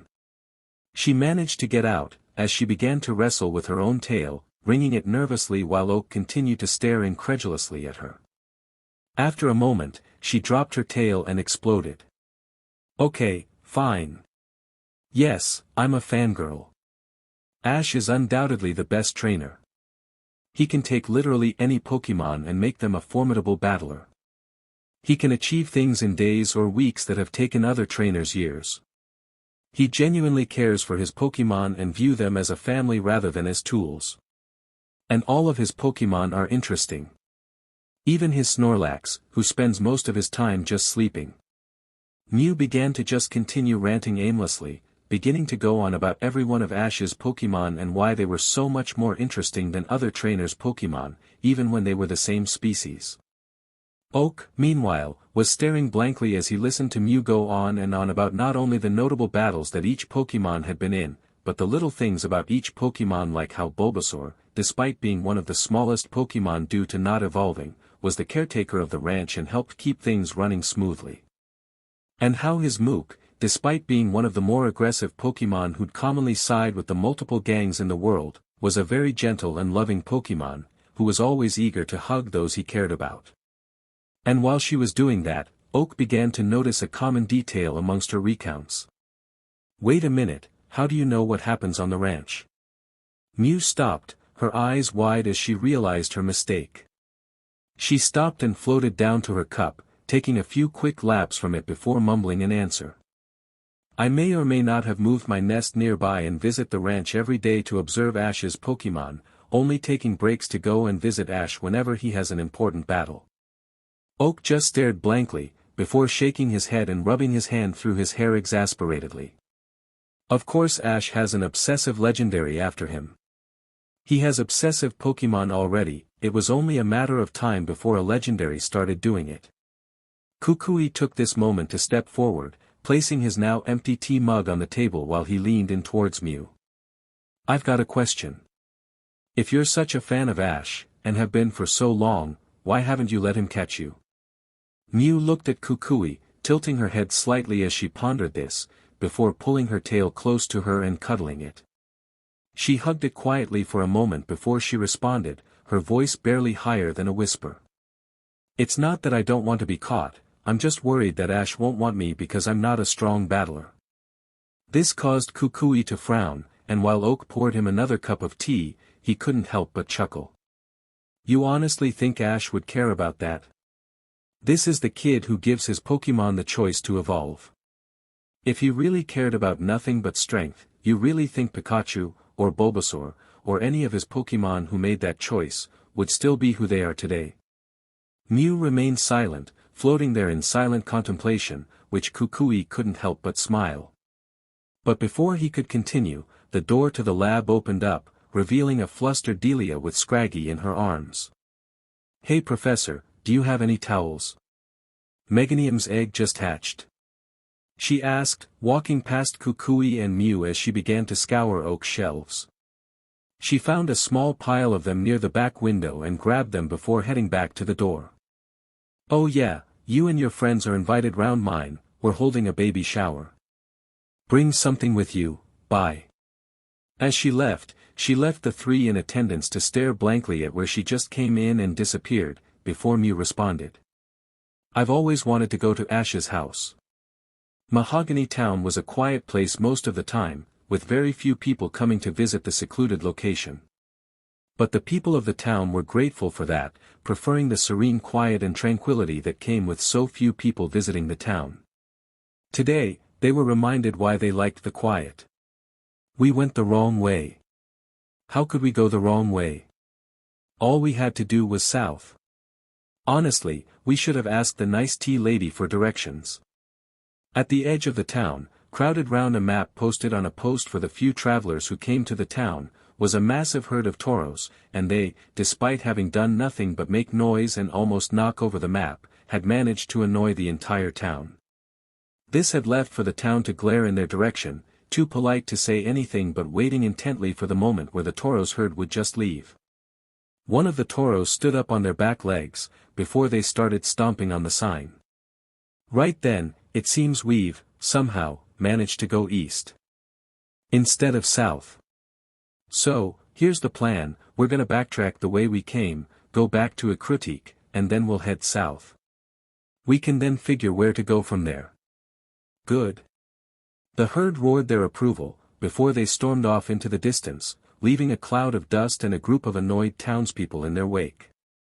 Noctowl was beginning to regret their plan of action, if he was being honest with himself. While making the journey to the Pokémon Center was undoubtedly the most logical thing for them to do, there was a lot of details which he had completely failed to even acknowledge, never mind consider when making this plan. Primarily, their movement speed. With Gigalith and Corphish on the ground, they were reduced to a snail's pace as they trekked through the forest to the bridge toll gate, forced to limit themselves to their walking speed as to not split the group apart. Noctowl could probably carry Corphish if he needed to, but there was no way in any dimension or in the name of any legendary that he, or Butterfree, the other flyer reduced to a mere hover, could so much as attempt to lift Gigalith. He liked Gigalith, but that just wasn't happening. At least they were good for conversation, which made the long trek somewhat tolerable, as he listened to the various exchanges the other were having. Noctowl didn't say or contributed much himself, preferring to just listen as they shared their stories to each other. It was enlightening. Gigalith and Corphish were both sharing their personal experiences with Ash to Butterfree, updating him on Ash's growth that they had experienced and some of the battles they had. They spoke of the places they had seen and the gyms that they fought and, Noctowl's personal favorite due to Butterfree's continuous shock and surprise, their encounters with legendaries. It was strange to see the venerable Butterfree, the first caught Pokémon of their family and the one spoken of so highly by the likes of Bulbasaur, Squirtle, Pikachu and even Charizard, be so shocked by something that was practically routine for them. In return, Butterfree shared his own stories, telling them of tales of Ash as a beginner trainer, and how he differed from now. Pikachu would occasionally hint at this when asked, something which Noctowl had actually done during one of Ash's returns during the league breaks at the ranch, but he never went into details, annoyingly. But now, he was getting the full story, and it was a great thing to hear. They listened as Butterfree spoke of his experiences as a caterpie, of how Ash had somewhat struggled to catch, and how he was happy to have succeeded, despite him being a mere caterpie. He recalled how Misty, Ash's first companion and the one they were most familiar with, if only because she would usually make time to visit Ash at Pallet Town whenever he wasn't traveling, was absolutely terrified of him, and that to this day she had never physically touched him. And then he went on about Ash's earlier exploits as a trainer, which was, if Noctowl was to put it lightly, hilariously embarrassing. From Ash's simple mistakes like sending a small bug against a hungry and wild Pidgeotto, or forgetting simple type matchups, to just being an arrogant idiot. It was both cathartic and humbling in a strange way. Through these exchanges of stories, they managed to kill several hours and travel several miles. Noctowl decided to fly above the tree line to assess how much further they needed to go to reach the bridge. But when he got over the tree line, he couldn't help but notice something. Something which silently enraged him as he realized the implications of this discovery. His trainer was beginning to rub off on him. Descending down below the tree line, the others were waiting patiently for him, with Butterfree somehow bringing forth some berries for them to munch on. As Noctowl landed, they hesitated due to his annoyed look before eventually, Corpus asked the necessary question. "So, how much further is it?" Noctowl didn't say anything, simply staring off into the distance with an annoyed grimace. After a moment, he stared Corpus straight in the eye, even as his own twitched, as he mumbled his answer. "We're heading the wrong way." All three of the listening Pokémon immediately sagged as they heard this, with Jigalith especially being aggravated. "What did you mean we're heading the wrong way? How? We literally only had to follow the path through the forest to the bridge. How have we gone the wrong way?" Noctowl simply pointed his wing towards them and sighed. "We went right instead of left. We're walking deeper into the forest." All of them balked, and Butterfree voiced the biggest concern that Noctowl had from this discovery. "Good Arceus, we've inherited Ash's sense of direction." They all shared a look of despair before Corpus muttered a simple, "We're doomed." Suddenly, a figure emerged from the wood, wearing a large cloak which covered their body completely, drawing their attention completely and putting them all on edge. The cloak itself was worn and weathered and based on the tears and rips that were noticeable for Noctowl, even without his enhanced eyesight, but that wasn't the main thing that Noctowl was focusing on. It was the fact they were floating. As someone who used psychic-type moves on a regular basis, Noctowl recognized when someone was floating using psychic powers quite easily. And that set him on edge immediately. A lone figure, in the woods, ominously floating towards a small group while saying nothing. Yeah, that's unsettling. Apparently, he wasn't the only one who thought so, as his companions were also tensing up at the newcomer's presence, either preparing an attack already or, in the case of Jigalith, trying to make themselves look as big as humanly possible. But the figure seemed unbothered by this, simply continuing to hover closer to the group. How intriguing. A voice rang out, not quite from the one in front of them but rather echoing out all around them, but somehow still originating there. Noctowl in particular recoiled at the psychic voice, as an immense pressure began boring down on Noctowl's mind. While Noctowl was still reeling from the voice, the figure who it belonged to floated down the few inches between themselves and the ground, and then with a simple hand gesture psychically lowered their hood, revealing a surprisingly familiar figure. "Mewtwo?" Jigalith asked, allowing his legs to lower himself to his normal height. The Mewtwo, who looked much more slender than the figure they had encountered a few hours ago, narrowed their eyes at the small group.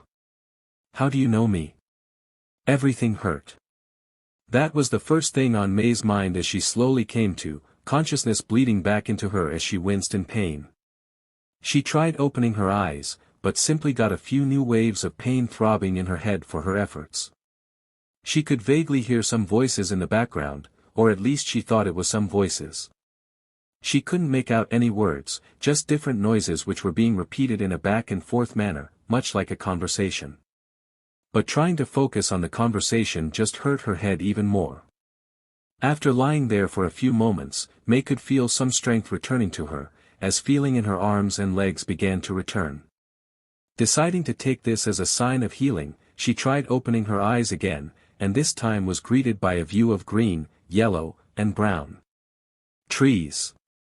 I see trees. She mumbled, forgetting about the voices for a moment.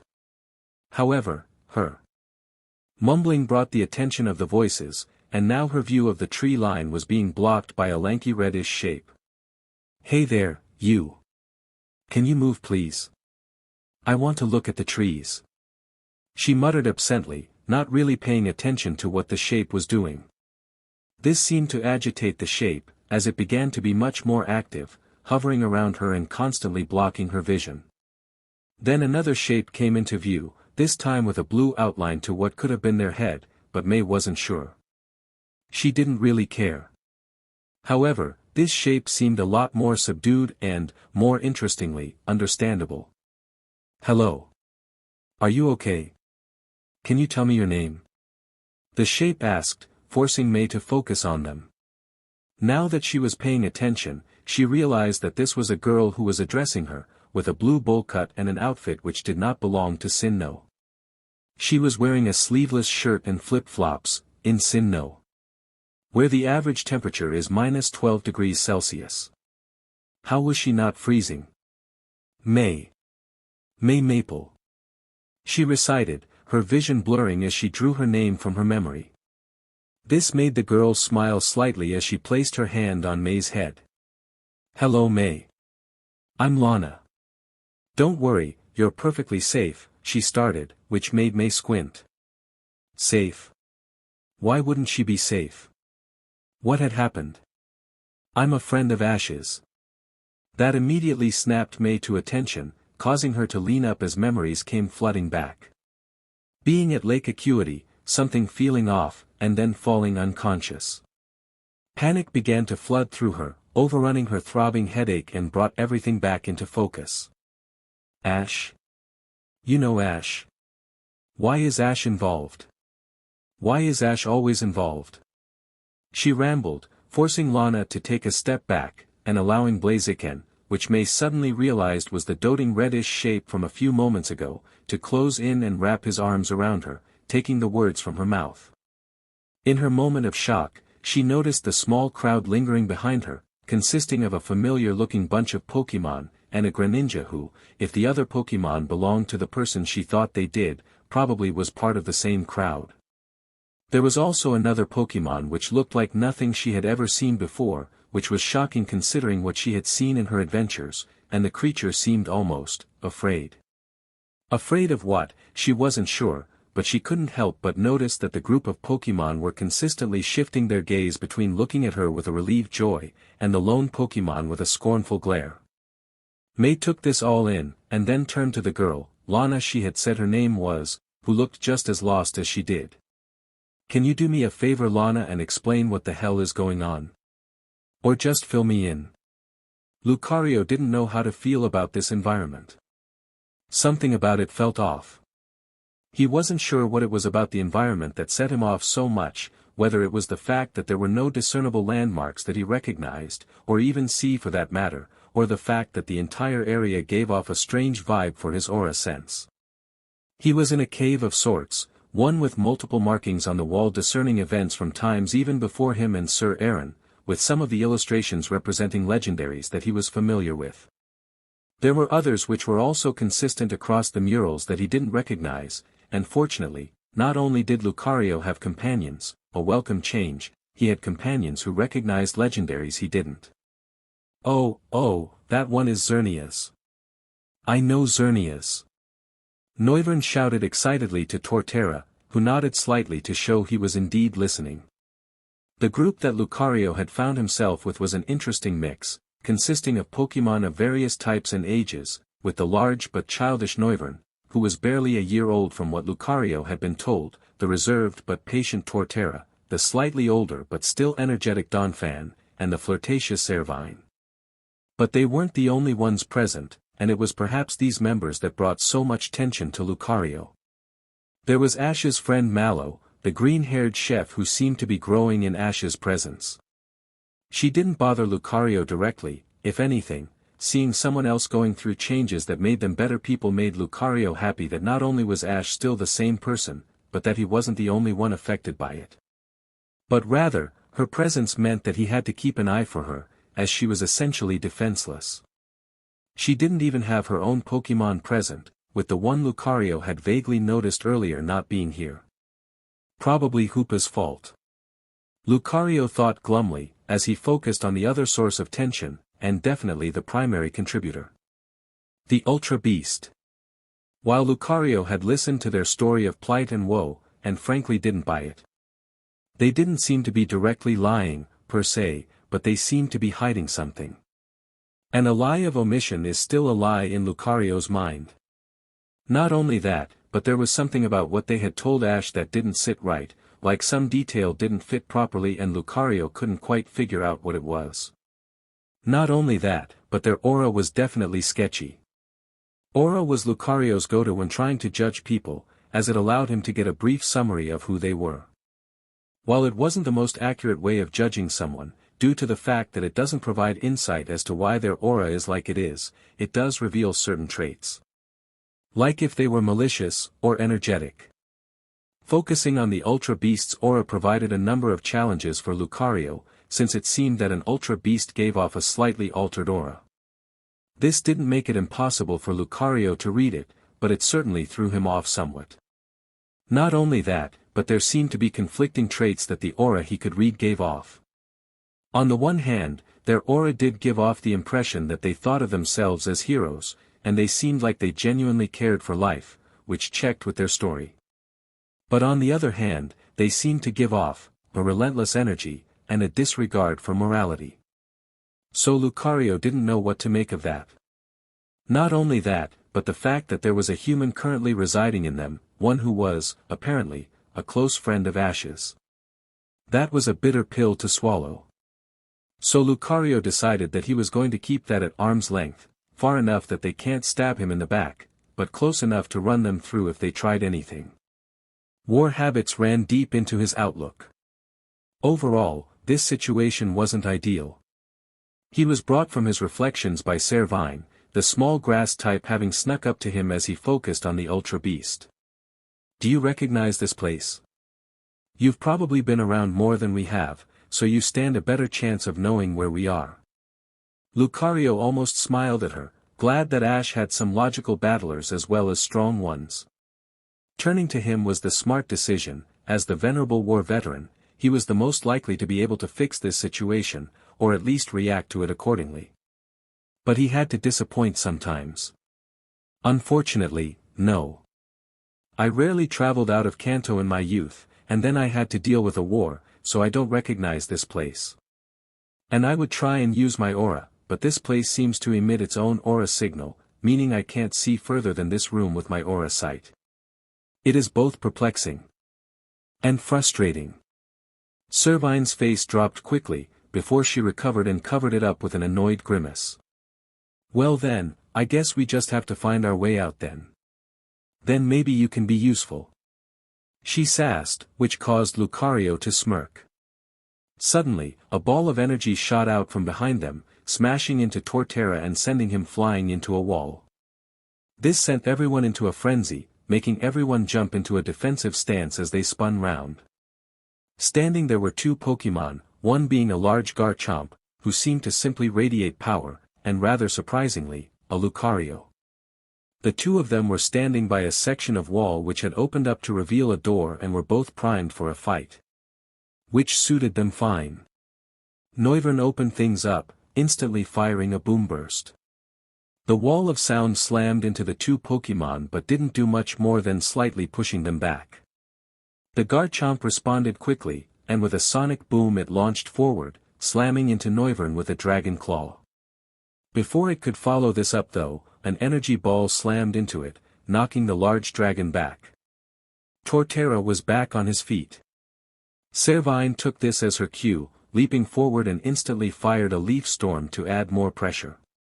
The storm of sharpened and energized leaves peppered Garchomp, with multiple small but powerful explosions ringing out across its body. Servine then followed it up with an attract, trying to take the pseudo-legendary out of the fight quickly. But she had made one error which quickly became apparent when the Garchomp just glared at her. "Of course she's a girl, we wouldn't be that lucky," Servine muttered, before being hit head-on and sent flying. Before the Garchomp could regain its footing, Donphan jumped in, hitting the Garchomp square in the chest with a rollout before spinning off and making a circuit of the room to make another run. As he closed the distance for another strike, Torterra fired another energy ball to keep Garchomp off balance. The multitude of attacks managed to keep Garchomp off balance, the towering beast letting out a frustrated roar as Donphan landed another rollout. Servine had managed to get her feet under her again, noticing that Noivern was also getting back up as she charged up another attack.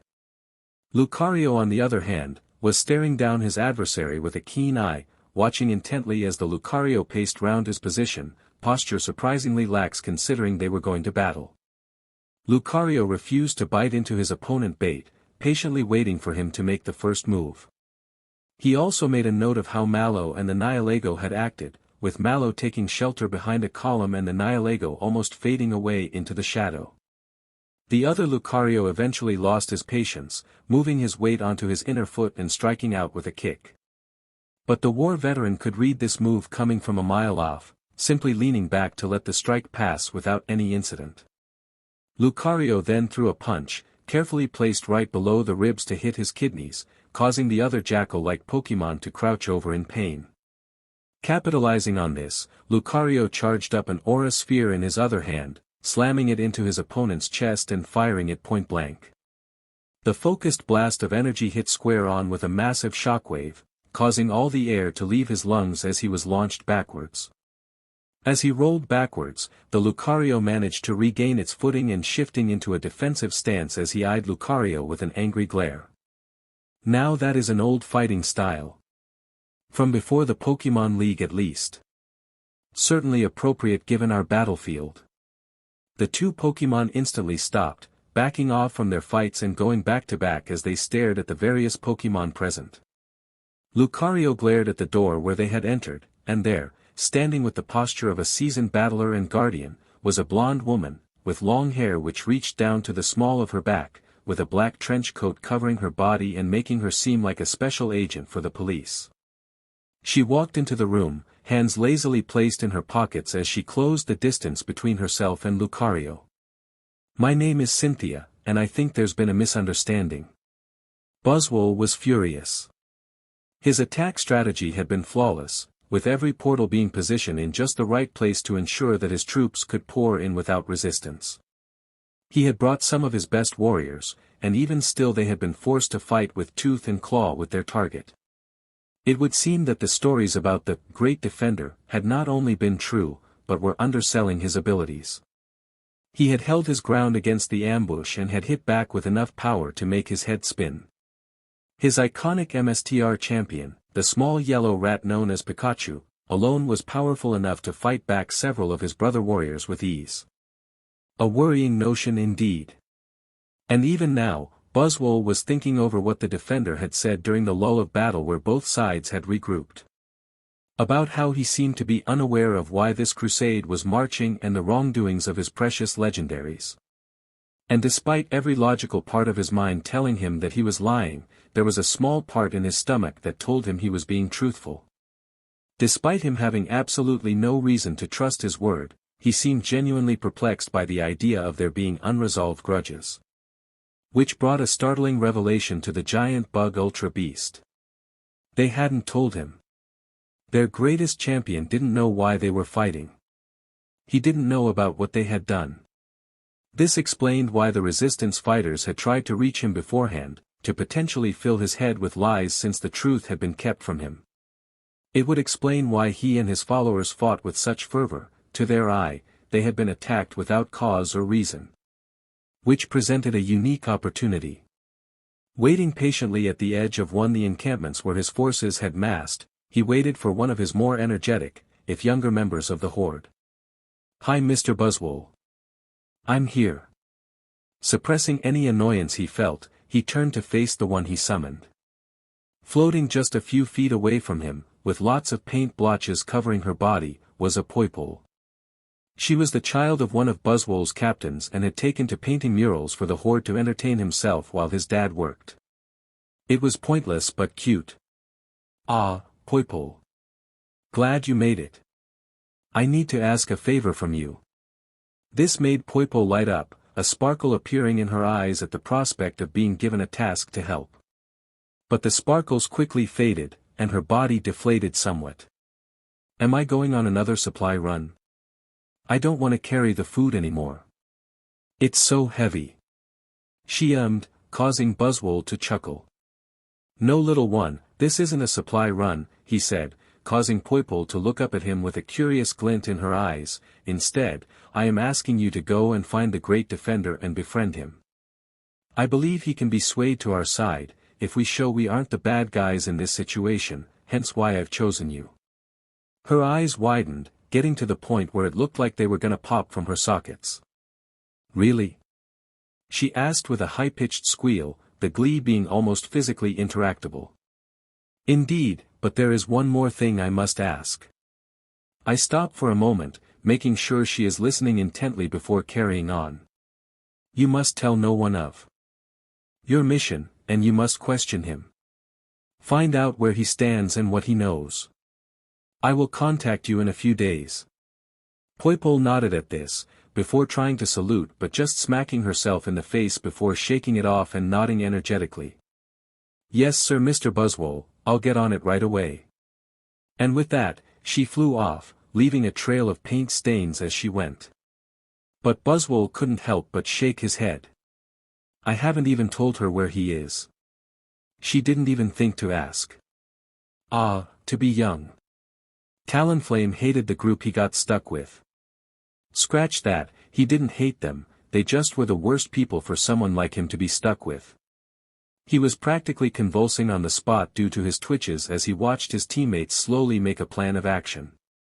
Stuck in this forest with him was the small fat boy Sophocles, a new friend of Ash's with the most difficult to say name he had ever heard from a human, Ash's newest grass-type Rowlet, and the sap deviant Heracross. Out of the three of them, the only one who didn't drive Talonflame up the wall was Heracross, and that was because he had actually been helpful by identifying the fact that they were in Ilex Forest, in Johto. Somehow, that has been the high point of their adventure. Which was infuriating.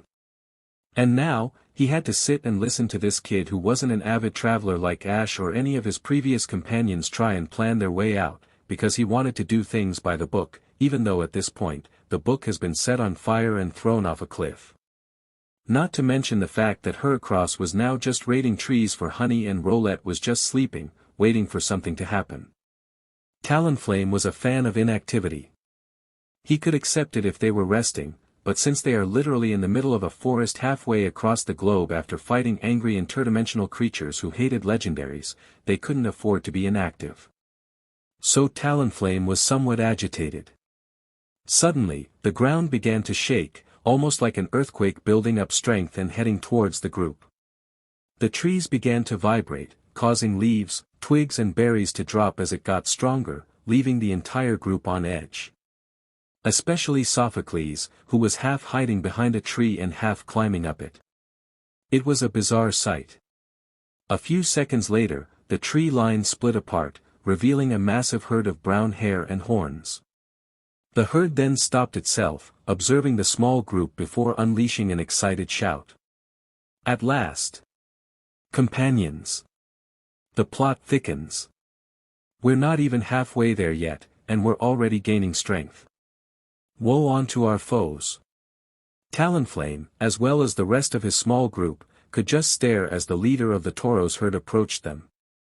Sorry about them, they're excited. We've had a long day. We're making our way to Pallet Town to try and regroup. You wanna come? Talonflame couldn't say yes quickly enough.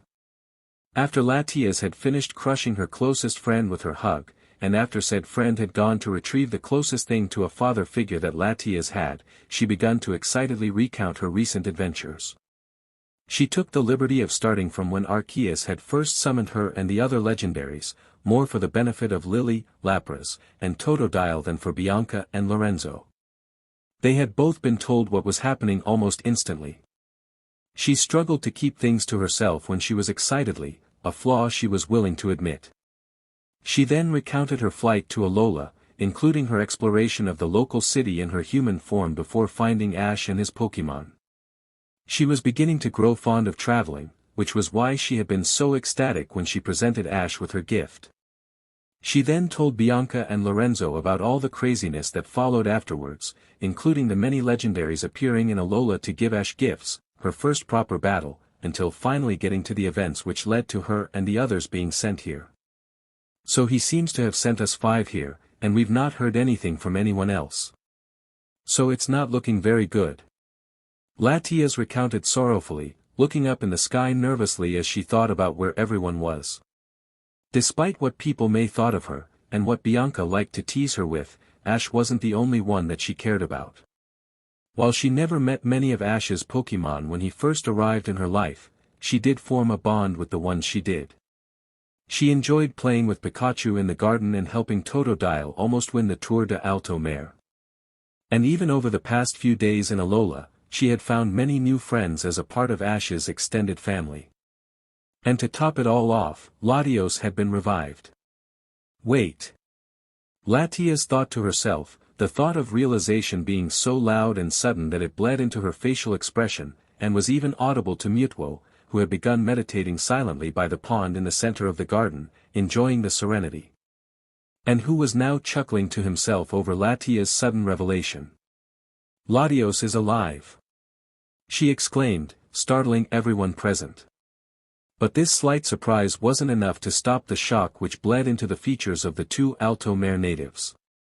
Latios? He's alive. Bianca asked hoarsely, her eyes now prickled with tears as her voice got caught in throat. Lorenzo was equally shocked, left just standing there with a gaping mouth as he tried and failed to form words. Fortunately, Bianca had more than a few to spare once she recovered. How is he alive? I thought he was stuck in the Soul Dew. And the Soul Dew? What's going to happen to that? Are the waters going to recede? Are you going to become the next Soul Dew? The bombardment of questions was too much for Latias, who looked overwhelmed as Bianca began to get up and close the distance between them, with no idea how to respond. Fortunately, she had help. I feel I may be better suited for answering those questions, since I'm more aware of the precise details behind these events after interacting with Arceus and can better convey them for your convenience. Mewtwo interjected, uncrossing his legs from his lotus position as he floated down to the ground. With everyone's attention now on him, he cleared his throat, rather unnecessarily since he wasn't actually using his throat muscles, but the motion was great for preparing oneself for a long explanation, and began to explain. Latios was indeed resurrected, an act which not done lightly, not by any measure. He, along with a venerable war veteran from a bygone age, were resurrected by the MSTR of Death and the Destruction Pokémon Yveltal. Their souls, as part of the process, have been bound to Ash via a soul anchor. Lapras took this opportunity to speak up, raising a flipper like he was a student in class.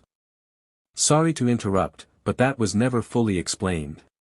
What exactly did Yveltal do to resurrect Lucario and Latios? I heard someone say something about an anchor at the time, and a Zelf saying she would explain it, but then those Nihilego showed up and we never got that explanation.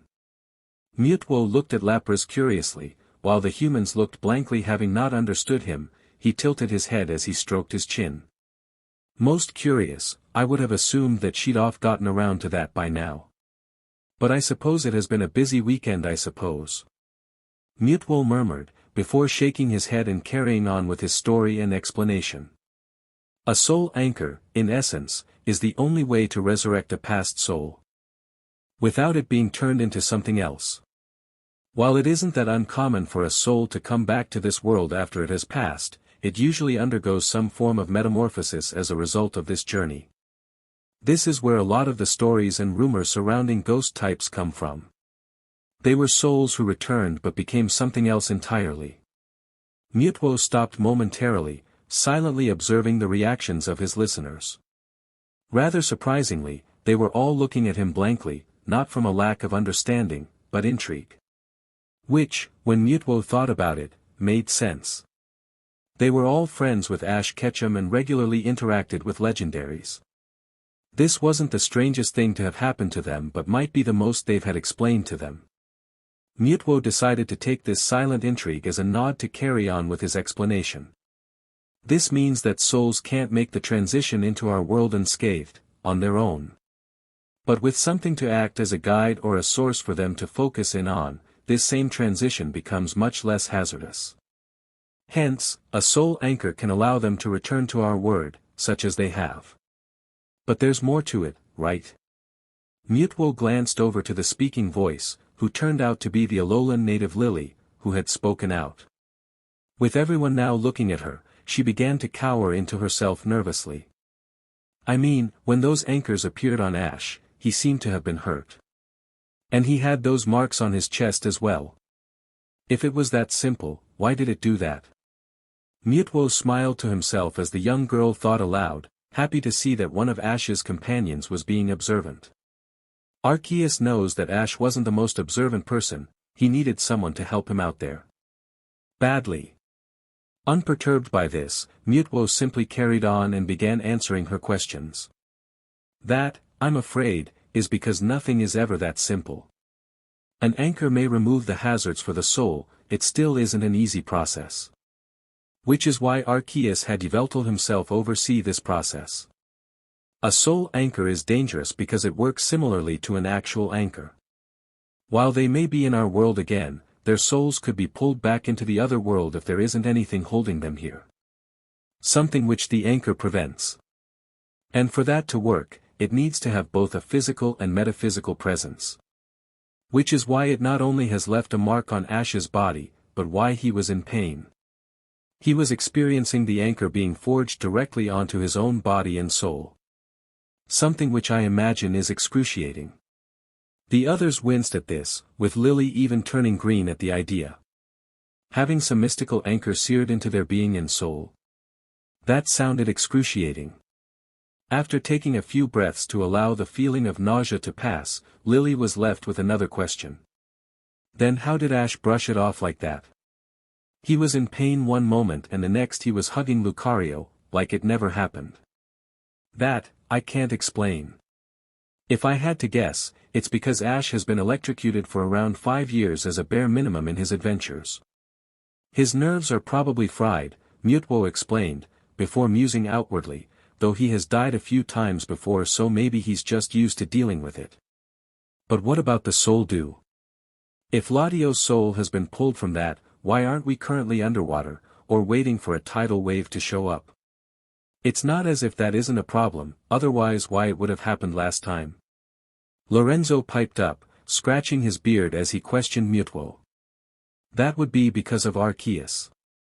She took a special interest in fixing this problem. Mewtwo said, before gesturing over to the altar where the soul dew was being kept, when she summoned me, she was in the midst of sorting this issue out. She seemed, fixated, for lack of a better word, on ensuring that both Lucario and Latios were brought back. So she went out of her way to infuse a fraction of her power, along with the balanced influence of the Lake Guardians and the Aura Trio, to create a replicant soul to replace him. Lorenzo nodded at this, leaning into his hand as he digested this.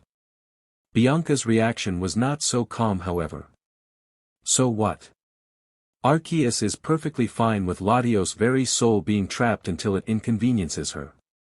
She yelled, causing Latias to jump up from her position behind her. Bianca began to walk angrily toward Mewtwo, who stared levelly at her as she clenched her fists during her march. She left him in there for years. And now that she has a use for him, she makes an effort to help. To fix a problem that might be her fault in the first place. What kind of god is that? She yelled angrily, as she got right up into Mewtwo's face. He didn't respond at first, but everyone else stood on edge. The Pokémon were priming to attack in case Mewtwo lashed out, and Lorenzo was standing there in silent shock and confusion. Mewtwo then raised his hand, and gently placed it on her shoulder. A god who should not be worshipped. Everyone collectively gaped at this, looking to each other as they slowly looked to each other for an answer, but instead were just left watching the exchange between the equally surprised and confused Bianca and the stone-faced Mewtwo. I don't hold any love for her, and I'm sure we're not the only ones. I don't know nearly as much as I'd like, and I'm painfully aware of the incredulous deceit surrounding her at the moment. But while she is not a neutral party, she seems to be benevolent enough. For now, we must simply take solace in the fact that Latias has been resurrected as a result of her personal desires, and not give her reason to refute this fact. Bianca nodded wearily, running away the tears that had formed in the corners of her eyes, while Mewtwo addressed the others. For now, we have a bigger problem to address and deal with: what to do next. It's official, we're still in Alola, everyone. Torracat announced from the back of Lugia as she flew down to the waiting group. When he and his group had recovered from their portal trip, they had spent the better part of a few hours just recovering. While they hadn't been the most injured amongst Ash's Pokémon, they had taken their fair share of damage in the battle. Garchomp had scratches all over his body, Glalie had suffered from many burn marks which stood out on his icy skin, Swellow was missing several feathers from his wings, and Squirtle was still breathing heavily after a few hours of rest. Torracat himself was still suffering from a sore leg, something that his recent evolution had helped to heal but hadn't completely finished. Lugia had also been hurt but had bounced back much quicker than the rest of them. Which was why she was more than willing to give Torracat a lift while she flew a quick loop in the general area to try and determine where they were. One of the perks of being a legendary, I guess. Torracat mused as he gingerly hopped off her back. If you say so, you're the native after all. You wouldn't happen to know where in Alola we are, would you? Squirtle asked, breathing heavily again once he finished his sentence. From what I can see, I think we're on Akala Island. I can see Melee Island easily enough, so that narrows it down to Akala or Pony Island, and the distinct lack of mountains rule out Pony Island. Could be wrong, but I'd be pretty surprised if we turn a corner and discover a canyon. Content. Squirtle leaned back and began focusing on his breathing again. Everyone else just took this new information into consideration. While Lugia began to nuzzle Torracat, who simply sighed and let the hyperactive and affectionate legendary wrap him up in her wings.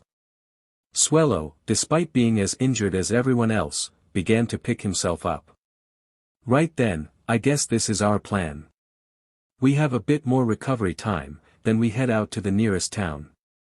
We either barter, or steal, our way into getting some supplies. Once we've done that, we can then try and get back to Melee, see if any of the others are there. Any objections? Everyone gave a tired and weary noise of agreement, with Garchomp murmuring something along the lines of, "I'd kill for a hot shower." Everyone began to settle in for a bit more recovery time, eager to try their best to get back into fighting shape. And that was when they heard the rustles. It started quiet at first, barely loud enough for the source to be more than a rodent Pokémon, like a native Rattata or Pikachu being too curious for their own good. But then it started to get louder and was now accompanied by the distinct sound of humans. And not the kind of humans that might have helped. Everyone tried to spring into action, with their movements being hindered somewhat by their various injuries, to get ready for a fight. But it took the very action of getting ready for a fight for them all to realize one crucial thing: they weren't ready for another fight. Torracat was the first to notice this as the pain in his leg shot through his body and decided to take action. Everyone into the bushes. Now!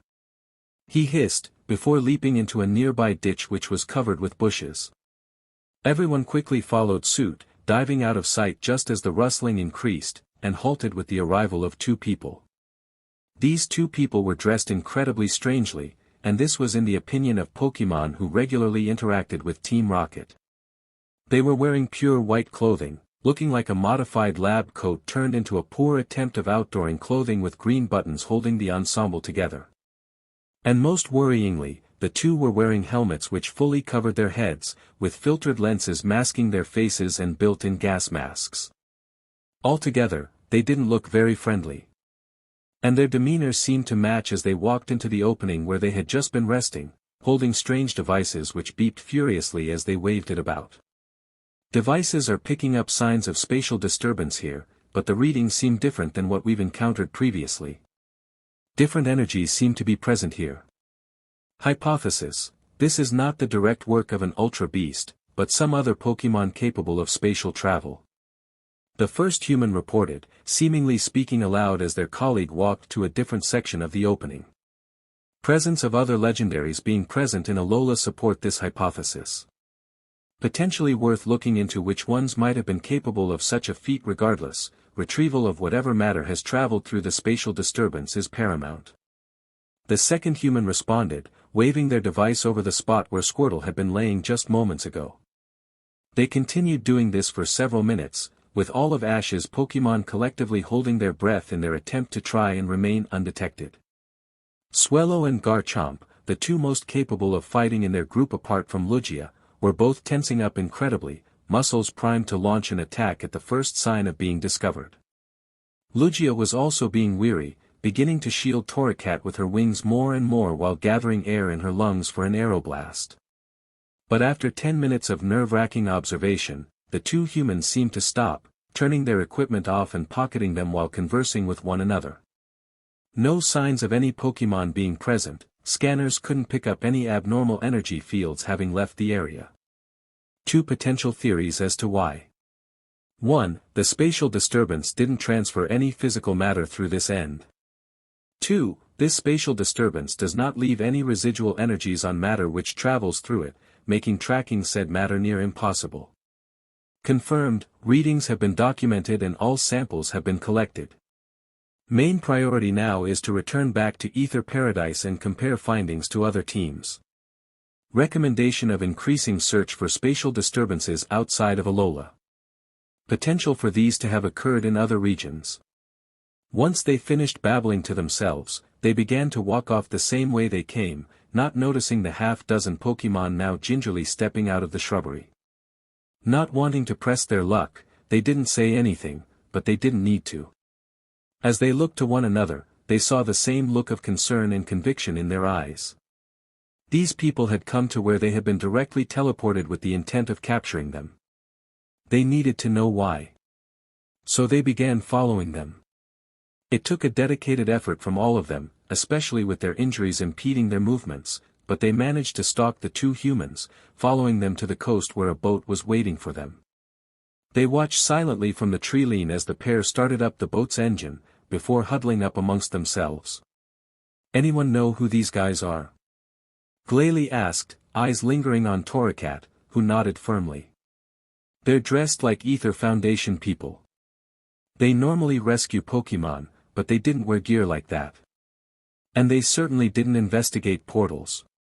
Something is wrong with this picture, and I don't like it.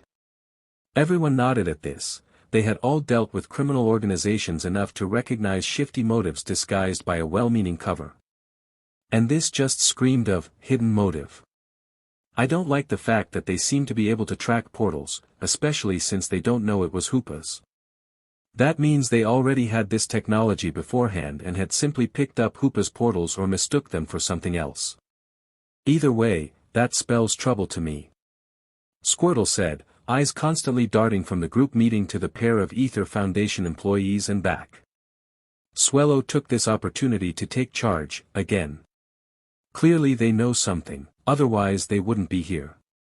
And they seem to have expected something to have come through, which could be either someone we know, or something else entirely. So, my idea, we follow them and see what they're hiding. I'll take Squirtle, Garchomp can take Glalie, and Lugia can take Torracat. We go to wherever they're based, find out what they know, and, if necessary, perform a rescue mission. Everyone game. Despite their various injuries, everyone agreed without hesitation. If these guys had one of their family members captured, then they were going to rescue them. Even if they had to tear apart the entire place themselves to do it. Injuries beat med. So, as the Ether Foundation boat set off, the 6 Pokémon took to the sky, hovering high enough to not be easily spotted by the Ether Foundation employees but close enough to see where they were going. They were going to pay Ether Paradise a visit. Larvitar. Ash yelled excitedly, as the small but heavy rock type leapt down from the edge he had been perched on, landing excitedly into Ash's arms. "It's so good to see you again," Ash yelled, spinning around with Larvitar in his arms while the rest of his Pokémon watched warmly. Annabelle, however, simply watched in shock. "How are you carrying him?" she asked aloud, looking seemingly shocked when she realized she had said that loud enough for Ash to hear. Ash stopped spinning round to look at her with a confused glance. "What do you mean? He's not that big." "Well, yes, but Larvitars can average at a weight of around 70 kilos. Even if that Larvitar is lighter than average, chances are he weighs more than you do, Ash. Yet you're carrying him as if he weighs just a bit more than Pikachu." This caused Ash to look down at Larvitar curiously, before holding his arms out with Larvitar in them and waving them around experimentally, before pulling his arms back in. "Honestly, I thought he did weigh about the same of Pikachu." "That's weird." He shrugged, before looking at Larvitar. "Anyway, Larvitar, these are my friends. You remember Kalava, right? She was a Cyndaquil last time we met and has evolved." Ash started, with Larvitar smiling happily and giving a wave which Kalava returned. "Then there's Gudra, and Latios, and an egg. We don't know what kind of Pokémon is in there yet, but we're excited to meet them." Larvitar didn't respond as animatedly this time, his wave being more reserved as he hid under Ash's arm a little bit. Finally, he turned towards Annabelle, and before Ash could even begin to introduce her, Larvitar fully tried to hide behind Ash, causing him to laugh. "Guess you're still nervous around people then?" "That's alright, I get nervous when meeting new people sometimes as well." "But she's a friend," called Annabelle. "You can trust her." "I do." This reassurance seemed to work somewhat, as Larvitar managed to pop his head out to look at Annabelle, who was watching Ash interact with the young rock type with a warm feeling settling into her chest. "He's so good with Pokémon, it's no wonder he's such a good trainer. And it's so cute watching him be parental as well." Annabelle mentally thought, before a roar broke her concentration. Standing just above where Larvitar had been, was the largest Tyranitar she had ever seen. It stood towering above them and looked ready to crush them all. She was getting ready again to call on one of her Pokémon when Ash interrupted the action again to wave at the Tyranitar. "Hey Tyranitar. How you doing? Have you and Larvitar been having fun?" he yelled, which caused the Tyranitar to nod, a sentimental rumbling coming from deep within its chest. While the look didn't abate, she certainly seemed to be friendly with Ash. Maybe Tyranitars just naturally looked like they wanted to kill you. But before they could share any more warm interactions, a dozen trucks pulled up to their location. Each truck was filled with aggressive-looking people, all armed with harpoons and net guns as they pulled out of the trucks and ran towards Ash and the Tyranitar. Recognizing the classic look of a poacher, Ash sprang into action, running out in front of the towering Pokémon. His Pokémon, also used to such interactions, darted to stand beside him and prepared for a fight, with only Annabelle lingering back after Latios quickly handed her the egg before rushing to Ash's side. Much to the poacher's annoyance, as the lead one emphasized. "Oi kid, get out the way. We've been chasing this Tyranitar and her child for months now. Either move out the way or prepare for a beating." But Ash didn't budge, instead gritting his teeth and clenching his fists. "If you want to get these Pokémon, you're gonna have to go through me." This enticed a laugh from the many men that had pulled out of the trucks, with well over 3 dozen of them forming up in front of them. "Oh yeah? You and what army?" Before Ash could respond, the ground under their feet began to shake. Small pebbles began to bounce, and a thundering sound began to build up. Everyone collectively turned to the road which the poachers had driven down, only to spot a large dust cloud getting closer and closer. And as it did, shapes began to take shape, with large circular shapes being prevalent in the dust, with pointed horn-like objects occasionally being visible. No one expects the Tauros Inquisition. The cloud dispersed to show several Tauros, who quickly surrounded the large group of poachers. After quickly cutting off their escape, more Pokémon appeared from the backs of some of the Tauros, revealing Talonflame, Heracross, Rowlet, and a really ragged-looking Sophocles who all seemed ready to fight. Ash simply smiled, patting the nearest Tauros affectionately as he walked through them to address the lead poacher. "Does this count? You can't keep us in here forever. We're gonna get out of here, I promise you that." Pig Knight yelled while gripping the bars on his cage tightly, shaking his body back and forth while yelling his protests. After Hoopa had teleported them, he and the others who had landed with him had woken up to find themselves on Pony Island, on the edge of the Pony Wilds. They had spent some time trying to recuperate from the recent battle and to try and make a plan as to what to do, but it wasn't long before things went really bad. About 2 hours after landing there, and trying to recover from their injuries, a pair of individuals had arrived at their site, and proceeded to blindside them. While Pig Knight and the other Pokémon he was with were all competent battlers, they weren't ready for the ambush, and found themselves quickly overwhelmed and knocked out. When they next awoke, they had been placed in cages in one of the cleanest facilities Pig Knight had ever seen. Looking around the room he was in, Pig Knight could see his companions in their own cages, with each one being tailored to restrain them, with Pig Knight's own cage being fireproof. Opposite his cage on the other side of the room was Hawlucha, who was wrapped up in what looked like a modified straitjacket and was glaring off at nothing. Probably frustrated with how restricted his movement was. On his right, was Seismitoad, contained in a massive cage which was heavily reinforced, with multiple parts of the cage being inlaid directed into the room around them, and with every bar being thicker than Pig Knight's, admittedly thick, arms, meaning that any attempts to break through it with force would be futile. Seismitoad was simply sitting there silently, also looking around the room like Pig Knight. On the right of Hawlucha, opposite Seismitoad, was the one human in their group, the one called Kiawe. The native had been caught by surprise as well after falling through the portal and had taken responsibility for helping the Pokémon to recover, tending to their injuries as best he could. Pig Knight himself was currently wearing some bandages on his arm that Kiawe had wrapped for them. He had tried putting up a fight with his Pokémon but had been knocked out with an anesthesia dart before he could call anyone out. Now, he was shouting threats at the Ether Foundation employees, all focused on what he'd do to them if they didn't return his Pokémon. And finally, opposite the door entering the room, and to the left of Pig Knight, stood, what he imagined, was the reason why they were all caught, one of the Nihilego. It was current suspended in a massive tube, with multiple wires and cables suspending it in place. The tube was filled with some kind of see-through gel, which bubbled relentless in response to every twitch that it made. And within the Nihilego, plain to see for both the employees and the ones trapped in this room, was its human captive. Pig Knight recognized her, it was Dawn, Ash's friend from Sinnoh. He remembered her from when they met up in Unova. He quite liked Dawn and could easily see why she was a good friend of Ash's. And it absolutely infuriated him how she was being used like some kind of puppet by these strange Pokémon.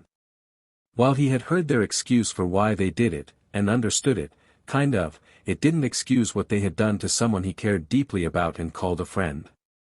And now, because of the actions of this creature, she was now stuck in a tube and was most likely going to be experimented on. This made Pig Knight furious, and he could feel the fires within his soul burn hotter the more he thought on it. The last time he had felt like that, it was when he was fighting his previous trainers Embor and Heatmor alongside Snivy. He had been furious when they had knocked her out, and that had partially triggered his evolution. Now here he was, with a similar fire burning in his soul, yet he was unable to do anything to help his friends. Which only made it worse. He had tried melting the cage bars with his fire attacks, and when that didn't work, he simply tried smashing it with Brick Break. Neither had worked. Which meant that all he could do now, just like the others, was sit, wait, and hope. Suddenly, the door whooshed open, as an Ether Foundation employee walked in. For the brief moment that the door was open, Pig Knight spotted what looked like a guard, with a large Arcanine sitting dutifully by his side. The door then suddenly shut again, leaving them completely alone with the employee who had walked in. In their hand was a notepad, and as they walked over to a computer which was attached to Nihilego's tube, they jotted down some numbers that Pignite couldn't make sense of. Kiawe, still as fired up as earlier, took this chance to start up his threats again. Oi! Where are my Pokémon? I swear, if you've hurt them, you better hope I don't get my hands on you, 'cause otherwise I'll throw you into a volcano myself. The scientist simply ignored him, continuing to jot down numbers dutifully. He then pulled out what seemed to be some form of tape recorder and started talking to himself. Life signs for the Ultra Beast dubbed Symbiont have remained constant since being placed under. The life signs of the human that the Ultra Beast has bonded with have also remained constant, showing that this could be a beneficial, or at the very least neutral, symbiotic relationship. Once President Luzaman gives the go-ahead, it would be beneficial to test this relationship, and to see why such a bonding had occurred. Orders for now are to continue monitoring until all search teams have returned. Once he had finished speaking, the scientist hooked the recorder to his belt, and proceeded to input a bunch of numbers into the computer which was connected to the tube that Nihilego was in. Once that was done, the scientist began to walk towards the exit, stopping only to face Kiawe menacingly. If you're lucky, your Pokémon may have some use to us and be permitted to live here in Ether Paradise. Something that I can say with certainty won't happen to you. I hope you remember the sun well, because chances are, you're never going to see it again with your own eyes. Kiawe just stood there, his anger temporarily quelled as he looked at the scientist in horror, his mouth and eyes both equally wide. Content with this, the scientist pressed a button on his wrist which made the door open and proceeded to stroll towards it. But as he closed the distance between Kiawe's cage and the door, Pignite couldn't help but notice something odd. The guard wasn't there anymore. Before he could dwell on that any longer, the scientist stepped outside the lab room. And was subsequently hit in the head with a metal box which had been thrown at him. Which knocked him unconscious before he even hit the floor. As his body slumped onto the floor, it was suddenly pulled out of sight, leaving everyone to stare at the door in surprise.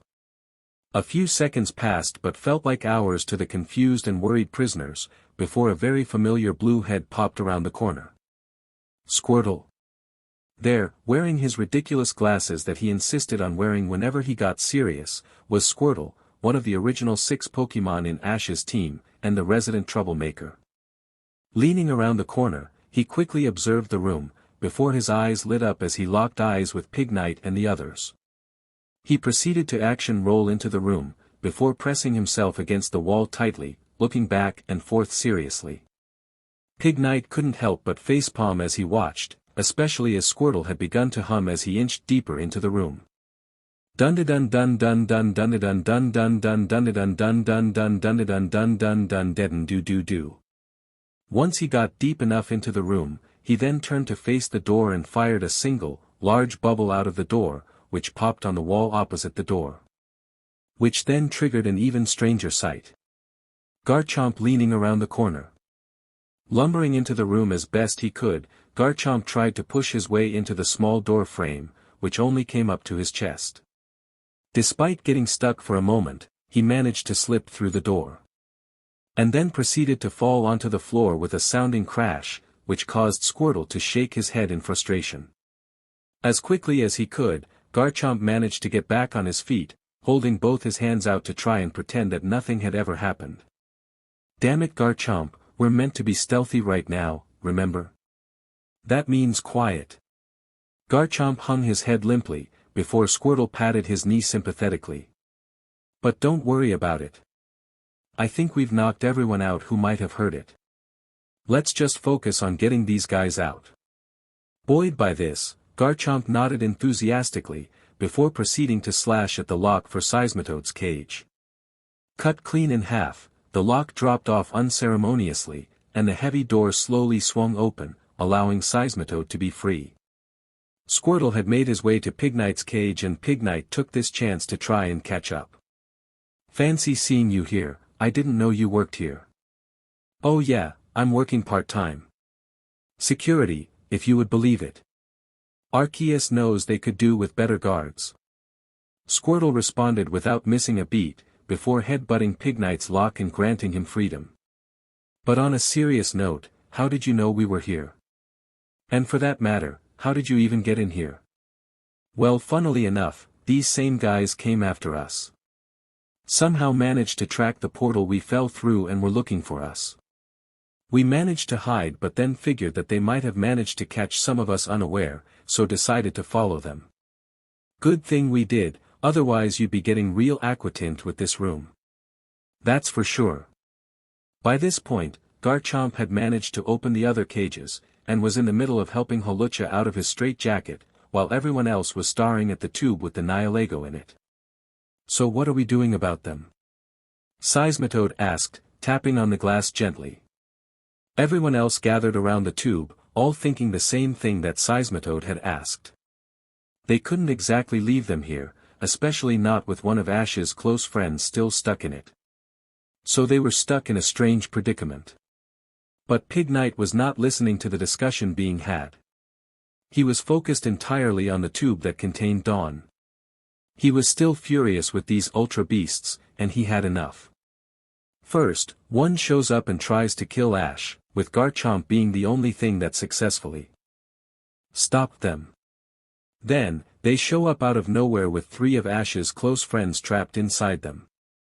And after that, more show up as part of an army, and then proceed to go after each and every one of them. And Pig Knight had had enough. Not bothering to wait for everyone else to come to a conclusion, Pig Knight simply raised his fist, and plunged it straight through the glass tube. He will not stand by and do nothing while Ash's friends suffered. He will not allow it. With the fire within him burning brighter than it ever had before, Pig Knight reached deeper into the tube, and ripped the Nihilego clean out of the tube, letting the body drop onto the floor. The Nihilego convulsed for a moment, causing all the cables to come loose and spring back towards the tube. The Nihilego started to shriek for a moment, and, in a rather surprising development, spat out Dawn. As soon as it did this, a vortex of energy appeared out of nowhere, which the Nihilego slipped into quickly. With the Nihilego gone, the vortex closed in on itself, disappearing as quickly as it appeared. Well, that was interesting, Hawlucha muttered, as he looked at the gel and goo-covered Dawn. Also, congratulations on the evolution. Didn't see that coming either. Evolution? Pig Knight thought, before looking at his arms. His, much, larger arms. Looking down at his body, Pig Knight realized that Hawlucha was right, he had evolved. His body was much larger and stronger, and he was now closer to the size of Seismitoad and Garchomp than he was the others. Pig Knight, no. Imbor couldn't help but smile at this. This was going to come in useful. As Kiawe was tending to Dawn, Imbor noticed there were now more Pokémon outside the door, all of whom he, thankfully, recognized. Alright Squirtle, we hid the bodies. But we're starting to run out of boxes to hide them in. We've nearly 20 already. Swellow reported as he walked into the room, followed shortly by Torracat, Lugia, and Glalie. They stopped briefly to look at Imbor, before getting a mutter of congratulations or responses of nice. Torracat wandered over to Kiawe, tapping his leg with a paw, bringing his attention to him, and the belt with Pokeballs on it. My Pokémon. Thanks Torracat. Kiawe thanked, quickly putting it on before carrying on with his tending to Dawn. Squirtle took this opportunity to speak up. Right, now that we're all here, let's make a plan.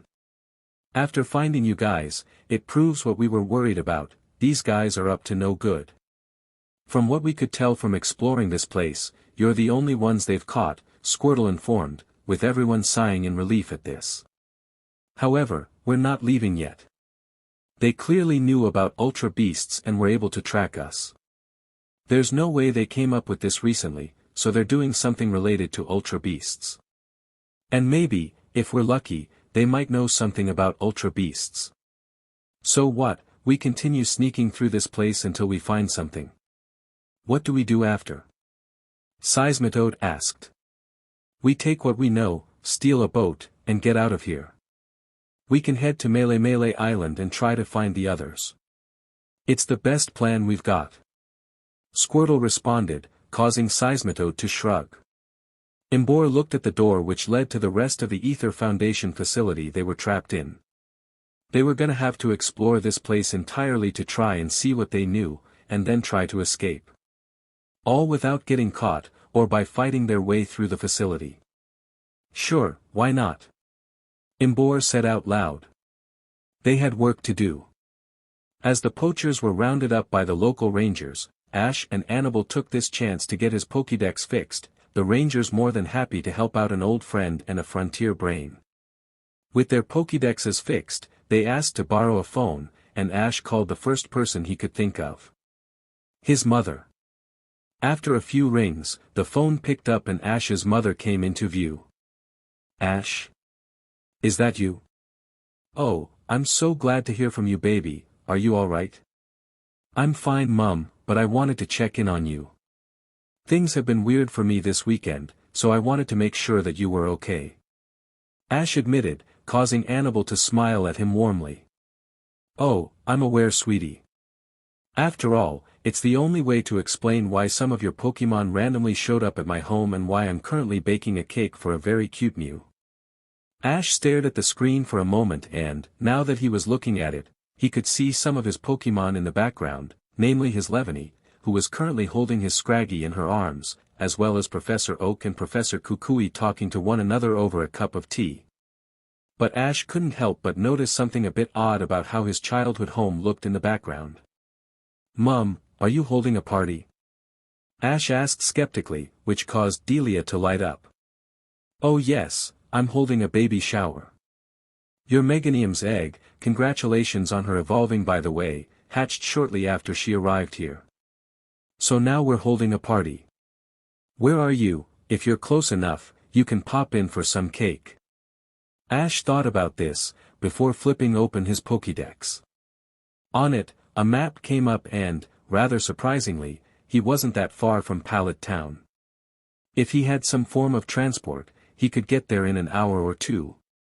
And fortunately, some familiar and very willing friends just showed up who could make that journey. In fact, they looked raring to go, with one of them now wearing a pointed red hat and saying things in a Spanish accent to the amusement of the other Tauros. Also, where did he find that red hat? Ignoring it, he began to walk over to his Tauros herd, and the other Pokémon who were chatting amiably with Sophocles resting up against a tree. But before he got there, a giant tail snaked its way in front of him, stopping him in his tracks. Looking up at the tail's source, Ash saw Tyranitar, who was looking at him strangely. Hey Tyranitar, what's up? Ash asked gingerly, curious as to why Tyranitar stopped him. In response, Tyranitar simply bent down and poked Ash's belt a few times.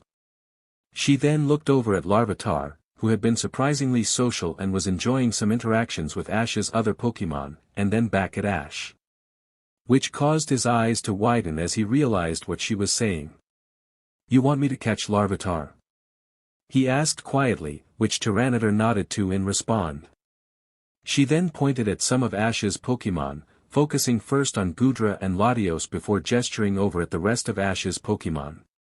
She then thumped her chest a few times and pointed back at Ash. It took Ash a bit longer to figure out what she meant by this, but then he figured it out. You want me to make him strong like you and my other Pokémon? Tyranitar nodded again, bending down to place a hand gently on his shoulder and smiling, or smiling as best as a Tyranitar could.